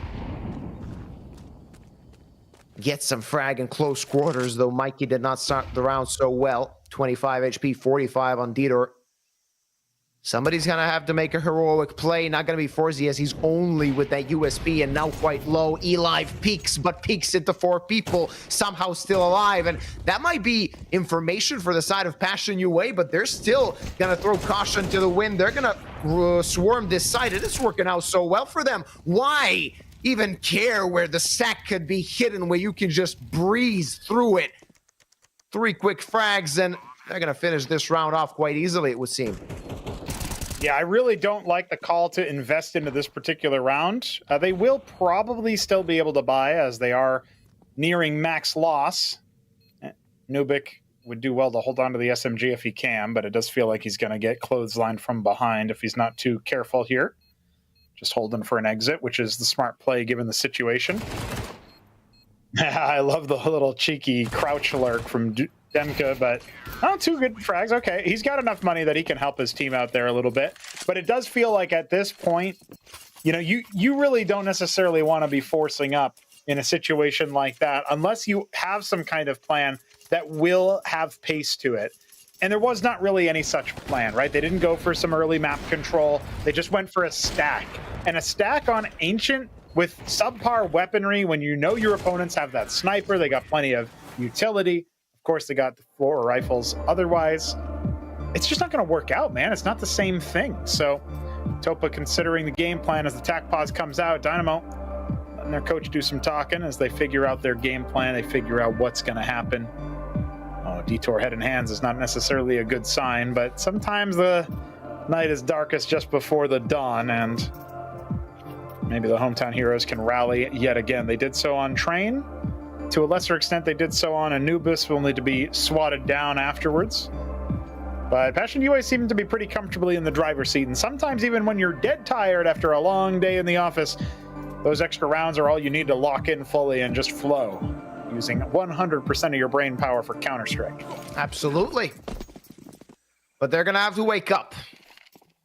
Not looking too good so far, as Nubik is the only one getting frags on the board for the team. Eli completely blind, needs to pull back to Donut. fast mid-control for Passion Uwe. Quem, maybe too fast for him as he was blind and walked straight into the fire, lost 40 HP. At that, Woro, big trouble. Mikey's going to take that up away. Finally, some aggression from Dynamo. They can get something, and there's FACEIT with his op. Double the damage as the opposing op is already on the floor. Quem falls as well. A lot of damage dealt to Mikey, but no frags found for Passion UA, and only Demka remains. They wanted something a bit more speedy. Found nothing out of it. Dynamo needed a little bit more power here, and they got it. Eli will even get on the board. Solid work there from the IGL to close the round out cleanly. No casualties found. No frags found on the other side. And, you know, it's early days, but that does bode well. Dynamo can still win rounds. They can win rounds handily. They just can't afford to win only as many rounds as they call tactical timeouts for, as far as these rifles go. They do need to be able to dig a little bit deeper, so hopefully they found that reset button on the momentum. And they can start claiming some for themselves. Once the rounds get back to it, we'll see just what are we going to be seeing from the T side of Passion UA. 8 rounds in to our final map of Counter-Strike for the day. Some side bets available on Tip Sport. Always cool to see who they rooting for. And it looks like right now, while Topa's in question, some damage already peppered over and some good defense here from Dynamo Eklot. But I think Passion are going to hit this B bomb site with pace. Yep, it's going to be a very difficult hold. Though Nubic starts off quite well, and there's Jacasmo dead as well. Demka finding an answer. Nubic falls, might alleviate some pressure off of Passion, but rotates already in, and Eli playing around that smoke is going to make it quite...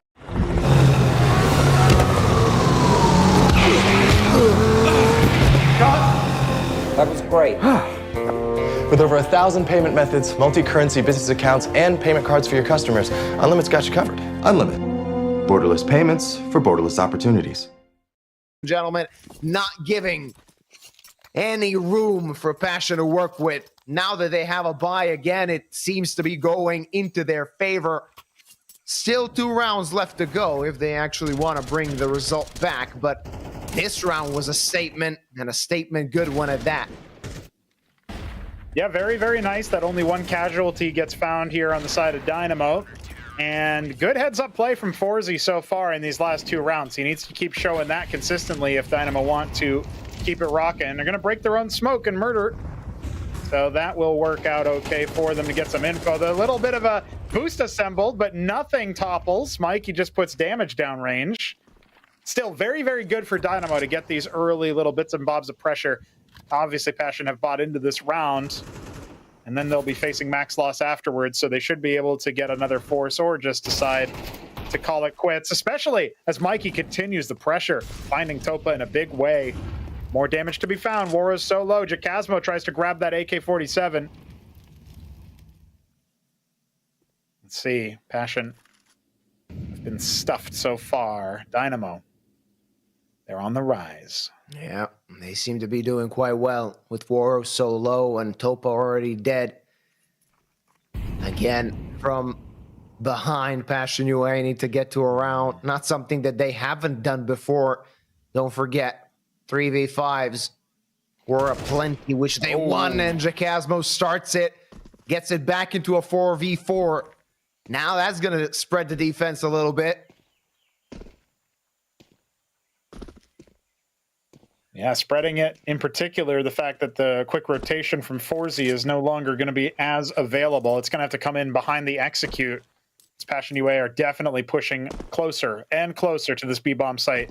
No vision found just yet from that jump spot. Counter util going to be good, but Jacasmo's already in front of it. This could be an opportunity for Passion UA to maybe get some frags, especially as Detour is going to be... Oh, he's flashbang, completely blind. The break in the smoke did not come at the right time, and the lineup is not quite there for FACEIT. This looks like it might end up being a save in the 3-on-4. Not even a discussion about the retake. They can't. They don't have a chance. They can't really push on forward, though Mikey's still interested. The bomb has just been planted. It didn't tick up so much, but They were just waiting for somebody to make a mistake not made, as Passion UA playing with discipline in this round. And from behind, they get their 6th. They lost the first guy, and Woro was on 7 HP from the start, but that doesn't matter, as they didn't lose a single player since then. And they're going to have double the opposing team's rounds. 6 on the board on the T side. Not too bad at all. Going into the 10th round, Detour is having a little bit of a shocker when you compare to his performances on Anubis and on Train. Especially Anubis. He was so impactful there. On the one hand, you could say his team maybe let him down in that second map. And on the other hand, you could always say, what if I did a little bit more? That's the old simple methodology from back in those cursed Navi lineups with Zeus and Edward still dead weight around his ankles. Keeping his head above water, that's what Detour needs to do right now. Especially considering the way that we're seeing these rounds play out. They are very much whoever gets those first couple picks usually ends up being advantaged. That last round, a rare exception to that rule. Absolutely. As they did manage to get the round, even though they lost the first map. Just Dynamo wanted too much after finding the first frag, and they played for info. That cost them. Afterwards, they played passively, and that cost them as well. So they're in a situation where they get punished for being aggressive and for being passive as well.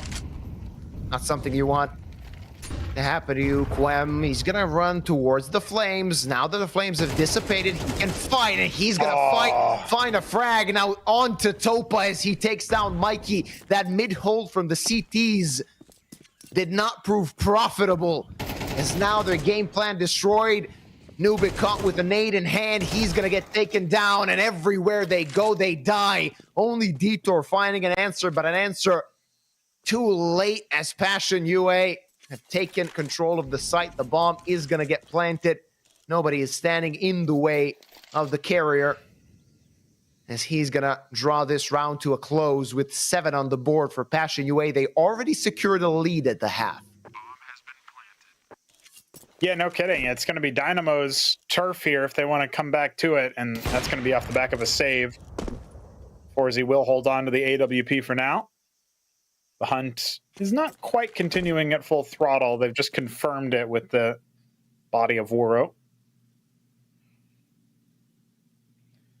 I'll use this opportunity to soapbox about the fact that the A-bomb site should be B and the B-bomb site should be A, Absolutely. and you cannot convince me otherwise. Yeah. Not even a question about it.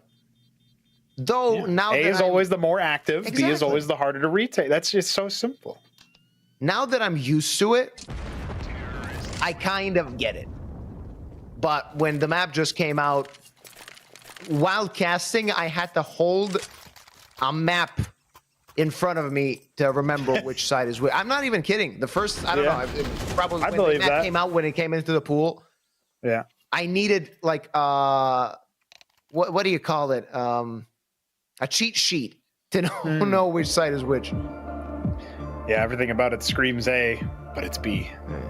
Which actually reminds me, there's an old map, custom map called Trailer Park Classic. I don't know if it's going to get ported to CS2 or not, or maybe it already is. But it had a hilarious issue with it because it was so old that apparently they changed up the map. And so on the map, it said A when it was actually B. And that's what I think of every time I play Ancient, is they just screwed up on the map level. It should have been the other way around. It is quite odd. I don't know if it was the case in 1.6. I don't think it was. But in CS Source, Inferno actually had inverted sites. So B was A and A was B. Oh, that's funny. Yeah. Yeah, I could never think about Inferno's B site and think of calling it A. It's definitely a B site, you know?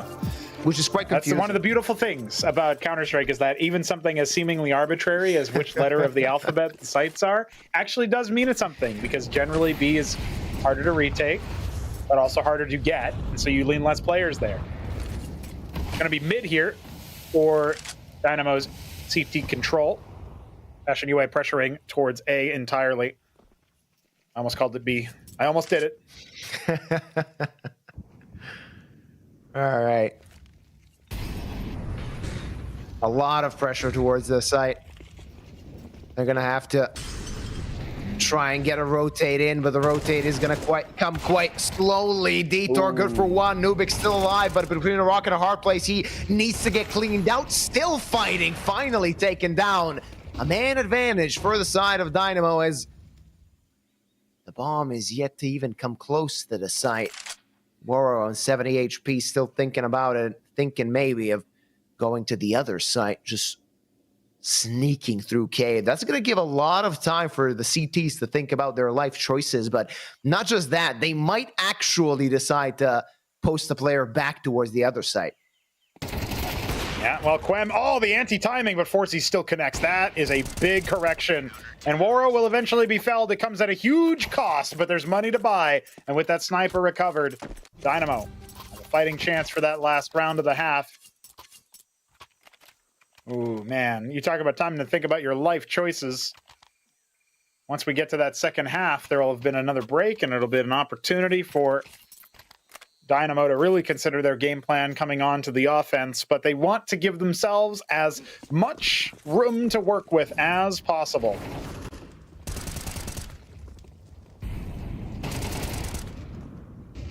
All right, Nubik, the hero. The frags he found were quite impactful.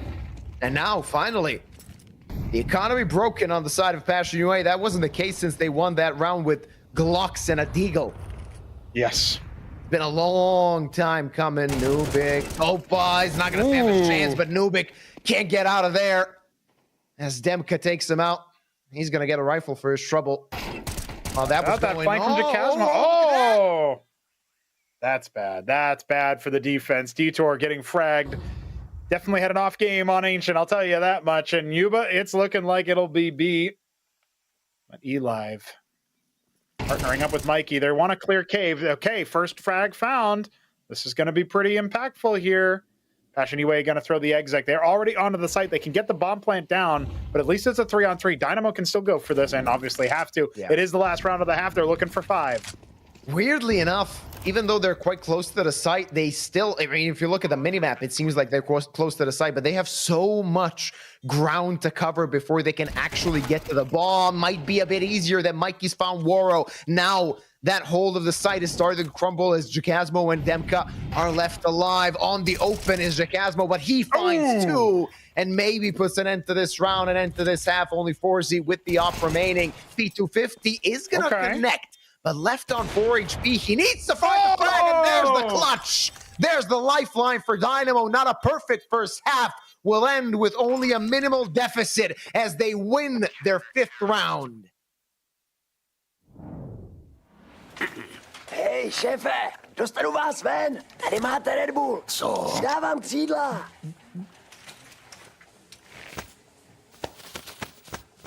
Křídla, jo. Fakt vtipný.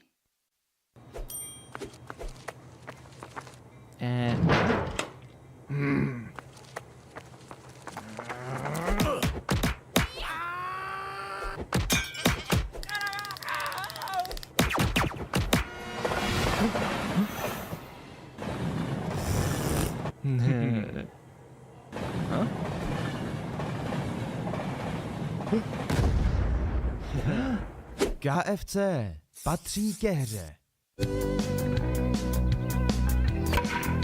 Začít něco novýho se zdá vždycky těžký.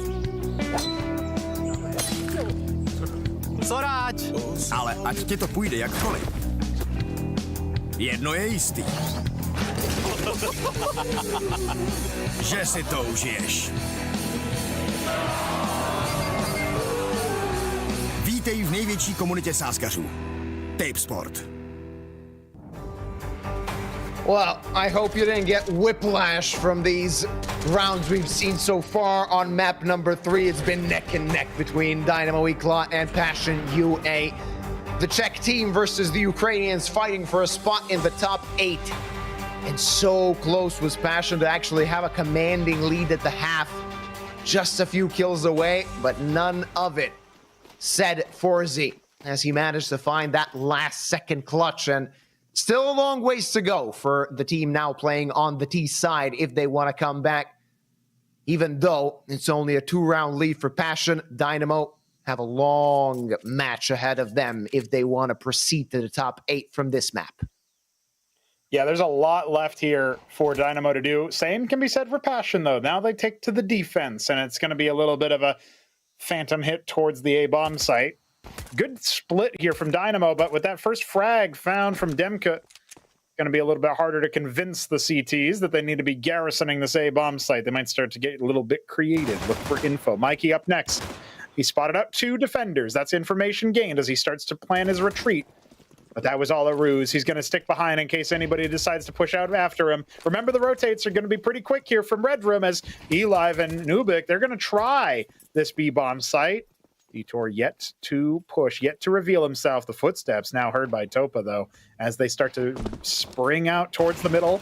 Oh, Demka's seen them. They're staying so active. Quem taken very low now. Oh, but he finds a frag that was so important, but 2 for 1. That's even more impactful for the T side as Waro is going to get his head blown off. Topa needs to find this kill. Jacasmo will be the one that gets it. 2v2 bomb planted. But they need to make their way toward the side, and Topa is quite low, and that could be a big issue, though. Jacasmo good. 1v1 as Mikey's going to take him down. That'll be a clutch. And Dynamo only 1 away from clawing back and tying the scoreline. Yeah, we like to see that. That's another pistol round won by the hometown heroes, this Czech and Slovak combine, doing their best to remain competitive versus the recent champions of Galaxy Battle Phase 1. That is where Passion UA were plying their trade earlier in a best of 5 that went the full distance. And now on the 3rd map of our best of 3 here in Tip Sport Conquest of Prague, the Defenders of Prague are continuing to put up a nice little show. Switching over to that offense and getting that pistol is going to be a big feather in their cap as they start to pressure towards B. It's going to be a stack in mid with just a couple of pistols. Jacasmo on the Deagle. That's the only real threat here, but eventually you throw enough bodies at something, you might find a crack. Ooh, but they spotted it out. Okay. Dynamo Eclat should have a commanding position here. Don't forget, they already lost 1 round against starting pistols and a Deagle. Not going to happen this time around as the T's are cleaning house. And as the spring cleaning approaches for the final players on the CT side, they want to take out a gun, but not going to happen as they all fall. Jacasmo, not today, not this time. He was already impactful with that Soul Deagle. Not going to happen in this round as the Eclat players get us to a tied result after 14 rounds played. Though the next round will be a first full buy in the second half. Of course, Passion UA hoping to make instant impact with having rifles. Instant impact would certainly be incredible here for the defenders. They've taken their licks. They've saved up. No sniper for Waro. Another quiet game for him. The nade damage is good. And now Nubik, well, he gets a frag with a little bit of a bonus cash potential there as the SMG leads to Mikey with a trade. Oh, he could have been bopped by Waro, but Eliv gets dinked and will take the scalp of the Ukrainian sniper. It's a bomb plant for sure, but do Passion UA really want to go for this? This feels so surplus to requirements, but they still are going and they will pay for it. Sure, you can say you got good loss bonus, but it wasn't maxed, not yet. And now they got to go back to the drawing board on a potential half buy here. Yeah, again, back to the pistols, and Waro's going to be pretty mad with what happened. Being stuck in Donut for so long and not having cover from CT. We're going to get a chance to see that again.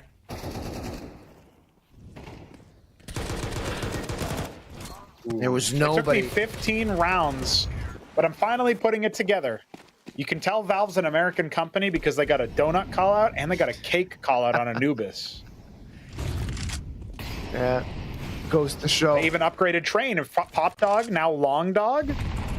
They wanted a bigger size, you know? Yeah, of course. Well, there's nothing bad with having a bigger banana like on Inferno. Oh, true, true. Yeah, they made their banana a little bit less clunky and choked up. All right, pistols, not going to do anything. As the side of Dynamo get to that B-bomb site, only Mikey isolated on mid. Maybe hoping to get an easy frag. One, and the second one he's going to struggle with. Putting out the dualies, and why not? Why not? Wyatt Earp. That's going to do enough work as the teammates rotated to find that final frag. They double their lead with 9 on the board. See you, Space Cowboy. Pulls out the dualies and sails one by. Even a flash towards mid to spoil any frags towards Mikey. So good stuff there. Good teamwork. Good to see Dynamo Eclat firing on all cylinders. This is their biggest lead on Ancient thus far. And it's only 2 rounds, so that does tell you how the map has gone. Certainly playground of Passion UA so far. Plenty in a row now, which does mean that the CTs have a bye. Quem getting the opening frag is very big impact, but Elive, he could go after it. Oh, but he gets lurked on by Topa. That was caught between a rock and a hard place for sure. It's going to be an empty A site. A bomb plant should be not just possible, but a guarantee here. Let's see if Passion UA can spoil. Yeah, they already want to pounce toward the side. The bomb is going to get planted, but the CT's so close. And coming from all sides as Woro gets a free kill onto Mikey now. This hold is very weak as only a few fingers are holding it. Forzi and Detour finding both the frag, but Detour on 7 HP against 3 players alive. Whoa. Gets taken out. And Passion UA not letting the team from the Czech Republic evade them, escape, and get a bigger advantage. Only 1 round will separate these 2 teams. Yeah, but with 4 chained together, there's so much money on the side of the terrorists. Dynamo Eclat will continue to rev up and get ready to keep going. That was a good attack with pace as well. Despite the first 2 frags going the way of the defenders, they still managed to get pretty close to at least taking out 3 of the CTs, which would have really compromised their buy going into the next. However, credit to Passion UA, scoring their 8th and keeping 3 alive means that they will have plenty of cash. And indeed, they scavenge a couple of AKs, a trio of them, in fact. Still no sniper for Woro, but maybe he's more impactful on the rifle so far. As Mikey dispenses with the bomb, he wants to see if he can face that broken smoke.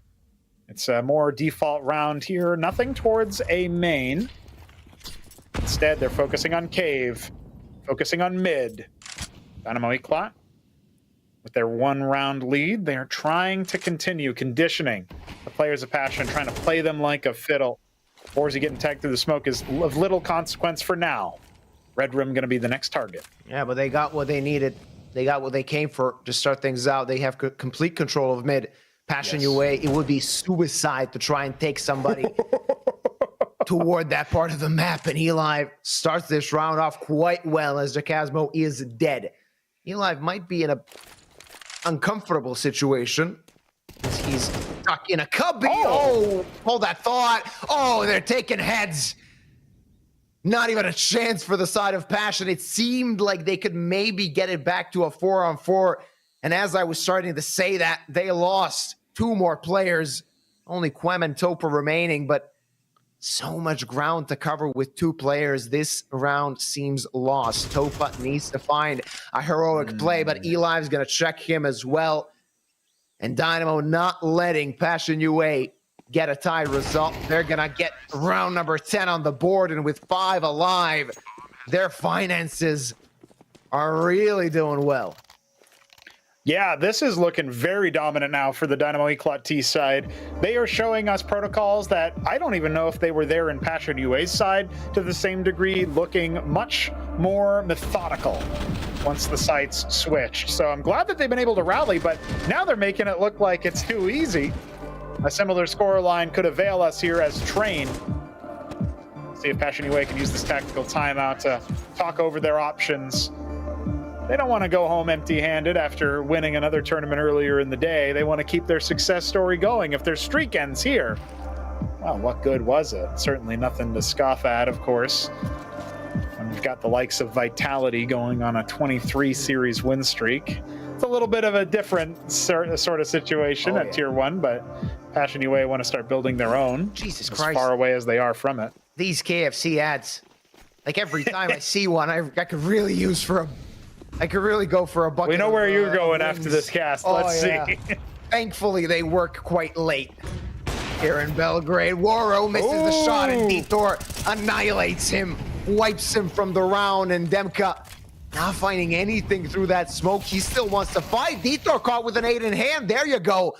That's the equalizer. That puts him back on a 4v4. bomb, not gonna get planted. Topa through the smoke spoils their party. And now the T's are starting to struggle as the bomb is in no man's land. Well, Forzy is watching. Quem will be taken out of the picture relatively quickly here.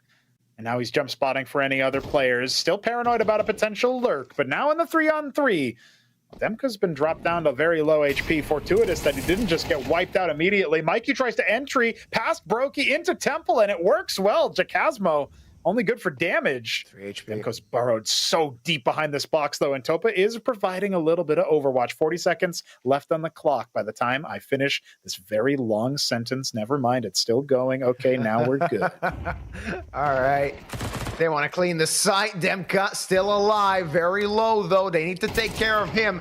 A lot of time on the clock, but that's a lineup. That's a lineup and a half, and Demka wants to take them all out. Topa, next one to strike, and there you go with the SMG. That's the 9th round for Pasha UA. They bit off more than they could chew the side of Dynamo. They wanted a lot. They found the first frag. It seemed so easy, but after deed or die with a nade in hand, it kind of snowballed against them. Downward spiral to lose them the round that could have pushed them towards winning this best of 3. Yeah, this is really rough here for Dynamo Eclot, because remember, on Anubis, it was just one round that they should have won. That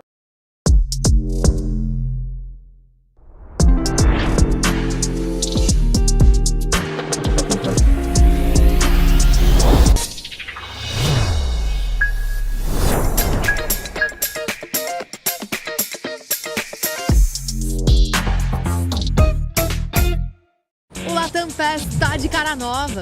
Agora você tem o poder de escolher. Descubra mais opções para acumular milhas. E aproveite o poder de escolher seus benefícios adicionais com o bônus Latam Pass. the series goes on, the longer this game goes on, you'd think that the favorite would still be able to outlast them. But remember, it was a 2-0 best of 3 earlier for Dynamo Eclot. Yeah. They've got plenty of reserve energy, right? They should. Play 2 maps. On the other side, Passion UA was 5 maps. And even though one of them was quick, that's still a lot of counter-strikes. So I think Passion UA might be the ones closer to a collapse of energy reserves than the side of Dynamo. This is their 8th map today. I know, I mean, some tier 2 teams play 3-4 best of 3s in a day, so it's not like they're not used to it. They're used to the grind, but still, it must be a situation where you start to run out of fumes, start to run out of energy. Maybe your brain just for moments on end goes on autopilot, and afterwards, like that one moment where you don't think the way you should can cost you, especially in such a close best of 3. And let's not forget, it was very close the entire series so far. Very slim margins at basically all fronts. Obviously, Train, the most one-sided affair we've seen so far.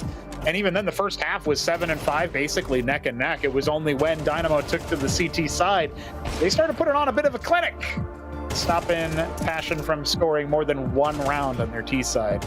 It's been a very different look on both Anubis and on Ancient.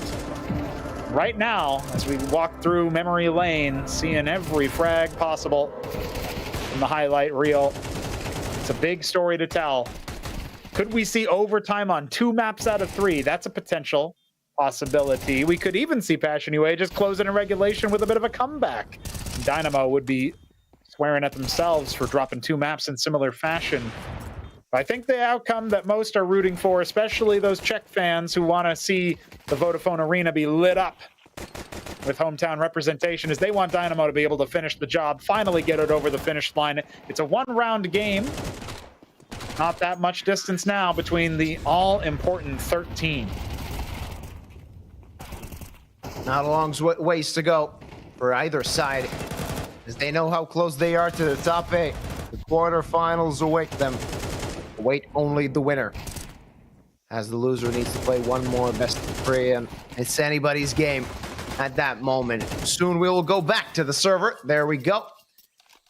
9-10 is the scoreline, and you can see even the odd makers have no idea what's going on. It's a 50-50 matchup. This match has shown that so far.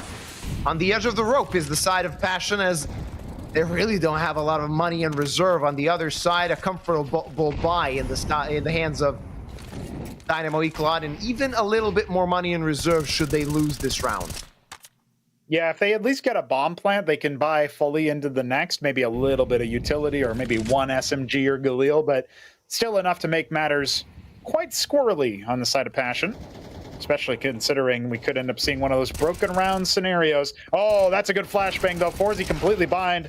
Demka will take him out. At least Elive will trade back. So it's a 4-on-4. Remember, the weaponry not quite there, and Waro with an 8-17 scoreline, and just with so many whiffs so far, has been very absent in this particular map. His best map probably was Train, and even then wasn't exactly stellar. So, oh, there we go. He'll impress us there. Immediately zeroing in onto Mikey. The IGL of Passion UA will frag as well, and this is a 2-on-4 suddenly. I don't know, Eclot. They're going to gamble here. Detour, the only member, and he's got the bomb. He's headed towards B. The smoke comes out. It's going to start to potentially threaten rotations, but he's got multiple members to find on this bomb site. They're not budging. They're not budging, and there goes the bomb. That's it. That's done. It's going to be 10-all. As nothing provided from Dynamo Eclot in this round. Again, finding space, but space was not enough. That 1-for-1 trade towards mid was something that gave them a chance, a quickfire double, though, to put Passion UA into an advantage. Then just a Hail Mary play, hoping that a smoke towards CT can make all the CT players rotate over to that other site. That wasn't enough. 20 rounds played, nothing to separate them. Yeah, it's rough stuff now as 10 for 10, but the buy is not there. Dynamo Eclot got no bomb plant. They will not buy properly into this round. Instead, going for a half. Of course, we got decent equipment here with some Kevlar. Forzy on the Galil. No utility to speak of anymore in this round, so they are going to have to contact their way. And look at the stack from Passion. They've read this like a book. Waro will have a couple of sitters. Instead, he tries the flick. Well, the utility's going to come out. They have to play ahead of this. They have to go for it, and it's not necessarily working out, but Nubik, he almost doubled up. That might have been a glimmer of hope. Instead, it's just going to be the Deagle of Mikey that stands between the three survivors. Passion UA. With Quem rotating over, I think this one's an open and shut case. Yeah, he grabbed that Galil, but half HP. Quem just waits, and there's the lead for Passion UA. 2 rounds left to go, and they'll make their way to the top 8. And as you said, Dynamo could be in a situation where they're just screaming at themselves for what happened in that previous map, in this map to an extent as well. They're still not out of it. They're going to have a bye in the next round, but the next round could be the difference maker for this entire best of 3. Yeah, remember, the money hasn't been stellar for the side of Passion UA. The defenders, I think they've probably got at least 1 bye left in them. But we could really be knocking on the door of overtime if Eclot can actually get over the line in this next round. I'm going to take the tactical pause. None left. So, a lot on the line here. As far as I'm concerned, Dynamo Eclot have proven that they can hang at this level. If you're able to win a Tier 2 event like Passion UA were able to earlier, or like Navi Jr. were some time recently, that's definitely a nice little calling card. Obviously, online CS has its ups and downs, but you got to be able to succeed at this game if you want to get to the LAN event. Oh, that's not going to sound. No. That sounds like a reconnect. One of the downs of online Counter-Strike is that the players need to be their own tech support, and yeah, one of the players' game has crashed. Hopefully, he will connect quite soon back to the server, and we can continue. Many tech pauses actually throughout this best of 3. They slowed us down. Somewhat is what it is, you know. We talk about it. Yeah, you talk about tech support. I mean, most of the little interruptions here have been due to cameras, which we, of course, have talked about elsewhere, that we need those cameras to work properly. You can see Waro restarting his game client there. He'll be right back on. Overall, though, I'm looking at this and I'm thinking to myself, The cameras do give us some nice little insight, not just to the players' moods, but I actually like seeing what's on their screen. Yeah. It gives me a little bit of a, you know, I guess sometimes it might give you a bit of an eye strain if you're looking at someone with their NVIDIA settings cranked to the max. But besides that, you get to see, oh yeah, they're looking at their notes or they're on Twitter. You never know what they're doing. Gives you a little bit of insight into what they might be going after here. And you know the tension must be high when it's 11-10 and your opponents have the bye. Passion UA going to be thinking about that over as they wait for Waro to boot back into the server.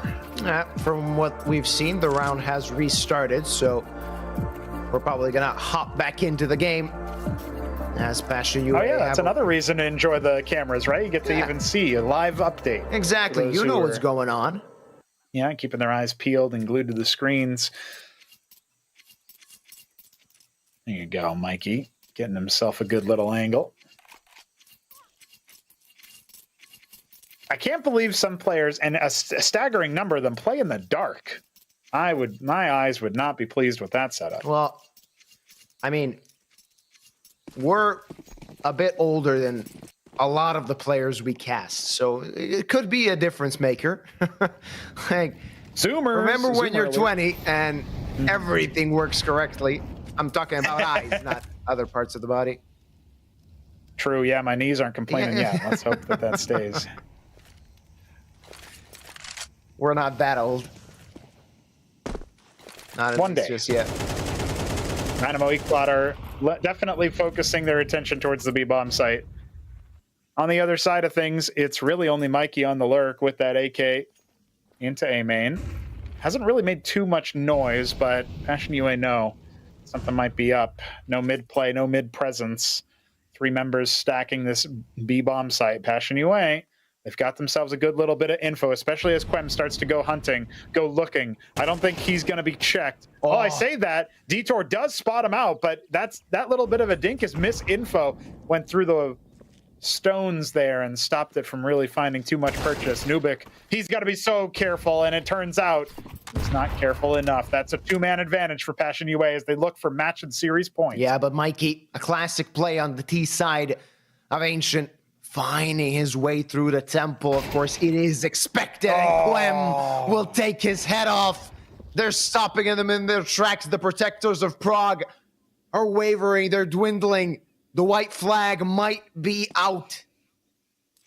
As the Barbarians are at the gates. You got to rally now. You have to defend now. Ironically, by being on the offense. And in this 2-on-5, it does not look good. I think there might be saving for OT. Once again, they had to do this once before. It was on Anubis, but back then it was only 1 round that they needed. Here, they need 2. And if they die after time, it's all for naught. As Forzy gets run down, he frags twice, a 3rd time, but Elive goes down. That's so much money lost. Disaster.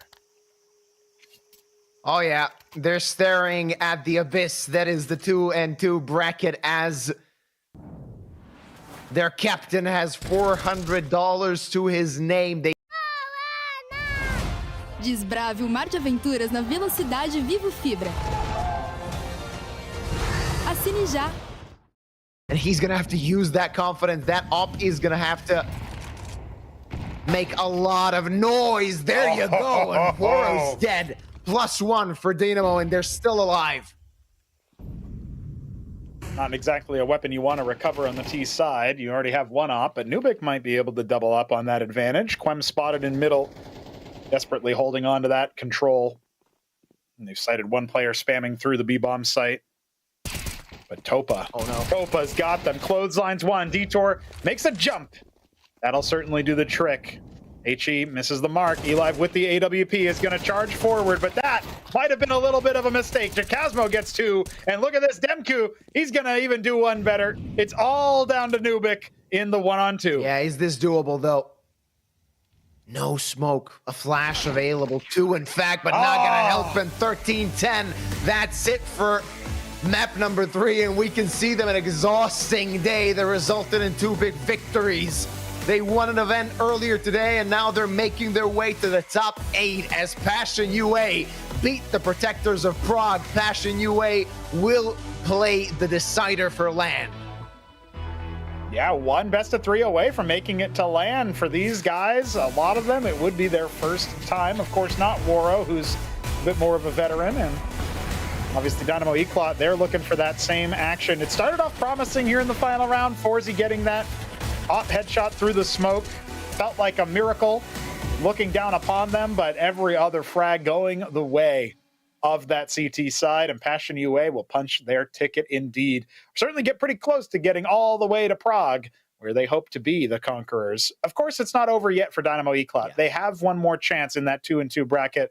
We won't know who their opponent is going to be until probably tomorrow, but that being said, there's still plenty more exciting Counter-Strike to be played in the event. And this series really did deliver. Oh, yeah, absolutely did. It is going to be very interesting to see how things are going to go from here, but not an easy situation for Dynamo Eclot, as they've lost a best of 3 that they could have won on map number 2, on map number 3 as well. They are going to be kicking themselves a little bit. Of course, earlier today, Navi Jr. got that default win onto Rush B, and they also made their way to the top 8. We know 4 teams left to book their ticket. Tomorrow, we'll see one promotion match. That will be Partizan versus 500, and one elimination match as well. So a lot of good Counter-Strike here in the Conquest of Prague.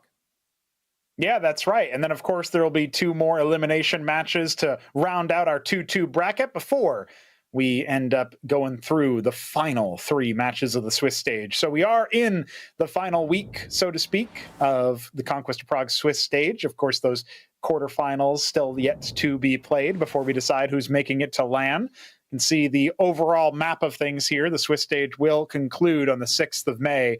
And then those deciders played over the course of 2 days will eventually give way to the LAN playoffs, where absolutely you can expect a warm welcome, assuming Dynamo are able to make it there. Still a lot of work ahead of them to do so. And I will say, now it's getting a lot harder. We've got 2 event winners at Tier 2 in the top 8. We also have 2 teams that absolutely should be head and shoulders above this competition in Fnatic and ENCE. If you just look at the pedigree of their organizations and the strength of their rosters, respectively, it does feel like this is going to be a very contested top 4. That could be the top 4 right there. So for us to see who else is going to join them, that is going to be an interesting tale told. Yeah, I'm very curious to see who's going to join him in those deciders, because we already spoke about the deciders come day 1 of the Swiss stage, that they could really be hit or miss, even for the teams that make it through 3-0. So even though ENCE and Fnatic in theory should have an easy opponent in the deciders, I'm not completely convinced that they will be undefeated and that they'll have an easy job to actually go to LAN, even though LAN is like a big reward for all the teams that are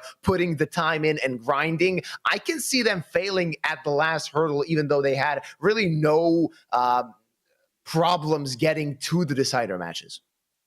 Yeah, it was very easy for ENCE and Fnatic. It turns out they were tested a little bit in some of the series play, but for the most part, they weathered the storm. There were really only, I think actually ENCE was a 2-0, right? And Fnatic was a 2-1 over Passion UA. So we already saw a little bit of action between those 2 squads. And of course, we've seen plenty of action between ENCE and Navi Jr. to know that now that they are in the top 8, well, that's going to be a juicy matchup at some point, either on LAN or perhaps in those quarterfinals. So as we wait to see what else shakes down in these tournament standings. Of course, we do have 2 best of 3s tomorrow, as you mentioned. And hey, that 500 Partizan game, I know who you're rooting for, but that could be a very interesting one in and of itself. Oh, yeah, I fear 500. They're always a very difficult side online, and they've shown that so far. I mean, I don't really want to talk about the allegations that kind of went from the 500 Partizan game that was played 2 months ago. That's completely irrelevant at the current moment because it's really, it's a bit of a grudge match tomorrow. So a lot of will be on the line, not just making it through to the top 8, but also kind of showing that you deserve to beat them when you beat them. A lot of course, interesting narratives are ahead of us. Tomorrow, we'll see that one promotion match. We'll also see that one elimination match. We'll show what team will be next eliminated from the competition, not getting to LAN, not getting even close to LAN. So a lot of interesting Counter-Strike is ahead of us. Tomorrow, 1700 hours is when the Conquest of Prague continues. That's it from us today. We wish you a very good night.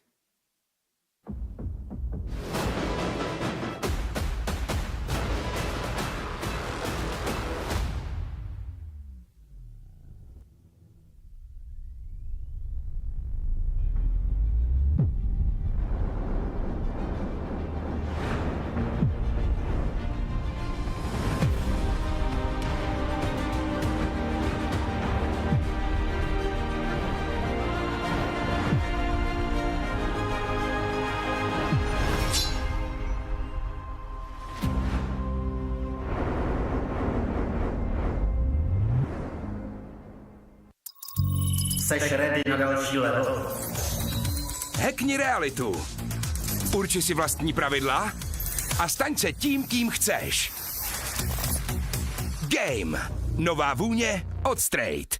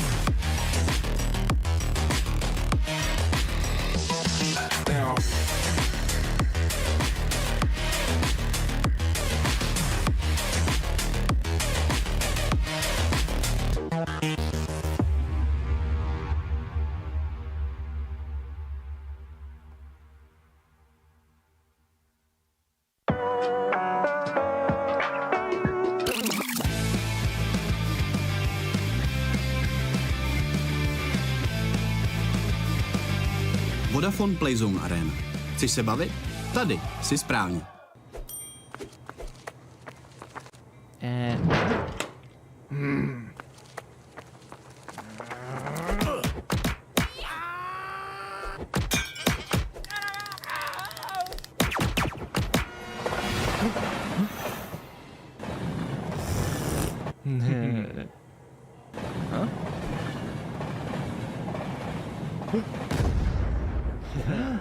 KFC patří ke hře.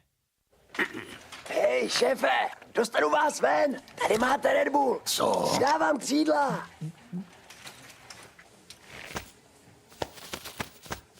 Křídla, jo. Fakt vtipný.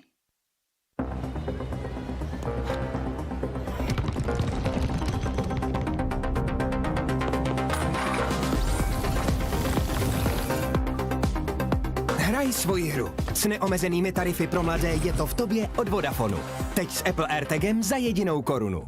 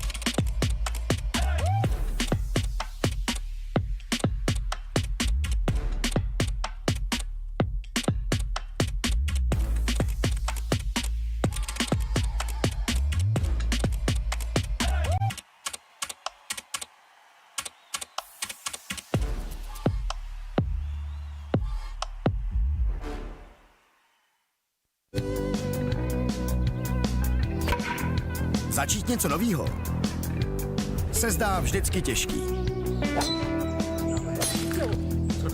Co rád?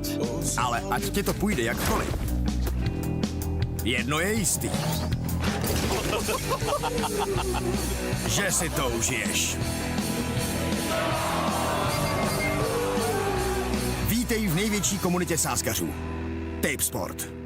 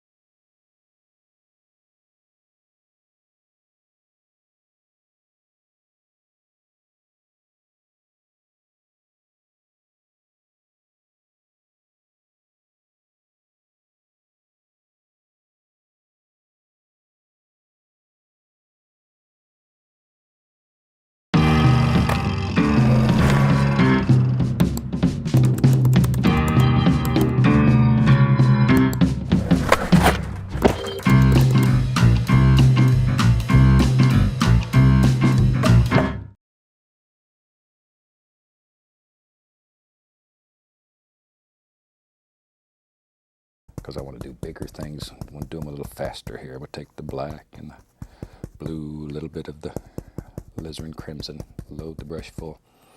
In my world, I think I want a big tree right here. Just a great big old happy tree. But notice we put the snow in first, so it looks like it's behind the tree. It would be a son of a gun to try to sneak that snow in after you've put this in. Unless you allowed the painting to dry, and then you took your little tiny one-haired brushes and you snuck in there and done.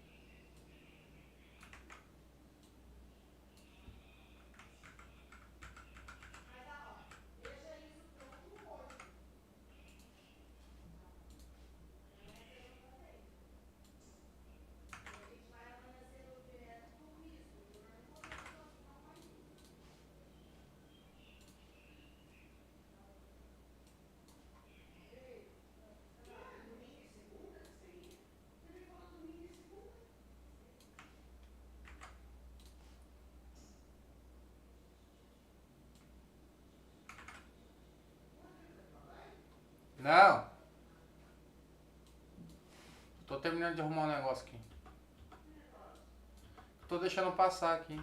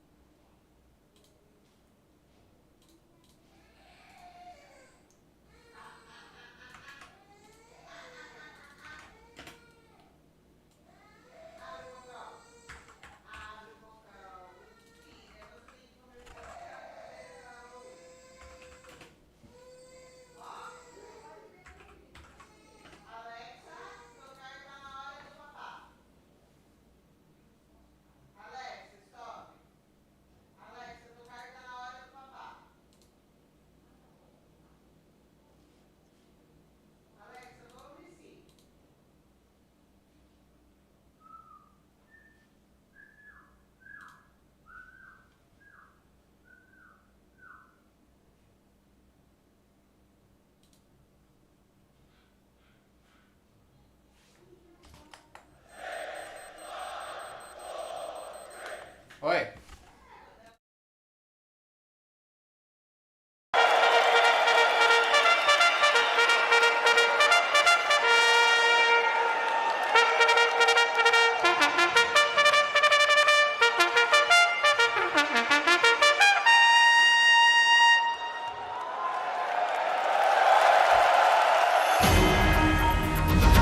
It all started with 3,542 teams, all with the hopes of claiming a semblance of accomplishment in the world of CSGO.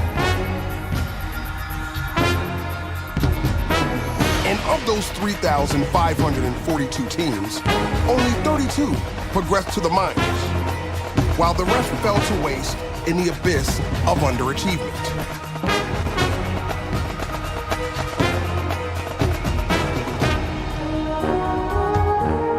The remaining teams participated in weeks of tempestuous combat. 24 emerged, stepping into the coveted majors.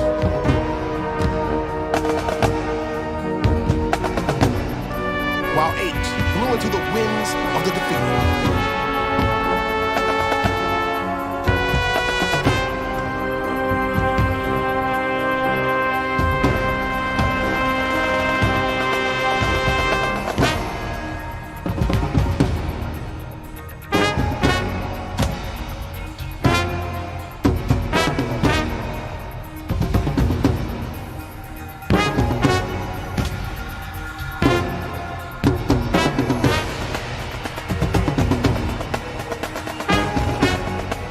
And now, we have reached the denouement of this story.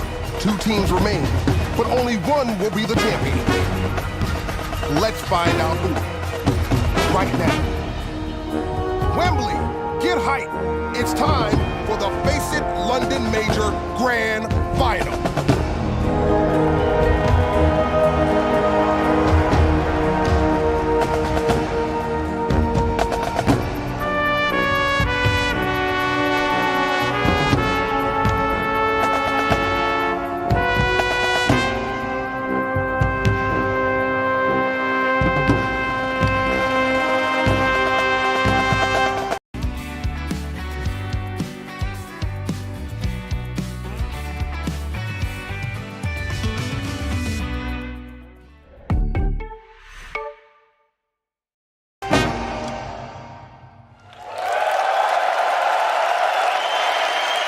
A 3-week-long marathon with one goal, to crown the current king of Counter-Strike. Just one day, one game now separate us from the coronation. Two candidates, the unstoppable Astralis, with structure and restraint like no one else, and the raw firepower and brilliance of Navi! The world's #1 and #2 enter the SSE Arena live from London. It is the FACEIT Major, and I am so goddamn excited. It's none other than Chad Sponge Birch. We'll give him one more warm welcome, please, Wembley. You're amazing. Thank you so much. And of course, Sean Gares as well. They used to hold the mouse and keyboard. Now they put the mic in their face and talk about the others. Sean, this is the big one. Yeah, this is. And I can't remember the last time we had the #1 and 2 teams battling in the major finals. We get to watch them in a best-of-3 to determine who is the #1 team in the world. Yeah, concrete. It's actually happening. We've got #1, #2, grand final, $1 million. It's all here, Chad. Everything you need. With two very distinct play styles, right? The way that Astralis approached the game to the way that the guys from Navi approached the game. It's going to be a clash. We've already seen it once in this tournament. The fact that we get it again, and we get to see if Astralis can actually establish that era that we've been talking about, that's going to be absolutely huge. I mean, it has been up in the air of like, oh, some people think, yes, the Astralis era is here. Some say that we need another major.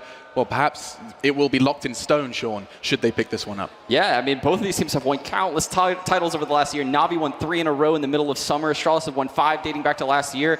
These teams are at the top of their game. Their map pools are similar. Their styles are so different, though, like Chad said.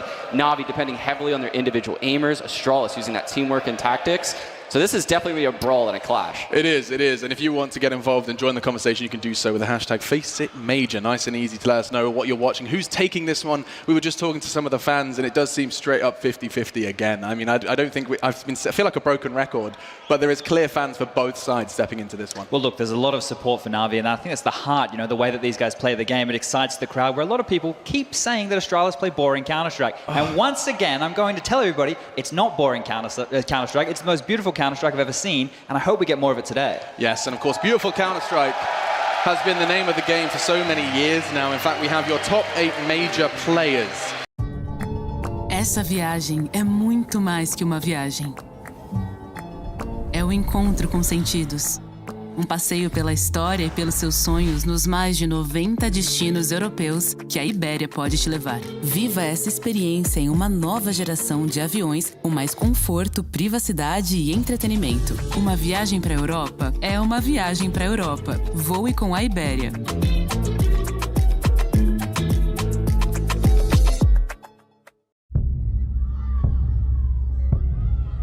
This is a true story that happened in my town. So this one Wednesday is like a normal day for the whole school. But today was different. Every other class had all their kids. But Mrs. Gandy's room was totally empty. And you know why? Because the night before, at 2:17 in the morning, every kid woke up, got out of bed, walked downstairs, and into the dark. And they never came back. I don't understand at all. Why just her classroom? Why only hers? Where are our children? We have a lot of emotional parents here. I think it's best if you keep some distance from this place.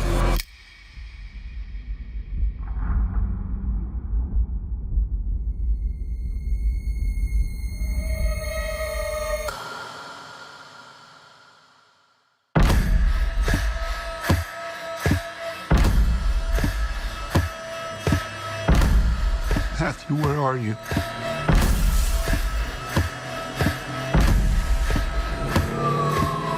Where did you go?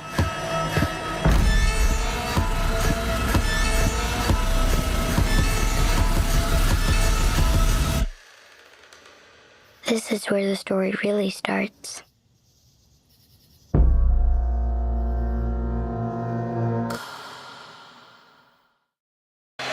From the history of those majors, all-time and already we can see some recognizable faces. Simple, his performances at the Major, it is certainly worthy of a trophy. He's been climbing. I call Simple the god of Counter-Strike. I call him the greatest player to ever touch the game. His awareness and his approach and his style and flair while doing it, it's like none other. Sure, we talk about Coldzera up in the top 3. Sure, we talk about Nico up there as well. But the fact of the matter is, Simple for me, if he grabs this Major trophy, if he continues this rampage, he has to go down as the greatest Counter-Strike player of all time. He clashed with Coldzera, who holds the top spot, and we can see how that worked out to put Navi in that final. And both 2-0s as well, Sean. Both of those semi-finals seemed rather clear-cut. Yeah, and Simple and Electronic coming up huge time and time again this event for Navi. The big players are shining. Simple with a 1.48 rating. That's almost unheard of on a major level, this deep into the Major. Electronic right behind him, and then flamie right behind him. The top 3 performers so far from this Major, all on Navi. And they're all stepping onto that stage in just a moment's time. Well, actually, the top 5 are all stepping onto this stage, because then it goes Device and Magisk in the 4th and 5th spots respectively. So it means that we have the best performers from this tournament all going head-to-head. Not only that, we have 5 players who've already lifted Major trophies split between the 2 teams. 4 from Astralis and obviously Zeus from Navi. Simple's been up there, tried before. He hasn't been able to do it. Let's see if he can get it this time. Oh my goodness, there is just so many storylines. We'll continue to unravel them as this death does continue. But first, if we want to get a grand final started, we need teams. And I think, Wembley, you know what to do. When it's all gone, the times that we spent just a memory. It's been too long to try it all again. Can you see that the sky is falling right now as I'm walking out the door? So, what is the recipe for a compelling grand final of CSGO?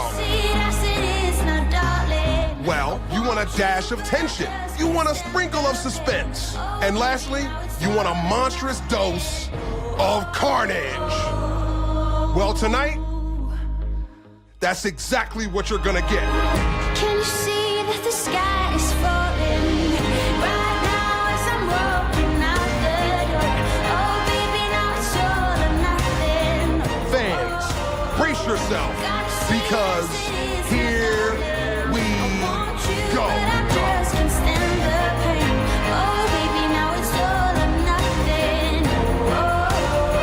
The powerhouse Navi versus the juggernaut Astralis.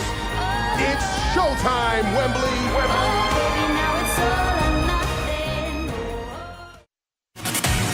London, bring the noise for Astralis and Navi.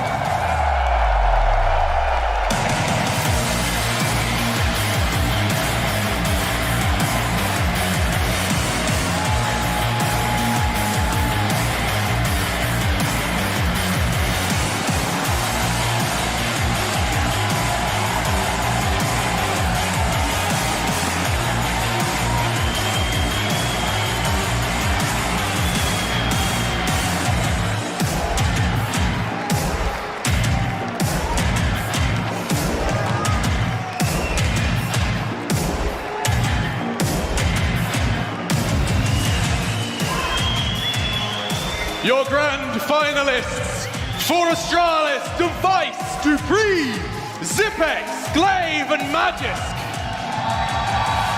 For Navi, Edward, flamie, Simple, Zeus, and Electronic. Wembley, they're stepping into those booths. This is your chance. Let them hear you.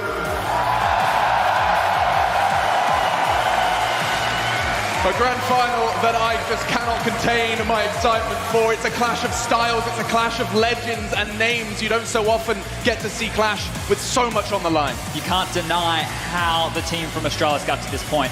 This run for them has taken on FaZe, Liquid, and now they have to beat Navi if they want to lift the trophy. They haven't done it the easy way, but they've made it look easy, and that's something to really attest to for these guys. Yeah, I mean, it's just going to be beautiful. Navi, as a storyline in themselves, we're about to take a closer look at them, Sean. It's been a journey of low lows and incredibly high highs. No one's quite done it like Navi. Yeah, when they finally pieced together the roster, they brought Zeus back from Gambit. We all expected instant success after that major win from Zeus. And it wasn't the case. It wasn't the case. And they brought in Electronic. They still struggled right off the bat. Everyone questioned that pickup. Electronic being a young up-and-comer. And somehow he's managed to flourish in the system. And they brought Navi now 3 titles in the span of the summer. So yeah, they're definitely up there now. Yeah, now aiming for the big one, of course, the major trophy sitting between their booths right now. Let's focus on Navi first. É sério, pagar R$ 25,90 por mês em um app de streaming, R$ 19,90 por mês em um app de música, R$ 12,49 por mês em um app de fitness e ainda mais dinheiro em sei lá quantos outros apps, fica caro demais. Então por que não assinar o YouTube Premium por apenas R$ 26,90? É como ter todos os outros apps e mais o mundo inteiro do YouTube sem interrupções. Seu bolso com certeza iria te agradecer se ele pudesse falar. YouTube Premium, teste por um mês grátis.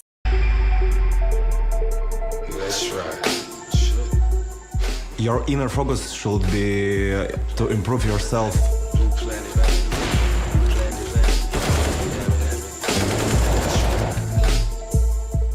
Whew.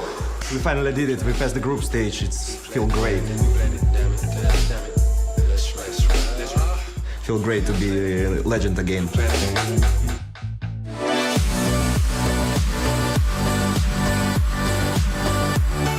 I've never been at FACEIT tournaments. This is my first time, but I believe it's gonna be huge. You should work on yourself every day, all your free time, because this is the main goal for every team and every player to win a major.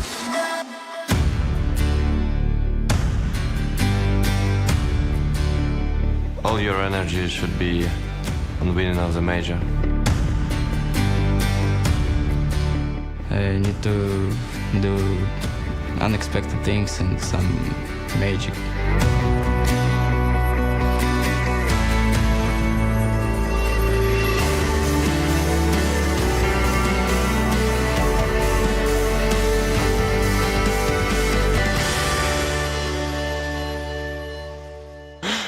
Oh yes, Navi, their Counter-Strike certainly doesn't put you to sleep because they've got some names like no other. Simple, one of the names that we're going to be talking an awful lot about alongside the likes of Electronic and flamie, this trio which brings the fire, and to waft that flame is Edward and Zeus, who actually we have been giving a whole lot of credit to. Everyone has been pulling their weight to get them here. Every piece of this puzzle has actually been firing on all cylinders with crunch moments, and it's, you know, it hasn't been the simple show. Everybody has been chiming in, and that is what's so impressive. When this roster first came together, we were really worried about it not actually living up to the hype. But now, with a bit of time, with a bit of patience, and a couple of fights in between, this Navi roster has finally realized its full potential. And can they give Simple a major trophy here? It was none other than NIP, FaZe, Fnatic, Big Clan, and MIBR all fell by the wayside to this Navi roster. Those are no slouches. Those are names that even have lifted trophies before, and Navi steamrolled them. Yeah, I would argue before the playoff stage, Navi might have had the hardest route to get to the playoff stage, which is why Edward was so happy that they made it out of that initial group stage. Yeah. They actually had to play Astralis earlier in this tournament. We can't forget that. They lost 16-13. That was a map that could have literally gone either way. Yep. I think when you look at this team and the way that they approached the game early, it was just to break you, break your economy, keep the pressure on, allow the stars to get those rifles in their hands no matter what, and destroy you. That tapered off, that changed. They showed some structure, they showed some poise. Their spacing's been fantastic. Their trading is what has gotten to them to this point. They are the best in 4v5 scenarios, and that's because their trading has been so on point. Yes, and of course their raw aim as well. I think there's a demo to back this one up called Aim Factor. You want to talk to me about this one? Yeah. So this is actually on their Dust 2 match against Big, and here we see Electronic doing what he does best, fragging out. It's something so simple, just a pop flash catwalk right as the smoke fades, perfect timing, gets that initial kill, and he actually re-peeks for more. And that's something that separates Navi from Astralis. This is a huge individual play, and this is something we can see out of Navi time and time again. Constantly going for more kills, trusting their aim, trusting their superstars, whereas Astralis, they might play the situation passive and not re-peek into that angle. There's only a couple of players on that Astralis this roster. Last shot. Yeah, it's quite spicy, isn't it? Who do it time and time again, and dupreeh's been the man stepping up for Astralis when the flare's been needed. But it feels like almost everybody on this Navi roster has been able to do it. Even Zeus has had moments where those multi-kill impact rounds have been hugely pivotal. I'm looking at the head-to-head, and as a core, as organizations, they have played so much Counter-Strike against one another. Yeah. We're looking at like 60 games. Yeah, in 2018 alone, they played on LAN 9 maps of Counter-Strike. Navi's won 4, Astralis has won 5. This is about as close as it gets when it comes to a 1 and 2. And a 16-14 game at this major already. This is just almost guaranteed to be close, blockbuster Counter-Strike. Now we have to talk about their opponents. It's Astralis. We'll take this next. Thanks for watching us, guys. I really appreciate all the great comments you're giving us. It feels great to play under the Astralis banner, and I hope we can go all the way in this major. I'm extremely proud of my team and myself to finally be here.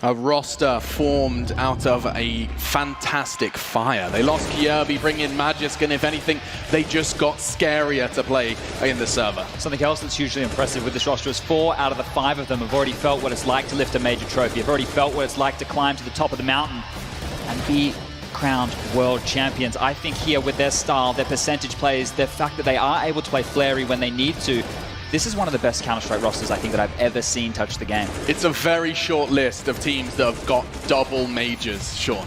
It is indeed, and this is one of those teams where you almost want to hate them because they're so good as a team. They always play the percentage situations. It's like almost the New England Patriots in football. It's so easy to dislike this team because they are so good. Yes, I think that's actually such an interesting discussion. When we say they play the percentages, and I think it has to be said, if ever we were going to talk about it again, Chad, it would be in the grand final. Playing the percentages. Every time I watch, even a lot of the pro players that I get to work with and share desk with, they just get irritated by how smart every decision made by the Astralis players is. They don't take fights they shouldn't. They limit their mistakes, you know. When they know that they've lost a battle, they're happy to save and fight again another day. When they know that they shouldn't overpeak a situation and wait for a teammate, they will. But the really interesting factor for me is players like dupreeh even can make those decisions but seem to find holes and gaps to make the flamie moves. It doesn't make sense and it shouldn't work, but it does. And the fact of the matter is that structure, I guess, has allowed him to make those plays and at least make that impact in this tournament. Yeah, and one other thing that we have to talk about is the demo selected regarding Force Spy. Sean, you want to explain this one? Yeah, so I chose this demo because this is a new side to Astralis. As Chad says, they're showing that they can brawl now. They're willing to make these Force Spies. They went back and forth in this game against Liquid, and this is the last round of the half. Glaive throws a simple pop flash through the roof. It blinds Twist, who's that player you see in Heaven. And just the way that they take the bomb site is so gorgeous. The guy swinging front silo with the guy peeking hut and the guy coming out door simultaneously. The smoke goes down. And then their spacing to hold Heaven is perfect. So that way the trade would happen. They have a nice little twist boosting into the rafters. It's just so many small details go into making a round like this happen. It's like they've already thought 5, 6, 7 steps ahead. When you get into that bomb site almost for free, they've already considered doing the boost into the rafter. A lot of teams would be flustered, they'd be looking for kills, they'd be running around the bomb site trying to get the best positions. But the preparation that Astralis do means whenever they get into a scenario, everybody knows how to react. Everybody knows what that percentage play is, what the most likely way to win a round would be, and the best way about going about it. Yeah, I mean, that's what's so cool about the Astralis boys and those from Navi, is that they have such clear and distinct styles. This Brawl, though, this is something that I find very interesting. How does that interact with Navi when they are known for putting their foot on your throat when you're down? Navi is what I like to call a dirty team. Okay. They like to buy with the lowest amounts of money. 2 3s with 1 AK. You know, it's simple, we'll have a CZ or a Deagle, and you'll see Edward running around with an AK, and you're wondering, where's this going? And they always make it work. They always break your economy. They'll keep trying and trying and trying. And Astralis is going to have to win rounds like that if they want to win this best of 3. But I'm sitting next to Sean Gares and Sponge, who both have previously told me, oh, Force Spy culture, it's bad, you know, look at the French, look at where that got them. Why are we praising Navi for it? Is it because they get away with it? It's because they make it work in any scenario. It isn't just run and gun. It's not buy Tech 9s and run over the boost and hope you find some lucky kills or players out of position. It's working zones of the map. It's playing the rotations. It's making sure when they get that kill, they know how to capitalize as a unit. And the fact that they can do that, even if they don't win the round, they just do so much economic damage. And that's going to force you to play mistakes. You won't have a Molotov for one of your protocols. You know, you won't have a smoke to block off a choke point. And when that happens, they slip on in and they punish you. Yeah, it is going to be so much fun to watch. I'm already getting excited. We're getting closer to game time. A quick reminder of one of our sponsors while we're here. It's called epics.gg. You can collect your favorite CSGO pros, such as the ones taken to the stage. You can do it on your phone or head to the website epics.gg. Give them a wave, Wembley. Give them a wave. Let them hear you. Bet they wish they were here now. The grand finals on their way. Oh my God.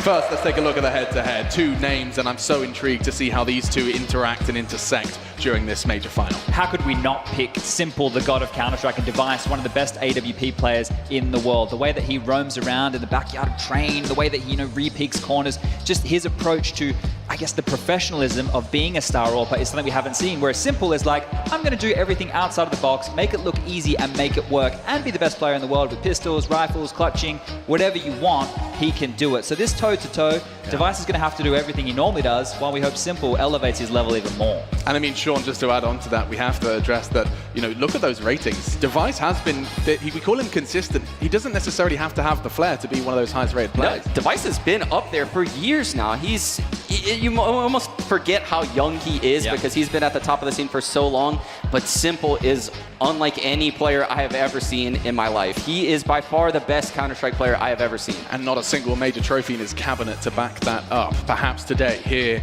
live from London. A quick reminder that you guys can let us know who you think's taking this one. I said it feels like a 50-50, at least from the people I've spoken to here in the SSE, but you can let us know on the Upcomer app. It's www.com, upcomer.com. Nice and easy. You can do that, and it looks like 57-43. Yeah, that sounds about right. A couple of people playing with their noggins there. I think, it has to be a heart versus head kind of discussion here.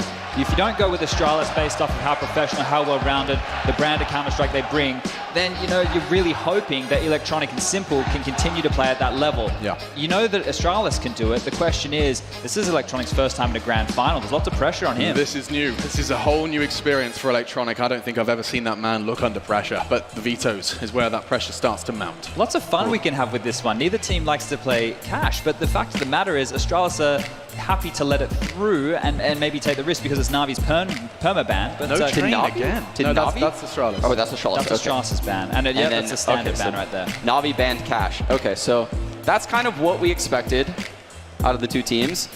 But what now, Sean? And Astralis picks Nuke. And this is a map they're 18-0 on in their last 18.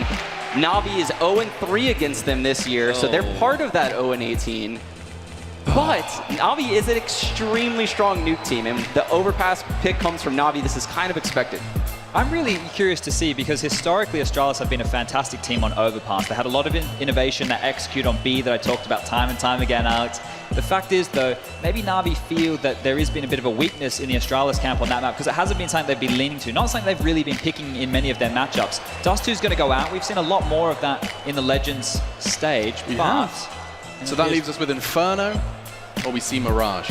I feel it's going to, if Navi get the choice, they're going to take it to Mirage. Like, that's a map that they have such a huge win percentage on. In Cologne, though, when the two met up and Navi bested them, we saw Navi take Overpass and Inferno, and that was when Zeus had a huge game. Oh, it's a third map Inferno on a grand final. Of course it is. This is going to be such a good series. I'm not complaining at all. As much as I love Mirage, we've seen so much of it, there is a certain air of excitement whenever you see third map Inferno, of course, on the grand finals. How many overtimes did we have on that map during this tournament so far? Dude, I'm getting flashbacks to Boston as well. That was an Inferno to remember. That is a great map, Paul. So Overpass, where we did see Navi looking pretty fly versus MIBR. Now we get to see them do it versus Astralis. If we're going to look at, I guess some win conditions right now, and we paint Navi as the underdog because they are number 2 to the number 1. when you look at, you know, the pistol round conversion rate, I've been harping on about this the last 2 days. The fact of the matter is when they do win the pistol round, which is, you know, it's bumped up from yesterday, I think they're up in the 60% now, they convert the second round 100% of the time. That is an insane stat. We cannot understate that, because in Counter-Strike, with how many force buys we see getting won all over the shop, if you're able to convert the second, most likely they force ball, which means you guaranteed the third, and then they go into the first gun round extremely low on utility. A map like Nuke, that's huge, because they, you know, they won't have the smokes, they won't have the Molotovs, they'll need a different approach to lock down bomb sites, and that is something which needs to be factored in here, because how are you going to break that? We have Astralis' Nuke undefeated. We have Navi on their overpass, and then we get Inferno between these two if we get to that third. It feels too good to be true, and actually we should probably start talking predictions with our casters. It's going to be a tough one. It's the grand finals, our last prediction segment. Hey Wembley, why don't you say one loud hello to your casters for the grand final. It's James Bardolph and DDK. Hello London. James. Looking really nice outside. James, Dan. This little booth. This is not an easy task to predict this one. I mean, look to the upcoming map, it was like 57-ish. I mean, what does that make you say? I don't know, man. I'm throwing all the numbers out the window. Everything's going out the window. Okay. We've got Simple. We've got an Astralis that's never looked any better. We've got Counter-Strike in London. That's not a prediction, Dan. I know it's not a prediction. Alex, don't expect me to make sense right now. All right, shut up, Dan. I'm going with Navi. I think it's time for Simple to win a major. It's been weighed down too long, and I think that today is the day. I mean, what better opponent to prove you're the best player in the world and best team than beating Astralis? Dan, I'm afraid I'm looking at you now. Second time's the charm, as they say. I can give you some more time if you'd like. I'm gonna go Astralis as well. Okay. Right, same for Navi. I'm a mess. I think this game's gonna be a mess, Alex.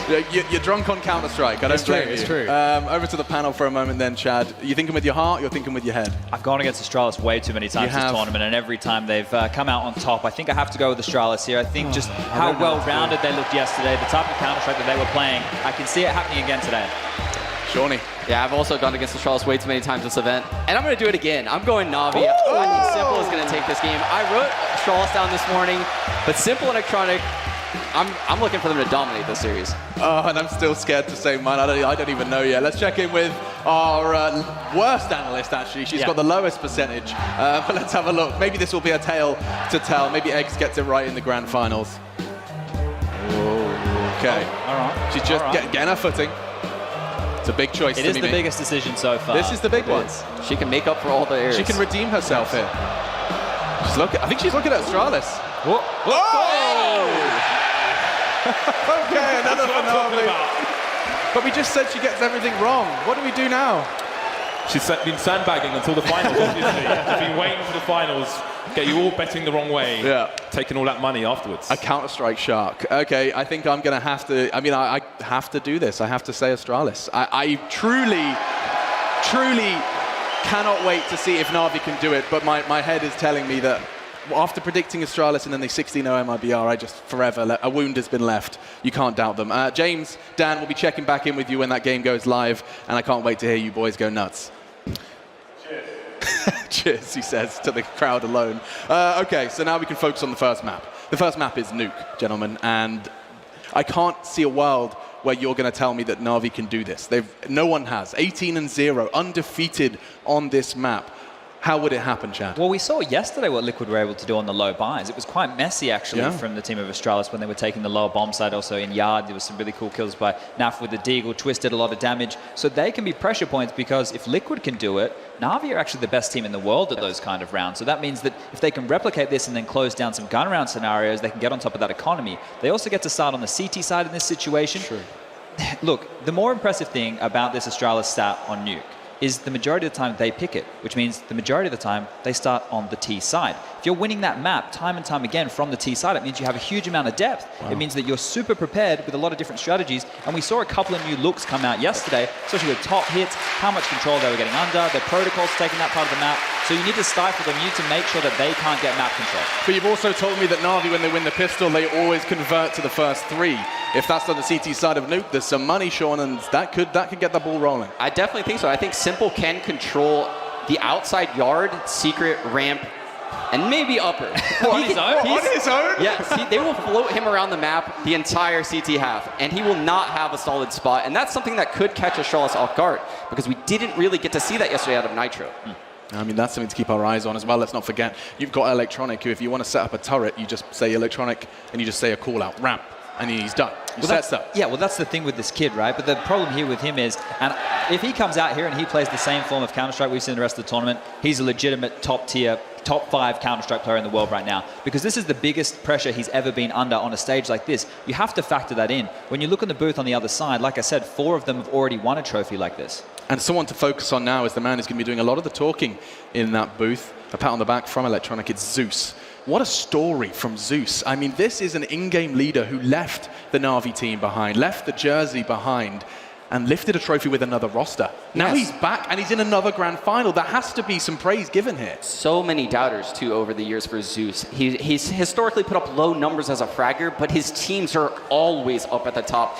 You cannot argue that he is not a good in-game leader. His teams produce results. Their trading is always excellent, and their map pools are very deep. And he is a leader. He is that, leader you look to. He's loud, he's proud, he gets in your face. These guys argue, but they still make it work. And that's so impressive with the different styles of Counter-Strike that he's actually, put out there over his tenure as a top-tier player. He's played really slow, very strat-heavy, and now they play a lot looser. He works with the tools that he's got, and he gets the best out of them time and time again. Going toe-to-toe with Glaive, who took over from Carrigan, that's, a team which was already set up for greatness. He came in and pushed them across the line. Zeus has been building this for some time. Yeah, and you can just see that as the huddles are still going on, at least for Navi, that it's just the last couple of words, perhaps going over the first round, perhaps talking about the fact that you have to play like you're in your living room. You can't remember you're in front of thousands live who are going to be making a ruckus, as well as, of course, the hundreds of thousands watching at home, Sean. And that you can't have that in your head. I don't think they will. These are experienced veterans. They went through this in Cologne a month ago almost against Astralis. They've been there. They've done that. They've played tight games with Astralis too. These aren't blowouts by any means. Every game is very close, goes down to the wire. So I don't think we'll see any shaking nerves come out of Navi. Edward's glancing at the crowd, and I think one more time, London, I would love it if we could get those flashlights out. Just show them how many of you are here to watch them do what they do best. They can't hear you, but they sure as hell can see you. Let me see those lights. That's beautiful, and the players are taking to their seats, which means only one thing. I want to hear you, Wembley, on the count of 3. It's time for your casters to take over. 1, 2, 3! James, Dan, it's over to you. Thank you so much, Alex. Yes, Wembley, it is time! Astralis and Navi about to go toe-to-toe here, James. My goodness. These two teams have looked unstoppable all the way through to this point. They were destined to be in this position here in London. I am so excited. I think Alex painted it well. I'm drunk on Counter-Strike right now. Rank 1 versus Rank 2. This is going to be quite a match of Counter-Strike. Starting on Nuke of all things, and that's only a few seconds away. So take a deep breath, ladies and gentlemen. Navi are going to be starting on the CT side, Astralis on the T side. And I think you know what time it is. London, make some noise in this bitch!